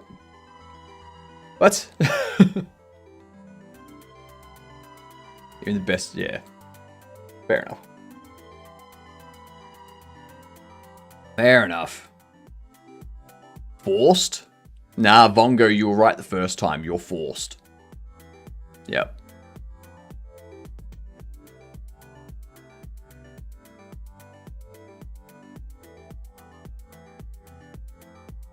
Let's see. Do not use... So, pressure immobilization technique.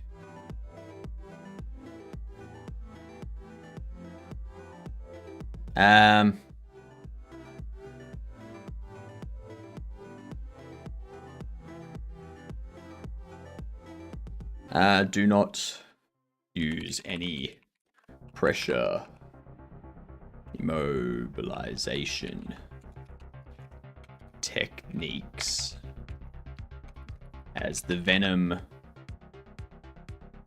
moves slowly, and this will just worsen the pain.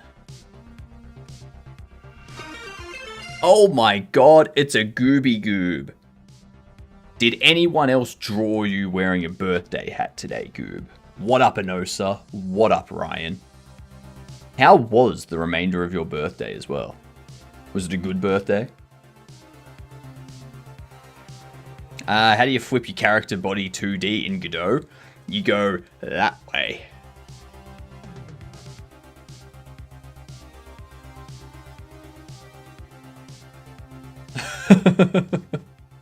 My B-Day celebration was legit. I had so much fun.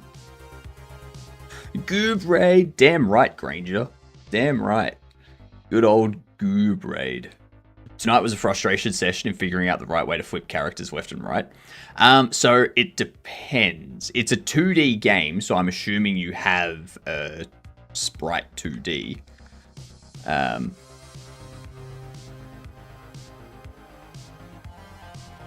Or a character body 2D, I should say. Let's move that down. Suppose you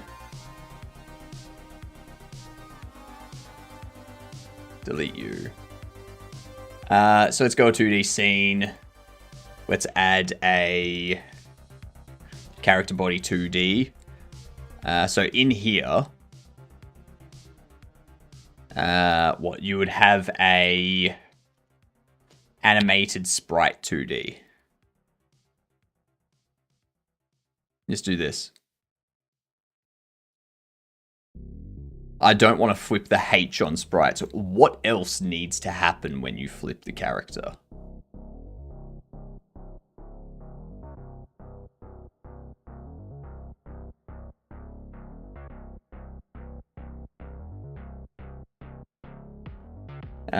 Just some raiders from Average Goob. I know, right? Attached objects and the positioned in the same spot on the other side.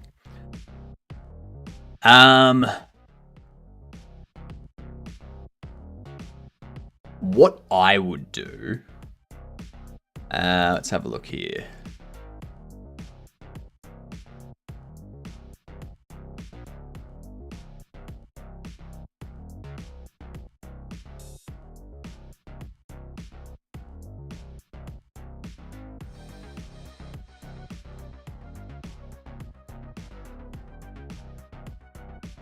Emitted when the canvas item must redraw.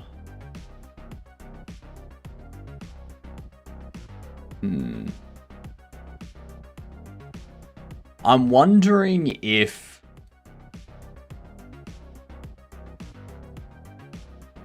So your item positions and such, H is upside down and H is upside down H and H is flipped H. Yes, that is correct. So what you could do, Goob, you've got your character facing this way, okay? You can set it up so that when you flip the H, like when you tick flip H and goes the other way, all this needs to do, its position just needs the X to be multiplied by -1. Because then I go this way, it's now, like, its X is just the negative of the previous X. That's it. So when the character changes direction, you flip the animated sprite 2D's H, and you go, like, you loop over all of the objects that it's holding and such, and you just invert their X. You just flip their X to the other side.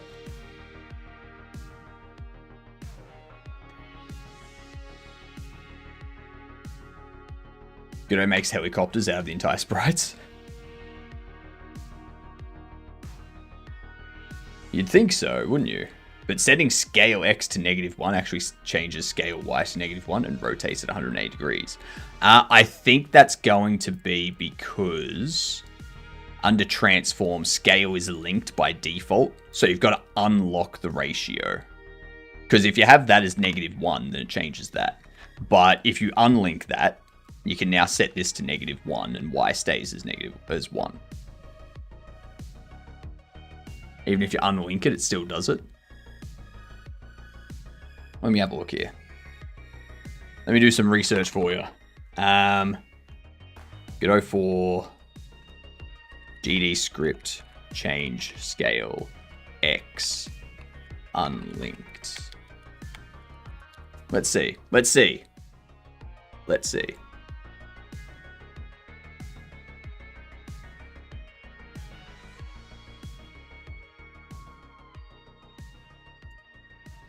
I want to see if we can find something. You can change the scale property.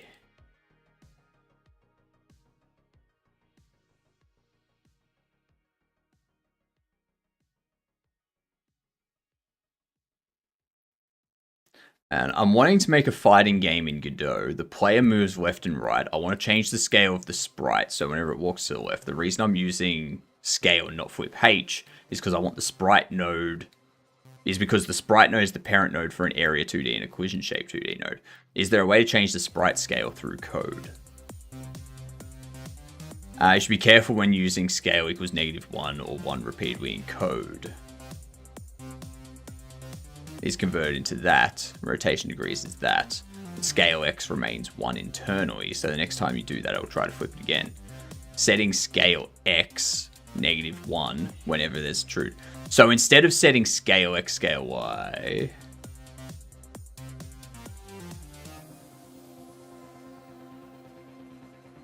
That's very old. This is back in 2020, 2023, so I don't think this is going to work.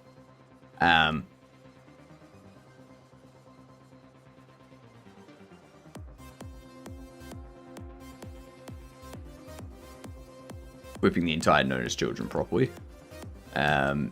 Setting scale to vector 1, -1 and rotation degrees to 180 is the solution.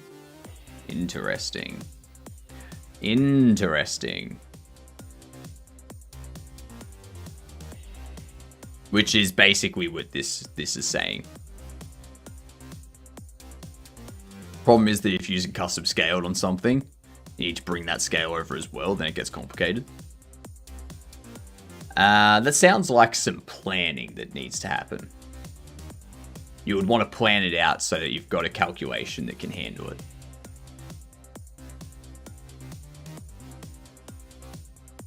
Yeah, that sounds not fun. That sounds very not fun.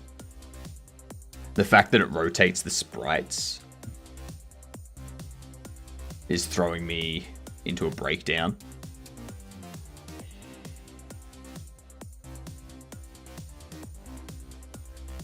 You're talking about the rotation of 180 on the Y or something. That's throwing you, yeah. When you do the scale X equals -1, it rotates, yeah.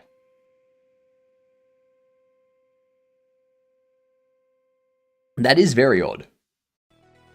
That is very odd.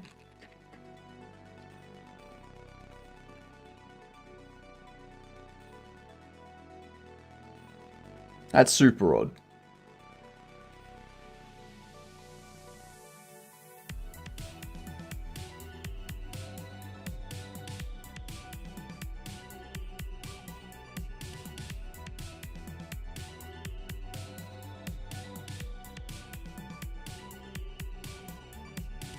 Node scale relative to the node's parent. Unscaled value is 1, 1, so equal scale. -x scales in 2D are not decomposable from the transformation matrix. Due to the way scale is represented with transformation matrices in Godot, negative scales on the x-axis will be changed to negative scales on the y-axis and a rotation of 180 degrees when decomposed.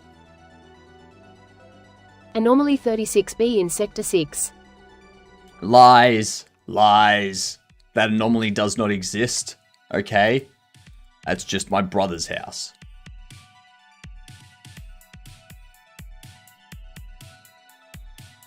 Decomposing is problematic for us. Decomposing is problematic for all humans. Yeah.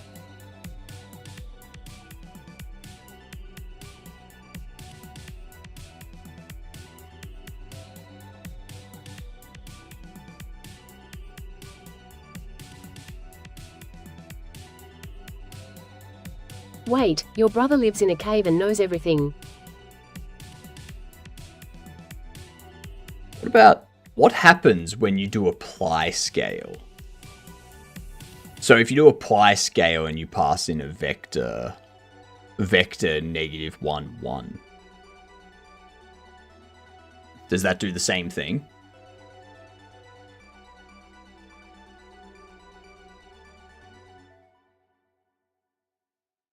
I mean, usually when you're decomposing, you don't really have to test. You don't really have problems anymore. That's true. That's true. It is the last problem. Because I wonder if the function apply transform handles that use case. Or like apply scale handles that use case.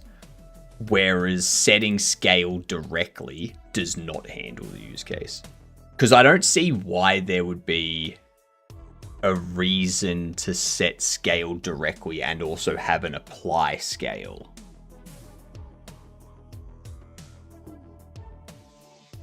Yeah.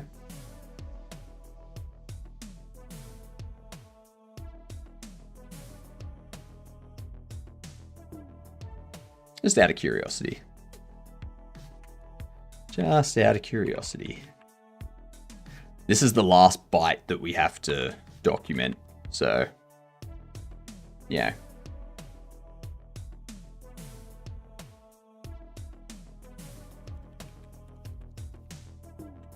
Kind of relaxing.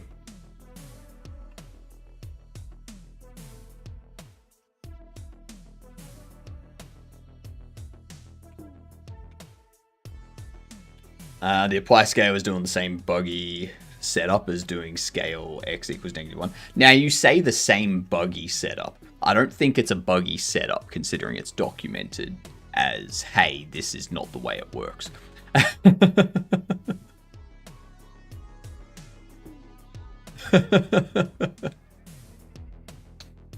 I'm trying to remember how I handled this when I made my 2D game, because there was an interaction box that moved.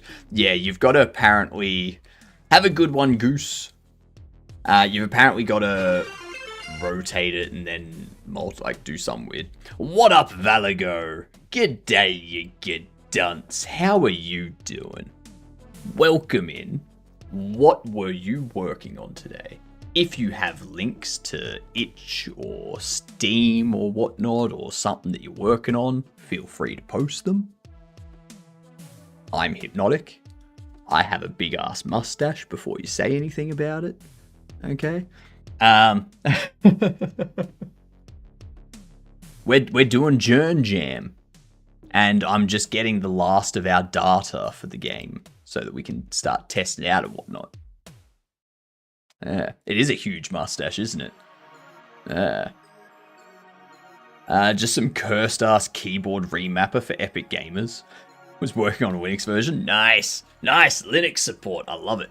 Hello from Perth. Hello, Maria from Victoria. That's some good mustache for sure.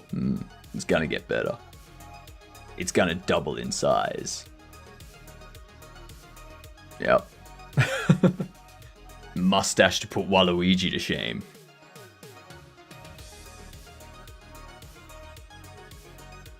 Let me just get Frurpk in the chat. That is Frurpk. Say he doesn't support Fremantle despite his purple themes. I don't support Fremantle. That is correct. You're excited for the final form? The final form is going to be a meter-long mustache so that I can claim the Guinness World Record. Basically just move the box position based on the direction the player was facing. Right was 5-4, left was -5-4. Yeah, but that doesn't change the location of all the stuff underneath the character. Partner's dad had so much Frio merch. Sad. Sad. They could have spent their money on something good, but instead they bought Frio merch. Come on.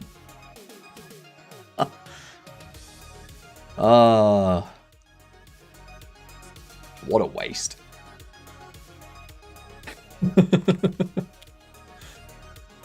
I'm not a North Melbourne supporter.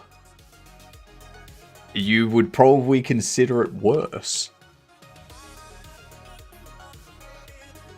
Let's face it, everyone considers it worse. There's no probably about it. Alright. Collingwood there you go. Nail on the head.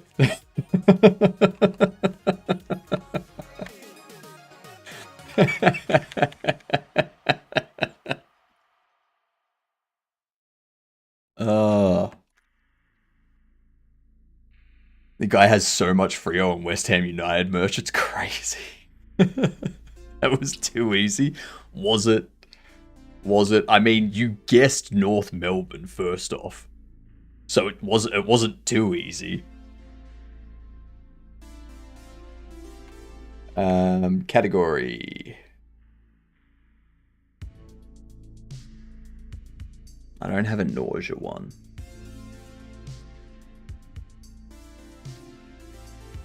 brain. Collapsing.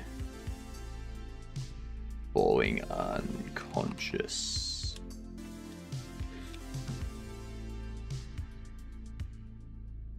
You're right, I was just changing the area 2D position of the interaction box. Yeah, exactly. Player could not pick up anything and interact, so we had to change the sprite. Yeah, smart. The easy way. What IDE am I using? I'm using NeoVim, Lucifer. Good old NeoVim. And thank you for the follow. Very much for the follow. So, since we're Aussies here, everyone that follows or subscribes on YouTube is a gedunt. G''DUNT. Okay? It stands for good C word. Maria, you know what that is. Yeah.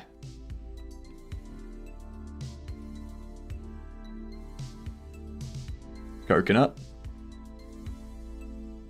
That doesn't really end with unt, does it? Self-censoring for Americans? Not for Americans. I'm not self-censoring for Americans. I'm self-censoring because Twitch and YouTube will not promote me to as many people if I use that kind of language. But they have no problem with gedunt because they have no idea what it means.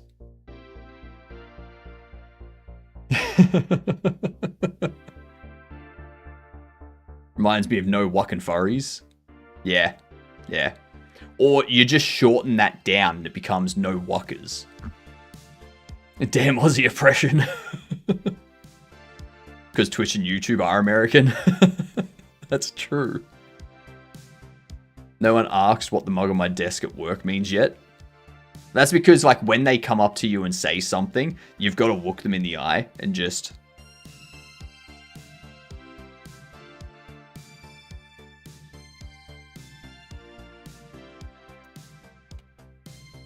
That's all.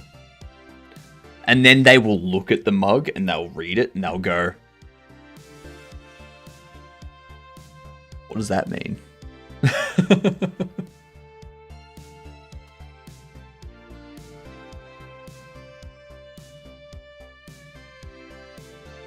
Another MMO. Is this going to be New World?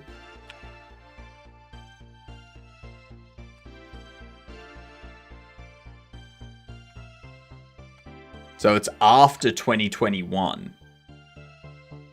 An MMO after 2021 that's third person. What? War Thunder 2.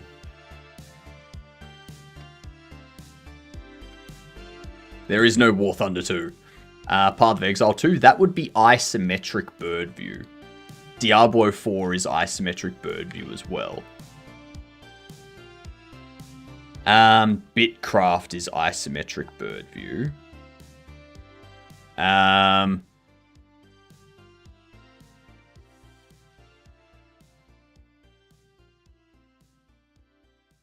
Windows, Xbox Series X, and PlayStation 5. And there was much rejoicing. Yay, ads are over. Hell yes. I'll just tell them it's an Aussie word. Yeah, smart. Very smart, Mars.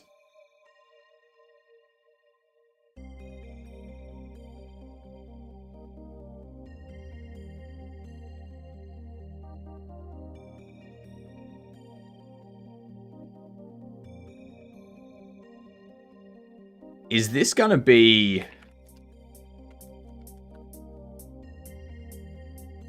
the newer RuneScape? Okay, it's not the newer RuneScape. Destiny 2. Ooh. First person and third person confirmed. Is it... No, there's no second Warframe.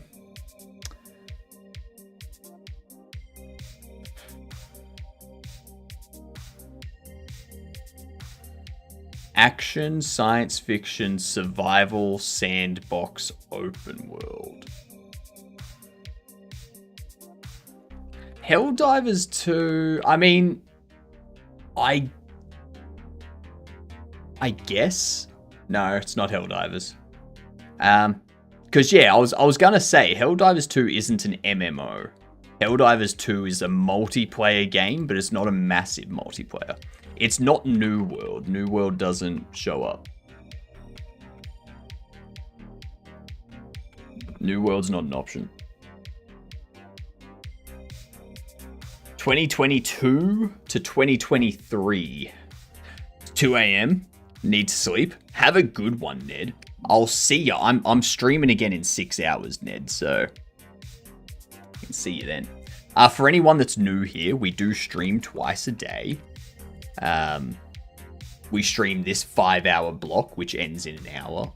And then I take 5 hours off. And then I stream 5 hours again at the end of the day. So plenty of time to catch me no matter where you are on the planet that is known as Earth. Yeah. Even some Mars time zones are able to get me. Lost Ark. No. Paleo. It's 2023. God damn it. What are the themes again? Action, science fiction, survival, sandbox, open world. 2023.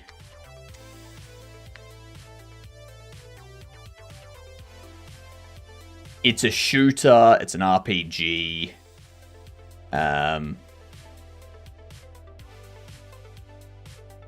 It's not going to be Star Citizen or anything. Yeah, it's not the Bethesda one. That was 2024, I think.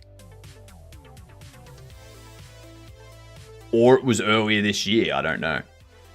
Throne and Liberty? Is that sci-fi?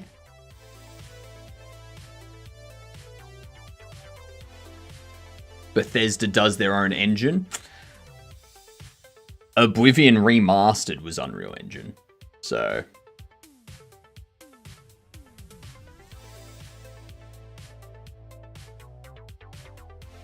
oh my god, what sci-fi MMOs were there that were third person and first person? It's not Elite Dangerous, we know that much. Was there another Warframe? That's what I'm trying to think of. There's no second Warframe or anything like that. It's not going to be Titanfall 2. It's not Palia. So, Throne and Liberty. Is Throne and Liberty a sci-fi game? Is Mortal Online 2? Is this a sci-fi game? Because it needs to have sci-fi themes. Mortal Online 2 is a sci-fi?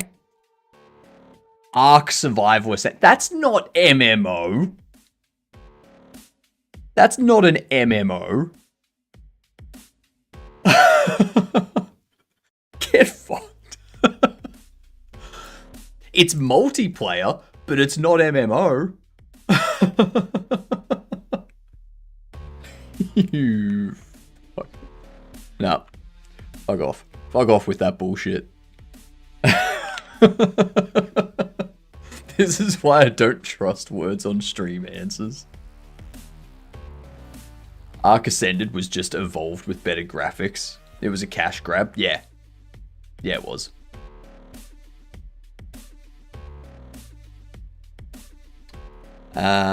Breathing.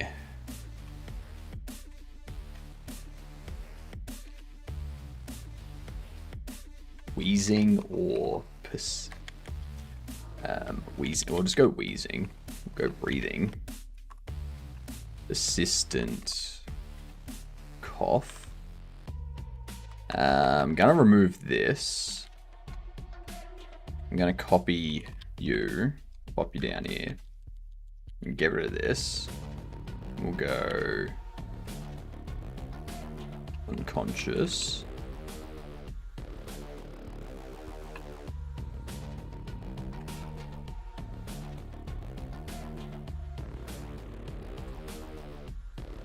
What are these .crk files? They're Crikey files. It's just a very basic file structure that I'm using to read in the data for my game. That's all. I have a very simple parser set up that just basically pulls out the data. I couldn't be bothered setting up like a JSON parser and figuring out how to use it, or an XML parser and figuring out how to use it. So I just decided I'm just going to create a file that has field value, and then I'll just do like a simple, like load it up, loop over the lines, do a string check and whatnot. It's good enough for a game jam. Will I encrypt them? No. This is just for a game jam. I don't need to do things like that. Very simple. What up, Cavino? Shout out to the just Cavino. If I shout out the correct one, considering I just shouted out just Cavinos. You want to actually use upstream libs? I am allowed to. It's my, like, this is the first, like, proper thing that I'm doing in RayLib and C++ that's not Pong. So I'm using it as like just getting better at RayLib, not worrying about extra plugins and stuff. Once I'm more comfortable with C++ and RayLib and such, then I'll start using like other libraries outside of RayLib, so that I can, one thing at a time. That's how I'm taking it. Because usually I make games in Godot, and yeah. I'm 34. I'm old.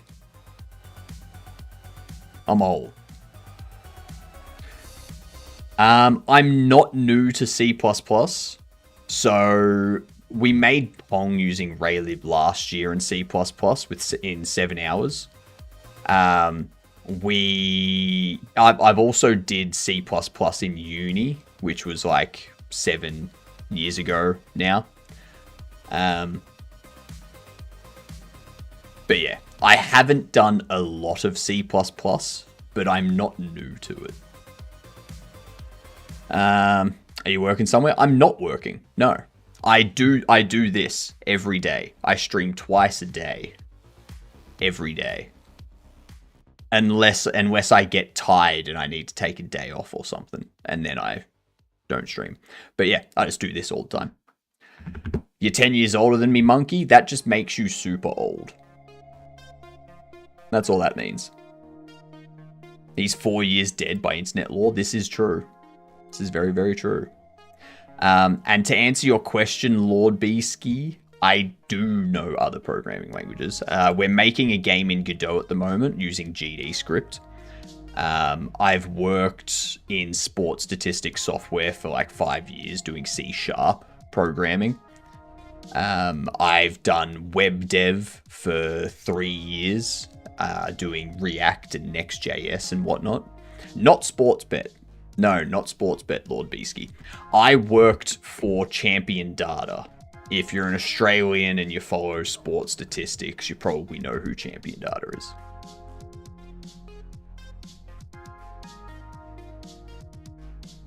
There.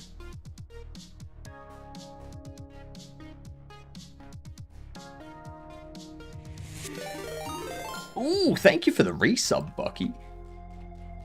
Much appreciated. Ribbig indeed. Ribbig indeed. Did you leave because you cracked the code? You found the conspiracy match fixing? No. So I worked for them from like late 2015 up to like early 2020. But obviously 2020 was when the pandemic hit and there was no sports, basically. So when there's no sports statistics. So there's no work. So in the second half of 2020, I got a job doing not contract. What's the other word? Consulting, cybersecurity consulting. I did that for a bit, and then I did web dev after that for 3 years. And then I stopped web dev because they were replacing contractors, and I didn't want to renew my contract just so they could find a permanent person to replace me. And I started doing this. So yeah. Yeah.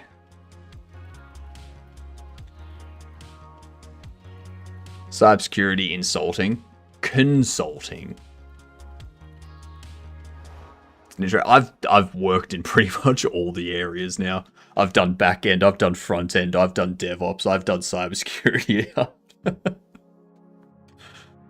half of those jobs, I was also like, kind of like, or like, basically PM. You know, I wasn't the PM. Like, we had an actual PM, but I was the person that, like, when they would try to get us to do stupid things, I'd be like, no, stop. Back off. We're not doing it that way because that's stupid. And here's the list of reasons why it's stupid. I've been everywhere, man. Yeah, it is. It does get tiring, Mike. It does. You do not matter in the slightest. That is true. That is true.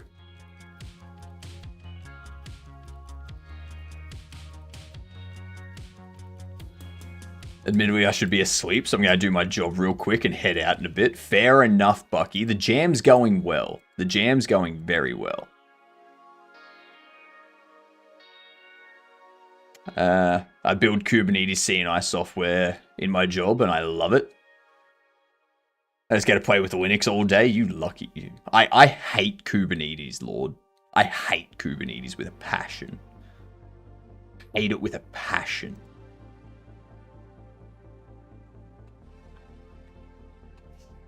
Using Helm to try and get things to fucking run. I just can't. No.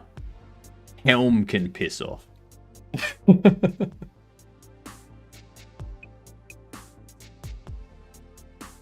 But tits. But tits indeed. At big scale TM, it's pretty much necessary. Yes, that is correct. That is correct. Big scale TM, it is necessary. Do we have difficulty breathing listed already? We do not.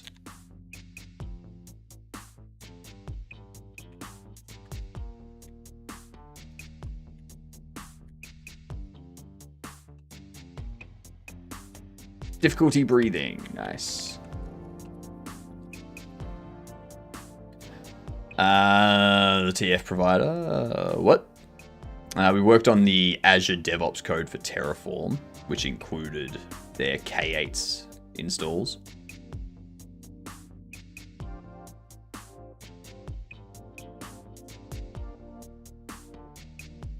Interesting. I've used Terraform once, and yeah. Grin! G'day, Grin. How are you doing? Welcome in. Don't forget, Grin, contribute to the 24-hour stream goal. We're almost at 40% in 3 days. People really want me to do a 24-hour stream. Jesus Christ. So, Lord, Mike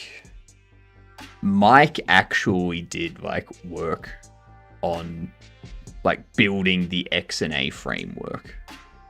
So Mike is kind of God tier right here.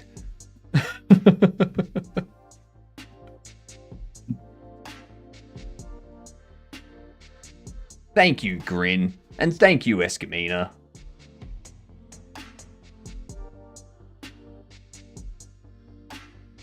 All right, what else do we need?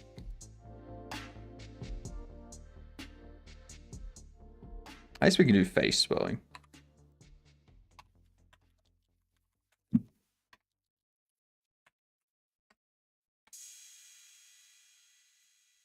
Alright, there we go. And then I guess we can also do like redness.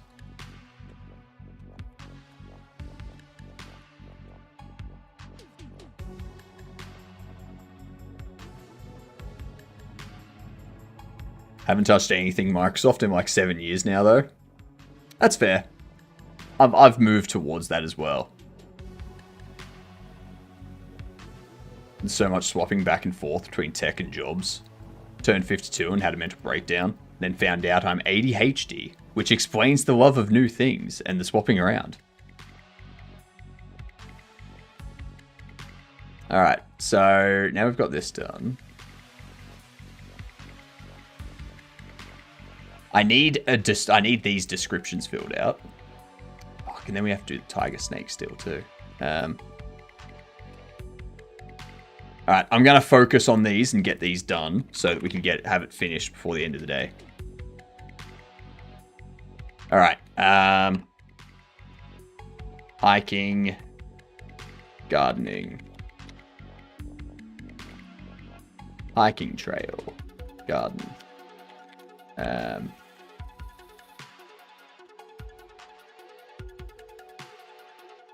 biking. We'll go bike trail too. Focus on code for 10 minutes. Thank you very much. I keep distracting myself.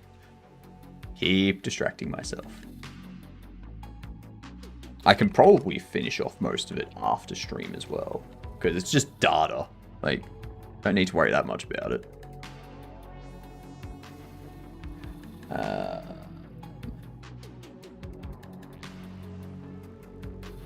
Description. Tiger snake is a large and highly venomous snake of southern Australia.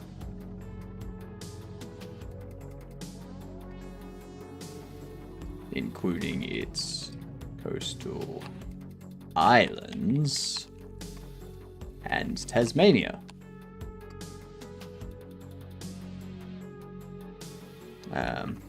Well known by their black and yellow banding, like a tiger. They're striped like a tiger. Good night, you get done. Have a good sleep.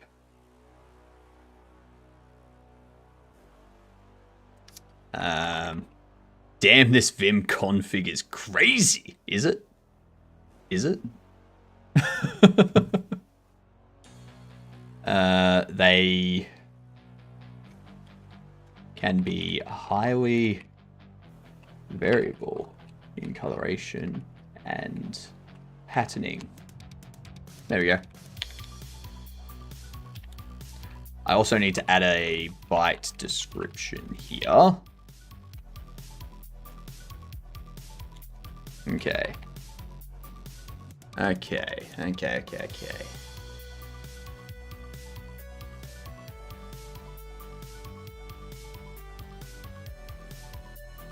Oh, I did unlock a new way to annoy people as well.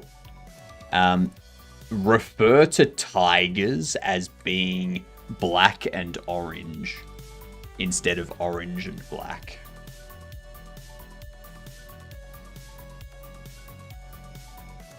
It will annoy them.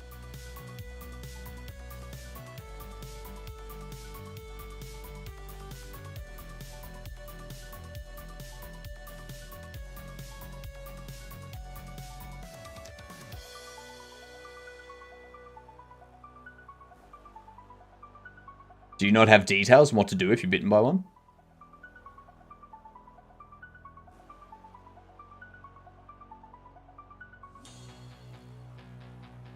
There we go. Right down here.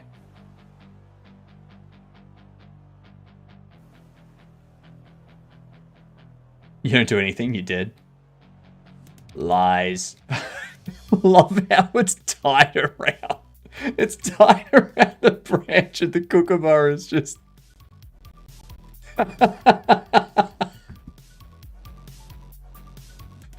Oh. Literally tied up. That's funny. That is funny. It's very, very funny.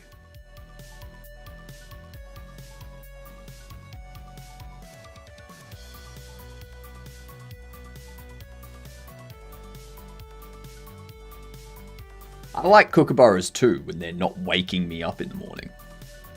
I'll never forget their laugh every morning growing up. It's very annoying. Like, I hate their laugh when they...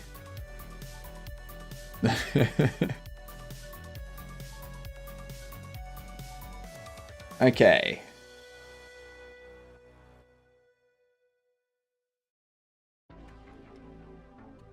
Symptoms.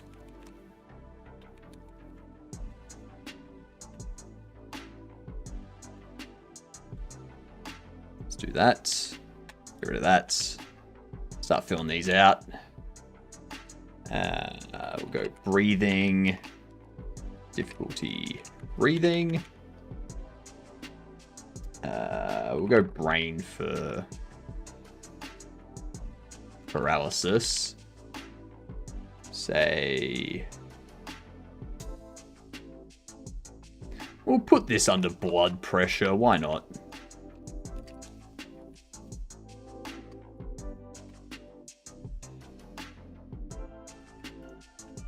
This one will be muscle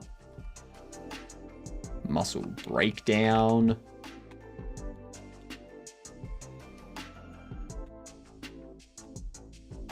I'll just go blood clotting. It's super annoying. Kookaburra's laughs are super annoying.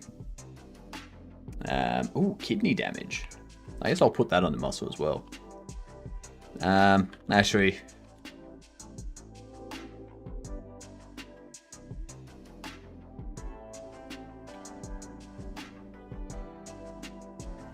Now we'll go kidney damage.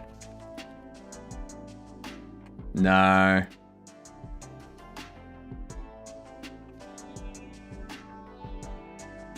Blood clotting. I hate that blood clotting. I'm also going to get rid of that too. Because these symptoms should be stuff that the person calling should be able to advise.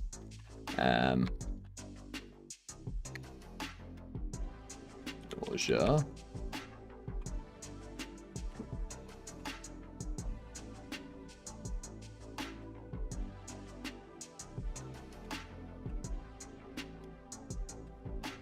Vomiting.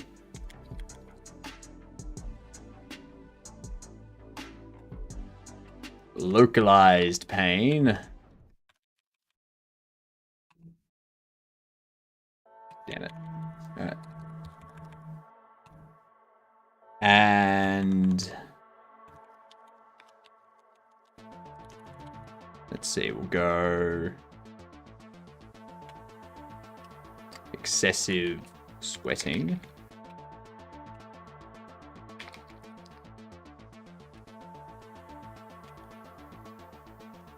We'll go muscle for this one.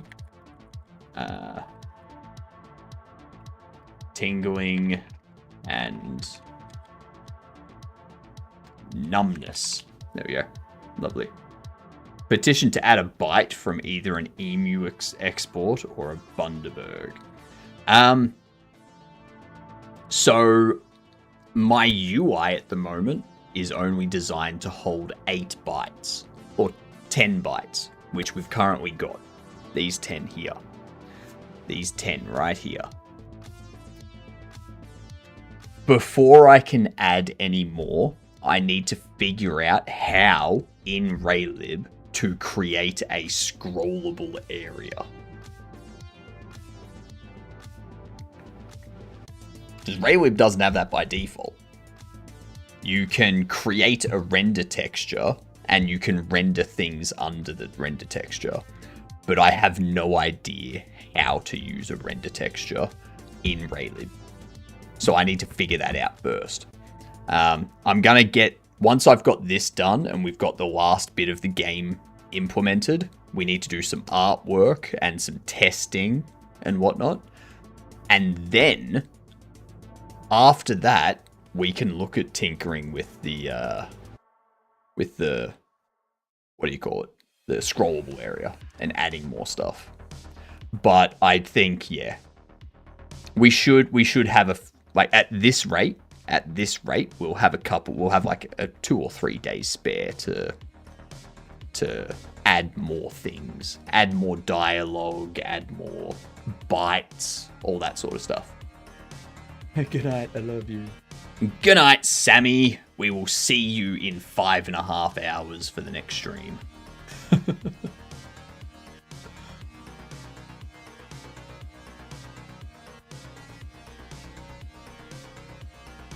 Treatment.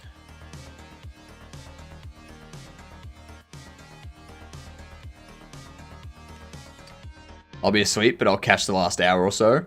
Just leave it lurking in my chat, like right now. Or wait 30 minutes. And then after I raid out, just go back to my chat and wait. Just like work in the chat until the stream starts again.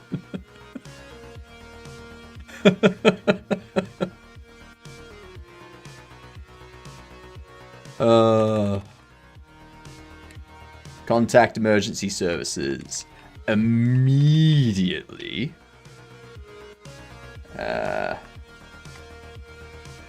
Keep the victim calm and still to slow venom circulation. Apply pressure mobilization. Bandages if available.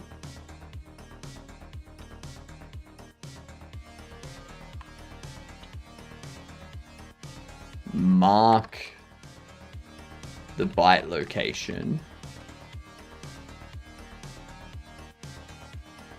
Do not wash the bite area.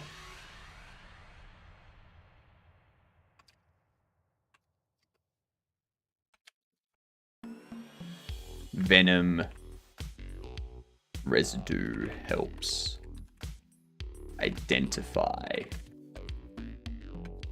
the snake species. Do not cut, suck, or apply tourniquets. So we don't apply tourniquets, but we do apply pressure immobilizing band. I guess that's fair. Tourniquet is different in purpose. Assign blame, check for insurance, clear the nipples. Exactly. Exactly. A, B, C.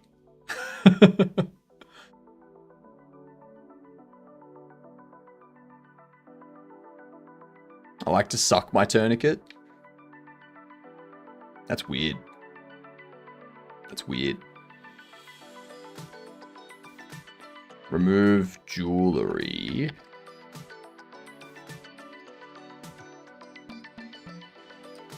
And tight clothing before swelling occurs. Now, I can probably take these two.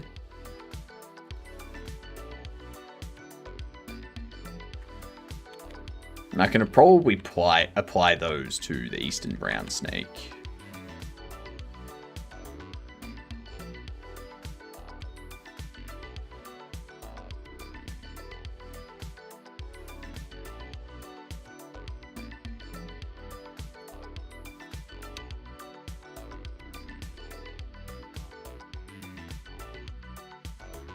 And Death Adder.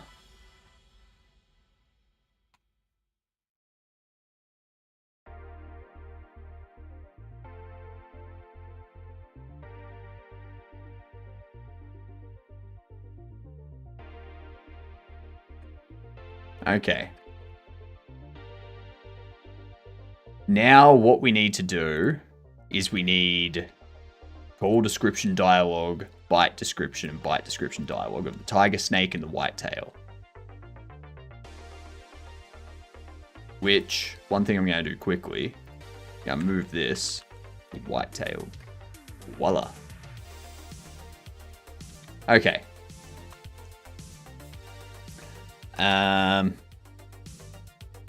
It's small and looks black with a bit of white.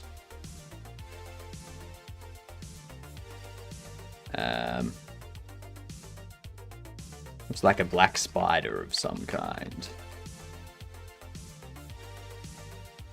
Bite descriptions. Here we go.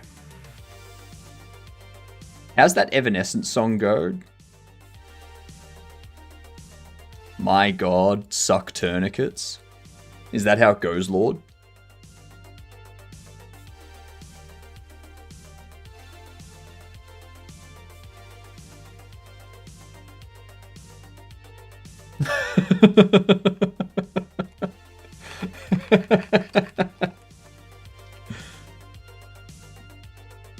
Because you said you like to suck your tourniquet. And then the Evanescence has a song called Tourniquet. And they say something about tourniquets in there. So I was wondering if that was the words. If it was, my God, suck tourniquet.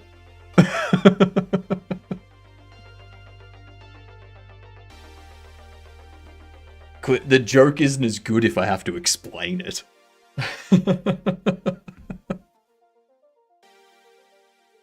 Do not cut, suck, or apply tourniquets. I know. I know. I'm just saying, sucking them is weird.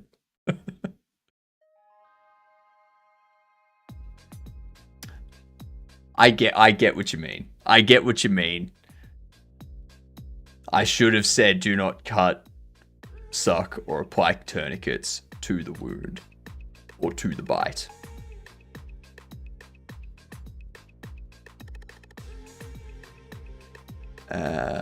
Alright, bite description.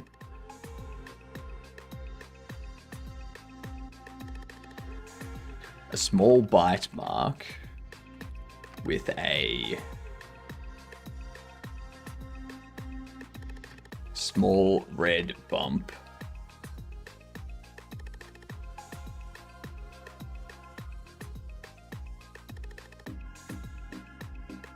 No slicey, sucky this.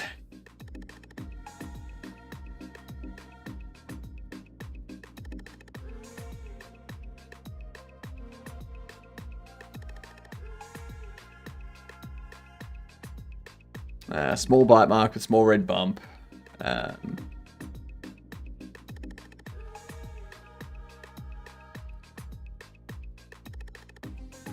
Redness can occur around the bite location. Alright. Very straightforward.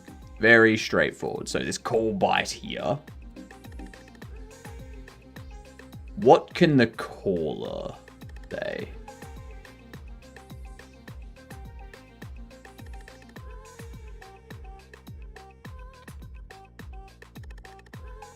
Redness and itching can occur. A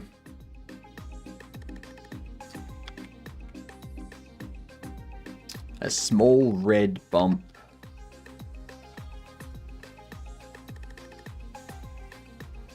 It's a little bit itchy.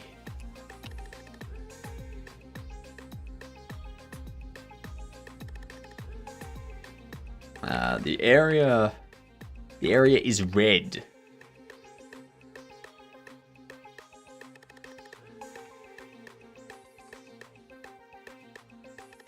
I can't really see any bite mark because the fangs are small, so it's difficult to actually see. Like if you have a look at these, like you can't really see the fang marks.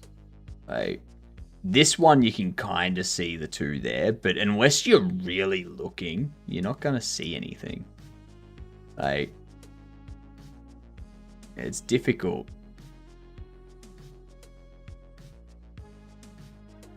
Yeah. Difficult to see. We'll leave it as that for now. We'll go on to the tiger snake. Call description.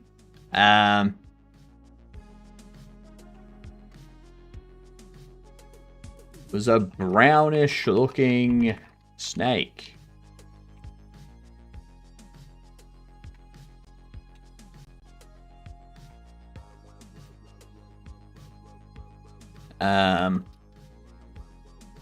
It might have been striped.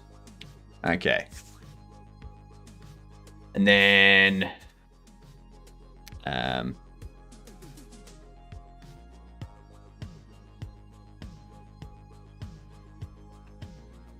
looked like a long snake with stripes. I think it's striped. I don't know if it's... I don't know what the like, which one is striped and which one is stripped. Okay, so striped is that. Okay. I take it double P is stripped. Yeah, okay. See, why? Why is striped, which ends with... I guess stripe ends with an E, so you just add a D to the end. Stripped doesn't end with an E. So instead of adding an ED and confusing it with stripe, you add a second P, ED. I guess.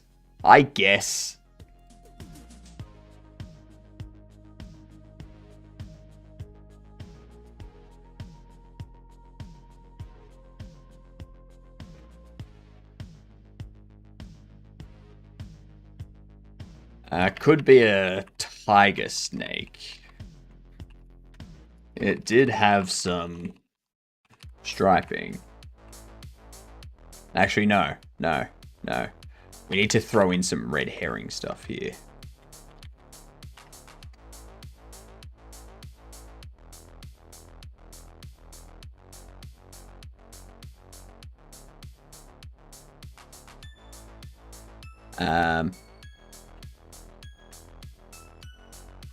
Could be a death adder. It did have some black stripes.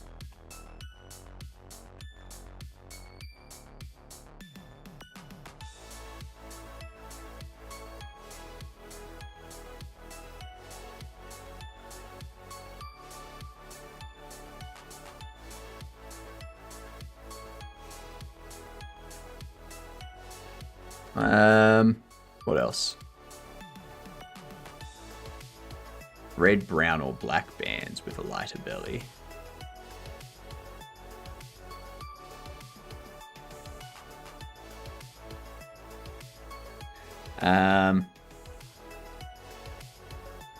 Possibly a tiger snake, as it was striped, but didn't get a good look at the colors. Voila! Love it. And then we can take these two, and we can apply them here. So now we have some dialogues that are like overlapping and such. And it makes it more difficult to get the information and to confirm which byte it is. I like that. Alright, byte description time. Let's keep this open for the time being.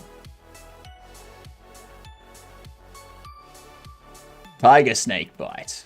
Let's see, tiger snake bite.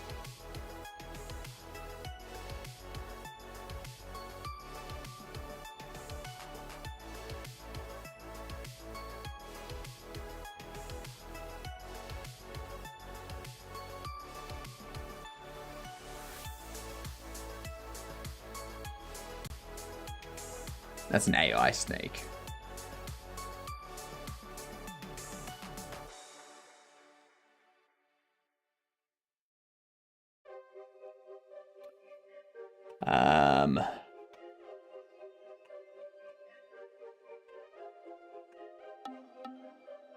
So it'd be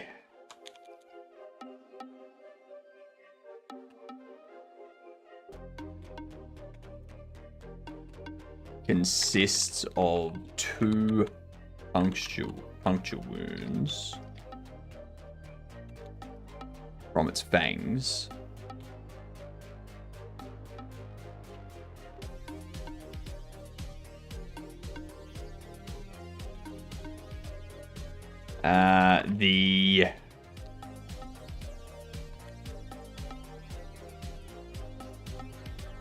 When bitten by a tiger snake, there will be 2 noticeable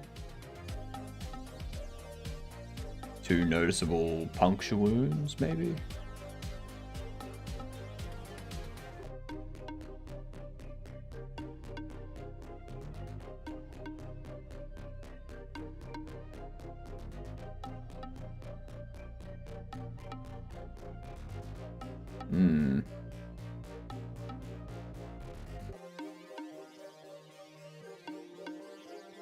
There will be 2 noticeable puncture wounds from the snake's fangs.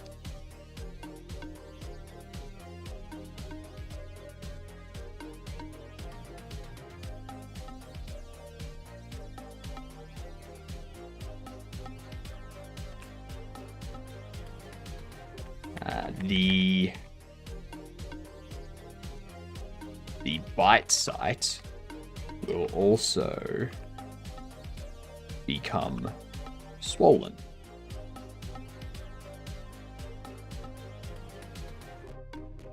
Let's see.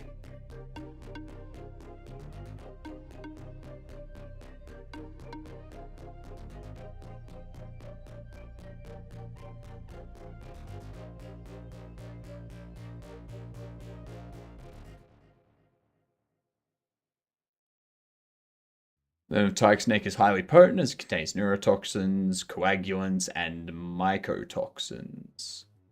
Tiger snakes account for an estimated 17% of snake bites in Australia, with 4 deaths recorded. Only 4. I don't know why people are scared of coming to Australia. It's not the things on land you need to be worried about. It's the sharks when you go swimming that you need to be worried about. It's cows that you need to be worried about. Cows kill more people every year than animals. Because there was only 5 people in Australia at the time.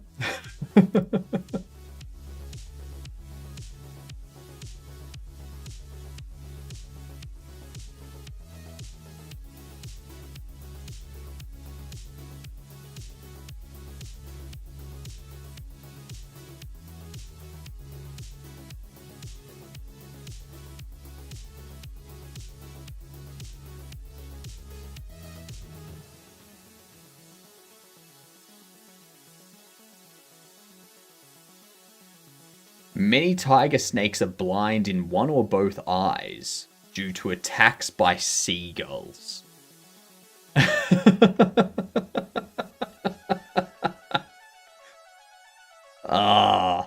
And you're concerned about them. You're concerned about a snake that gets taken down by a goddamn seagull. Come on. Weak.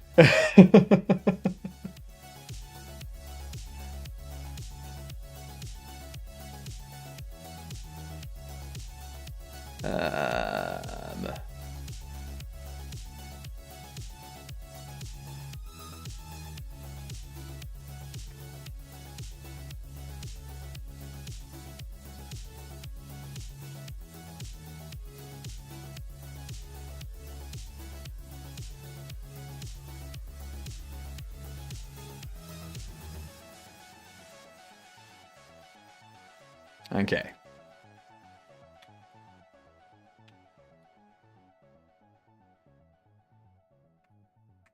I guess we'll also...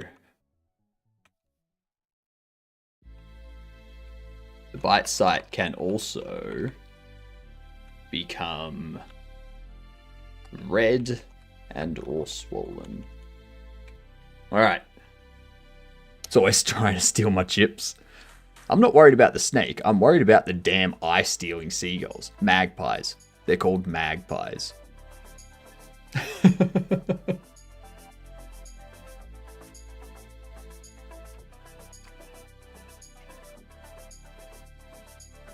These bastards.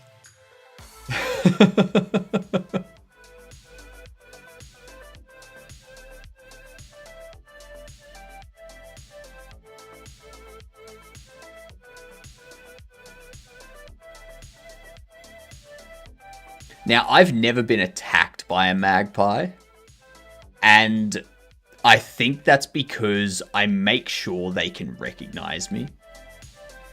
The only reason magpies attack is in spring during mating season to protect the nests and whatnot. And they only they remember faces. They remember faces. So if they see you walking past throughout the year, because it's your path to work or something, then if they see you walking past during spring, they're gonna be like, yeah, whatever. You normally go through here, that's fine, whatever. Had a magpie in a tree out front of our house and it swooped me. I'd never seen that magpie before. Yeah, see? The magpie had not yet recognized your face. Didn't give me a chance to meet. See, the problem there, Lord, is you chose to go outside. Okay? The magpie didn't come into your house, okay? You left your house and entered its garden.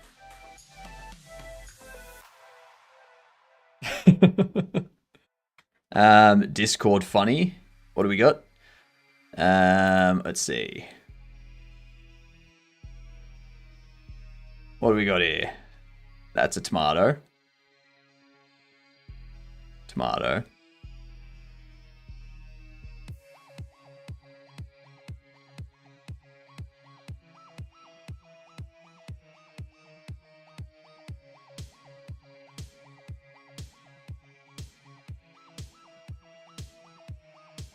The fuck did I... What?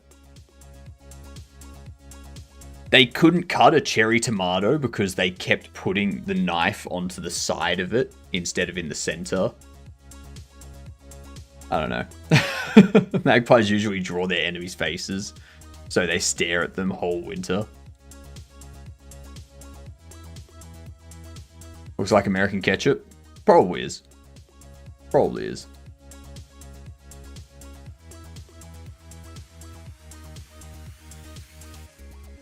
Anyway, don't need that. Back to here, the call bite description. This is the last field we need to fill out. Last thing we need to fill out, y'all. So, the bite description. What is it? What can the caller say when they get bitten? God damn it.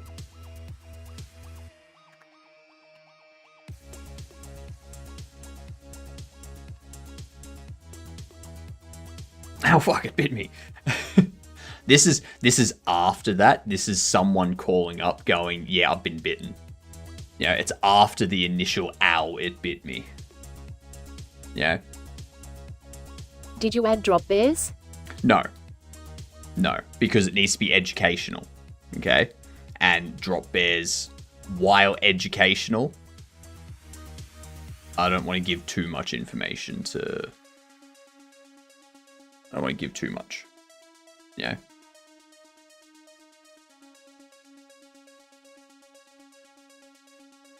Beach Creep add a video showing the animal administer its venom.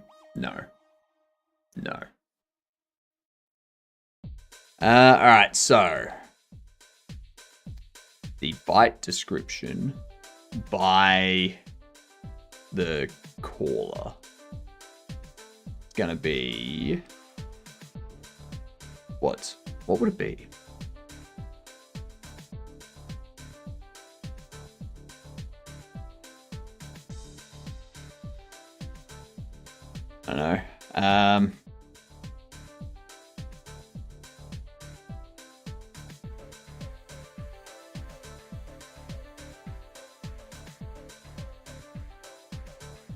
I feel like, would you say 2 bite marks if you see 2 puncture wounds?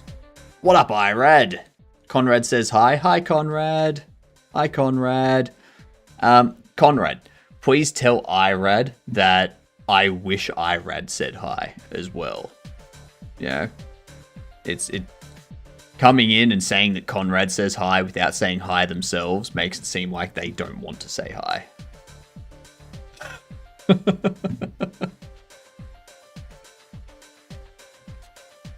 How you doing, Irad? Let me give you a little bit of a shout out there.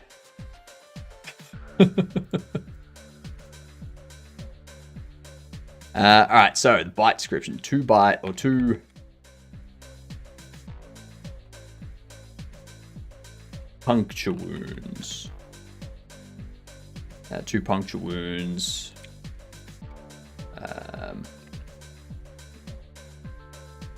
Probably had 2 fangs.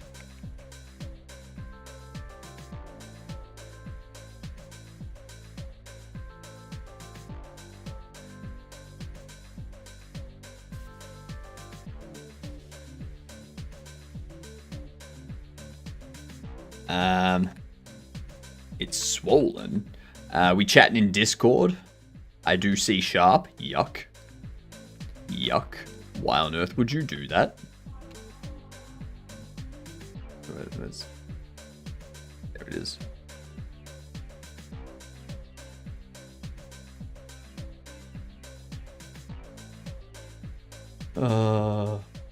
C# is infinitely better than Java.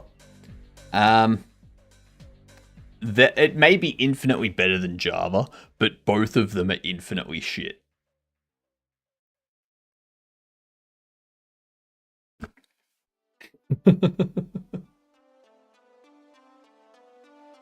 It's swollen and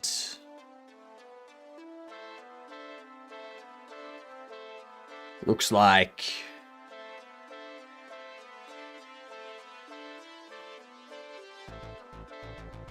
looks like 2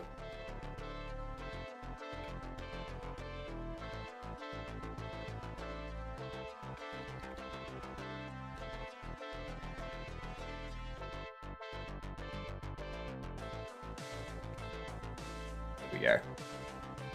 As Java was my first language, I am offended. That's fine. You can be offended.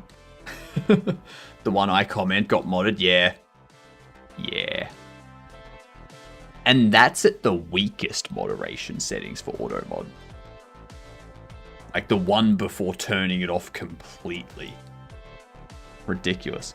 Okay, so I think that's good for our initial documentation. If we just go like make clean, make. This should build. And then if we go Crikey, it should load. And then when we go new game, we go into bytes. We got all the different animals here. And then we go into care. And you got all of them listed here. Nice.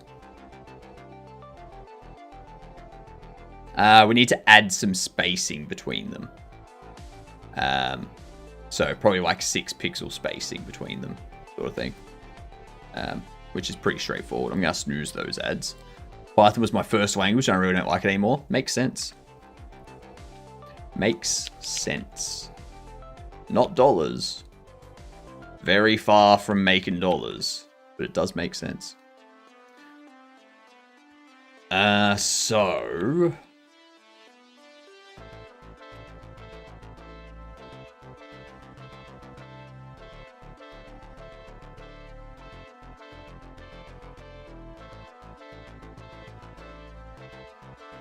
File size X.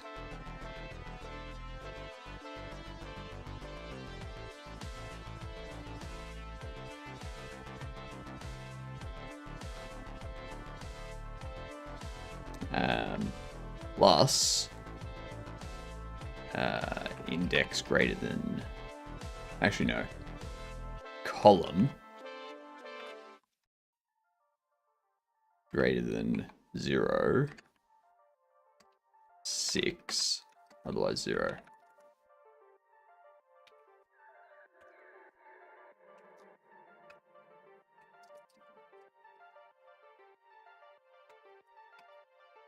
I'm just going to do that for now. Quick, dirty.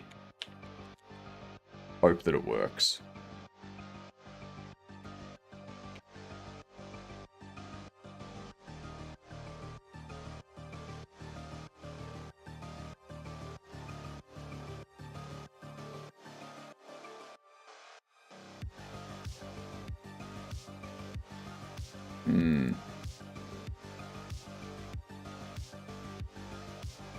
I guess I can do 6 multiplied by column.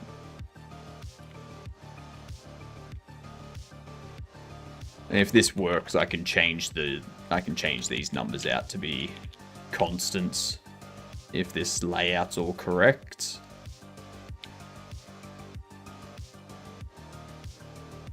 Excellent. We've now got a space between there. I might see if I can. I might draw a rectangle around them as well to like give a clear distinction between these sort of things. Yeah, cool. We'll do that tonight. We'll clean up some of these numbers tonight, and we'll get that working. Have a good one, you get done. I'm gonna raid out here. Where are we going to, chat? Who are we gonna go say hi to? Do you want to keep going with the game deving in non-traditional engines? Because there's someone online that we can definitely go say hi to. We'll go. Let's see.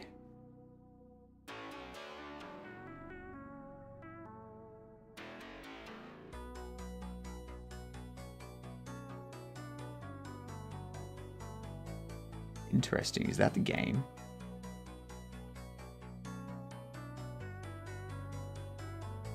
Okay, I don't know what they're doing. We won't go there. Let's see. We can go to Griffing. We can go to Freedom. We can go to Blaze. Jesus Christ, there's a few. You know, it's been a while since we went to Blaze. So, let's see. Blaze bits. Here is the raid message. G'day, ya dunce. I'm back in 5 hours. We'll keep going with this. We'll get the UI kind of tidied up. We'll change some things to constants instead of being magic numbers like these here. The column can be a constant and stuff like that.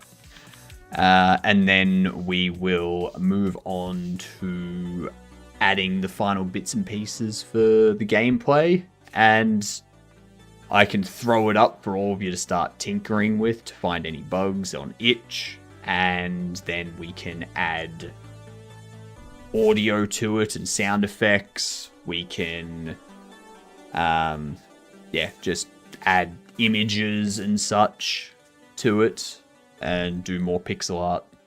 So, yeah. I will see you all in 5 hours. Have a great afternoon, evening, night, whatever it is you're going to be doing, you get-uns.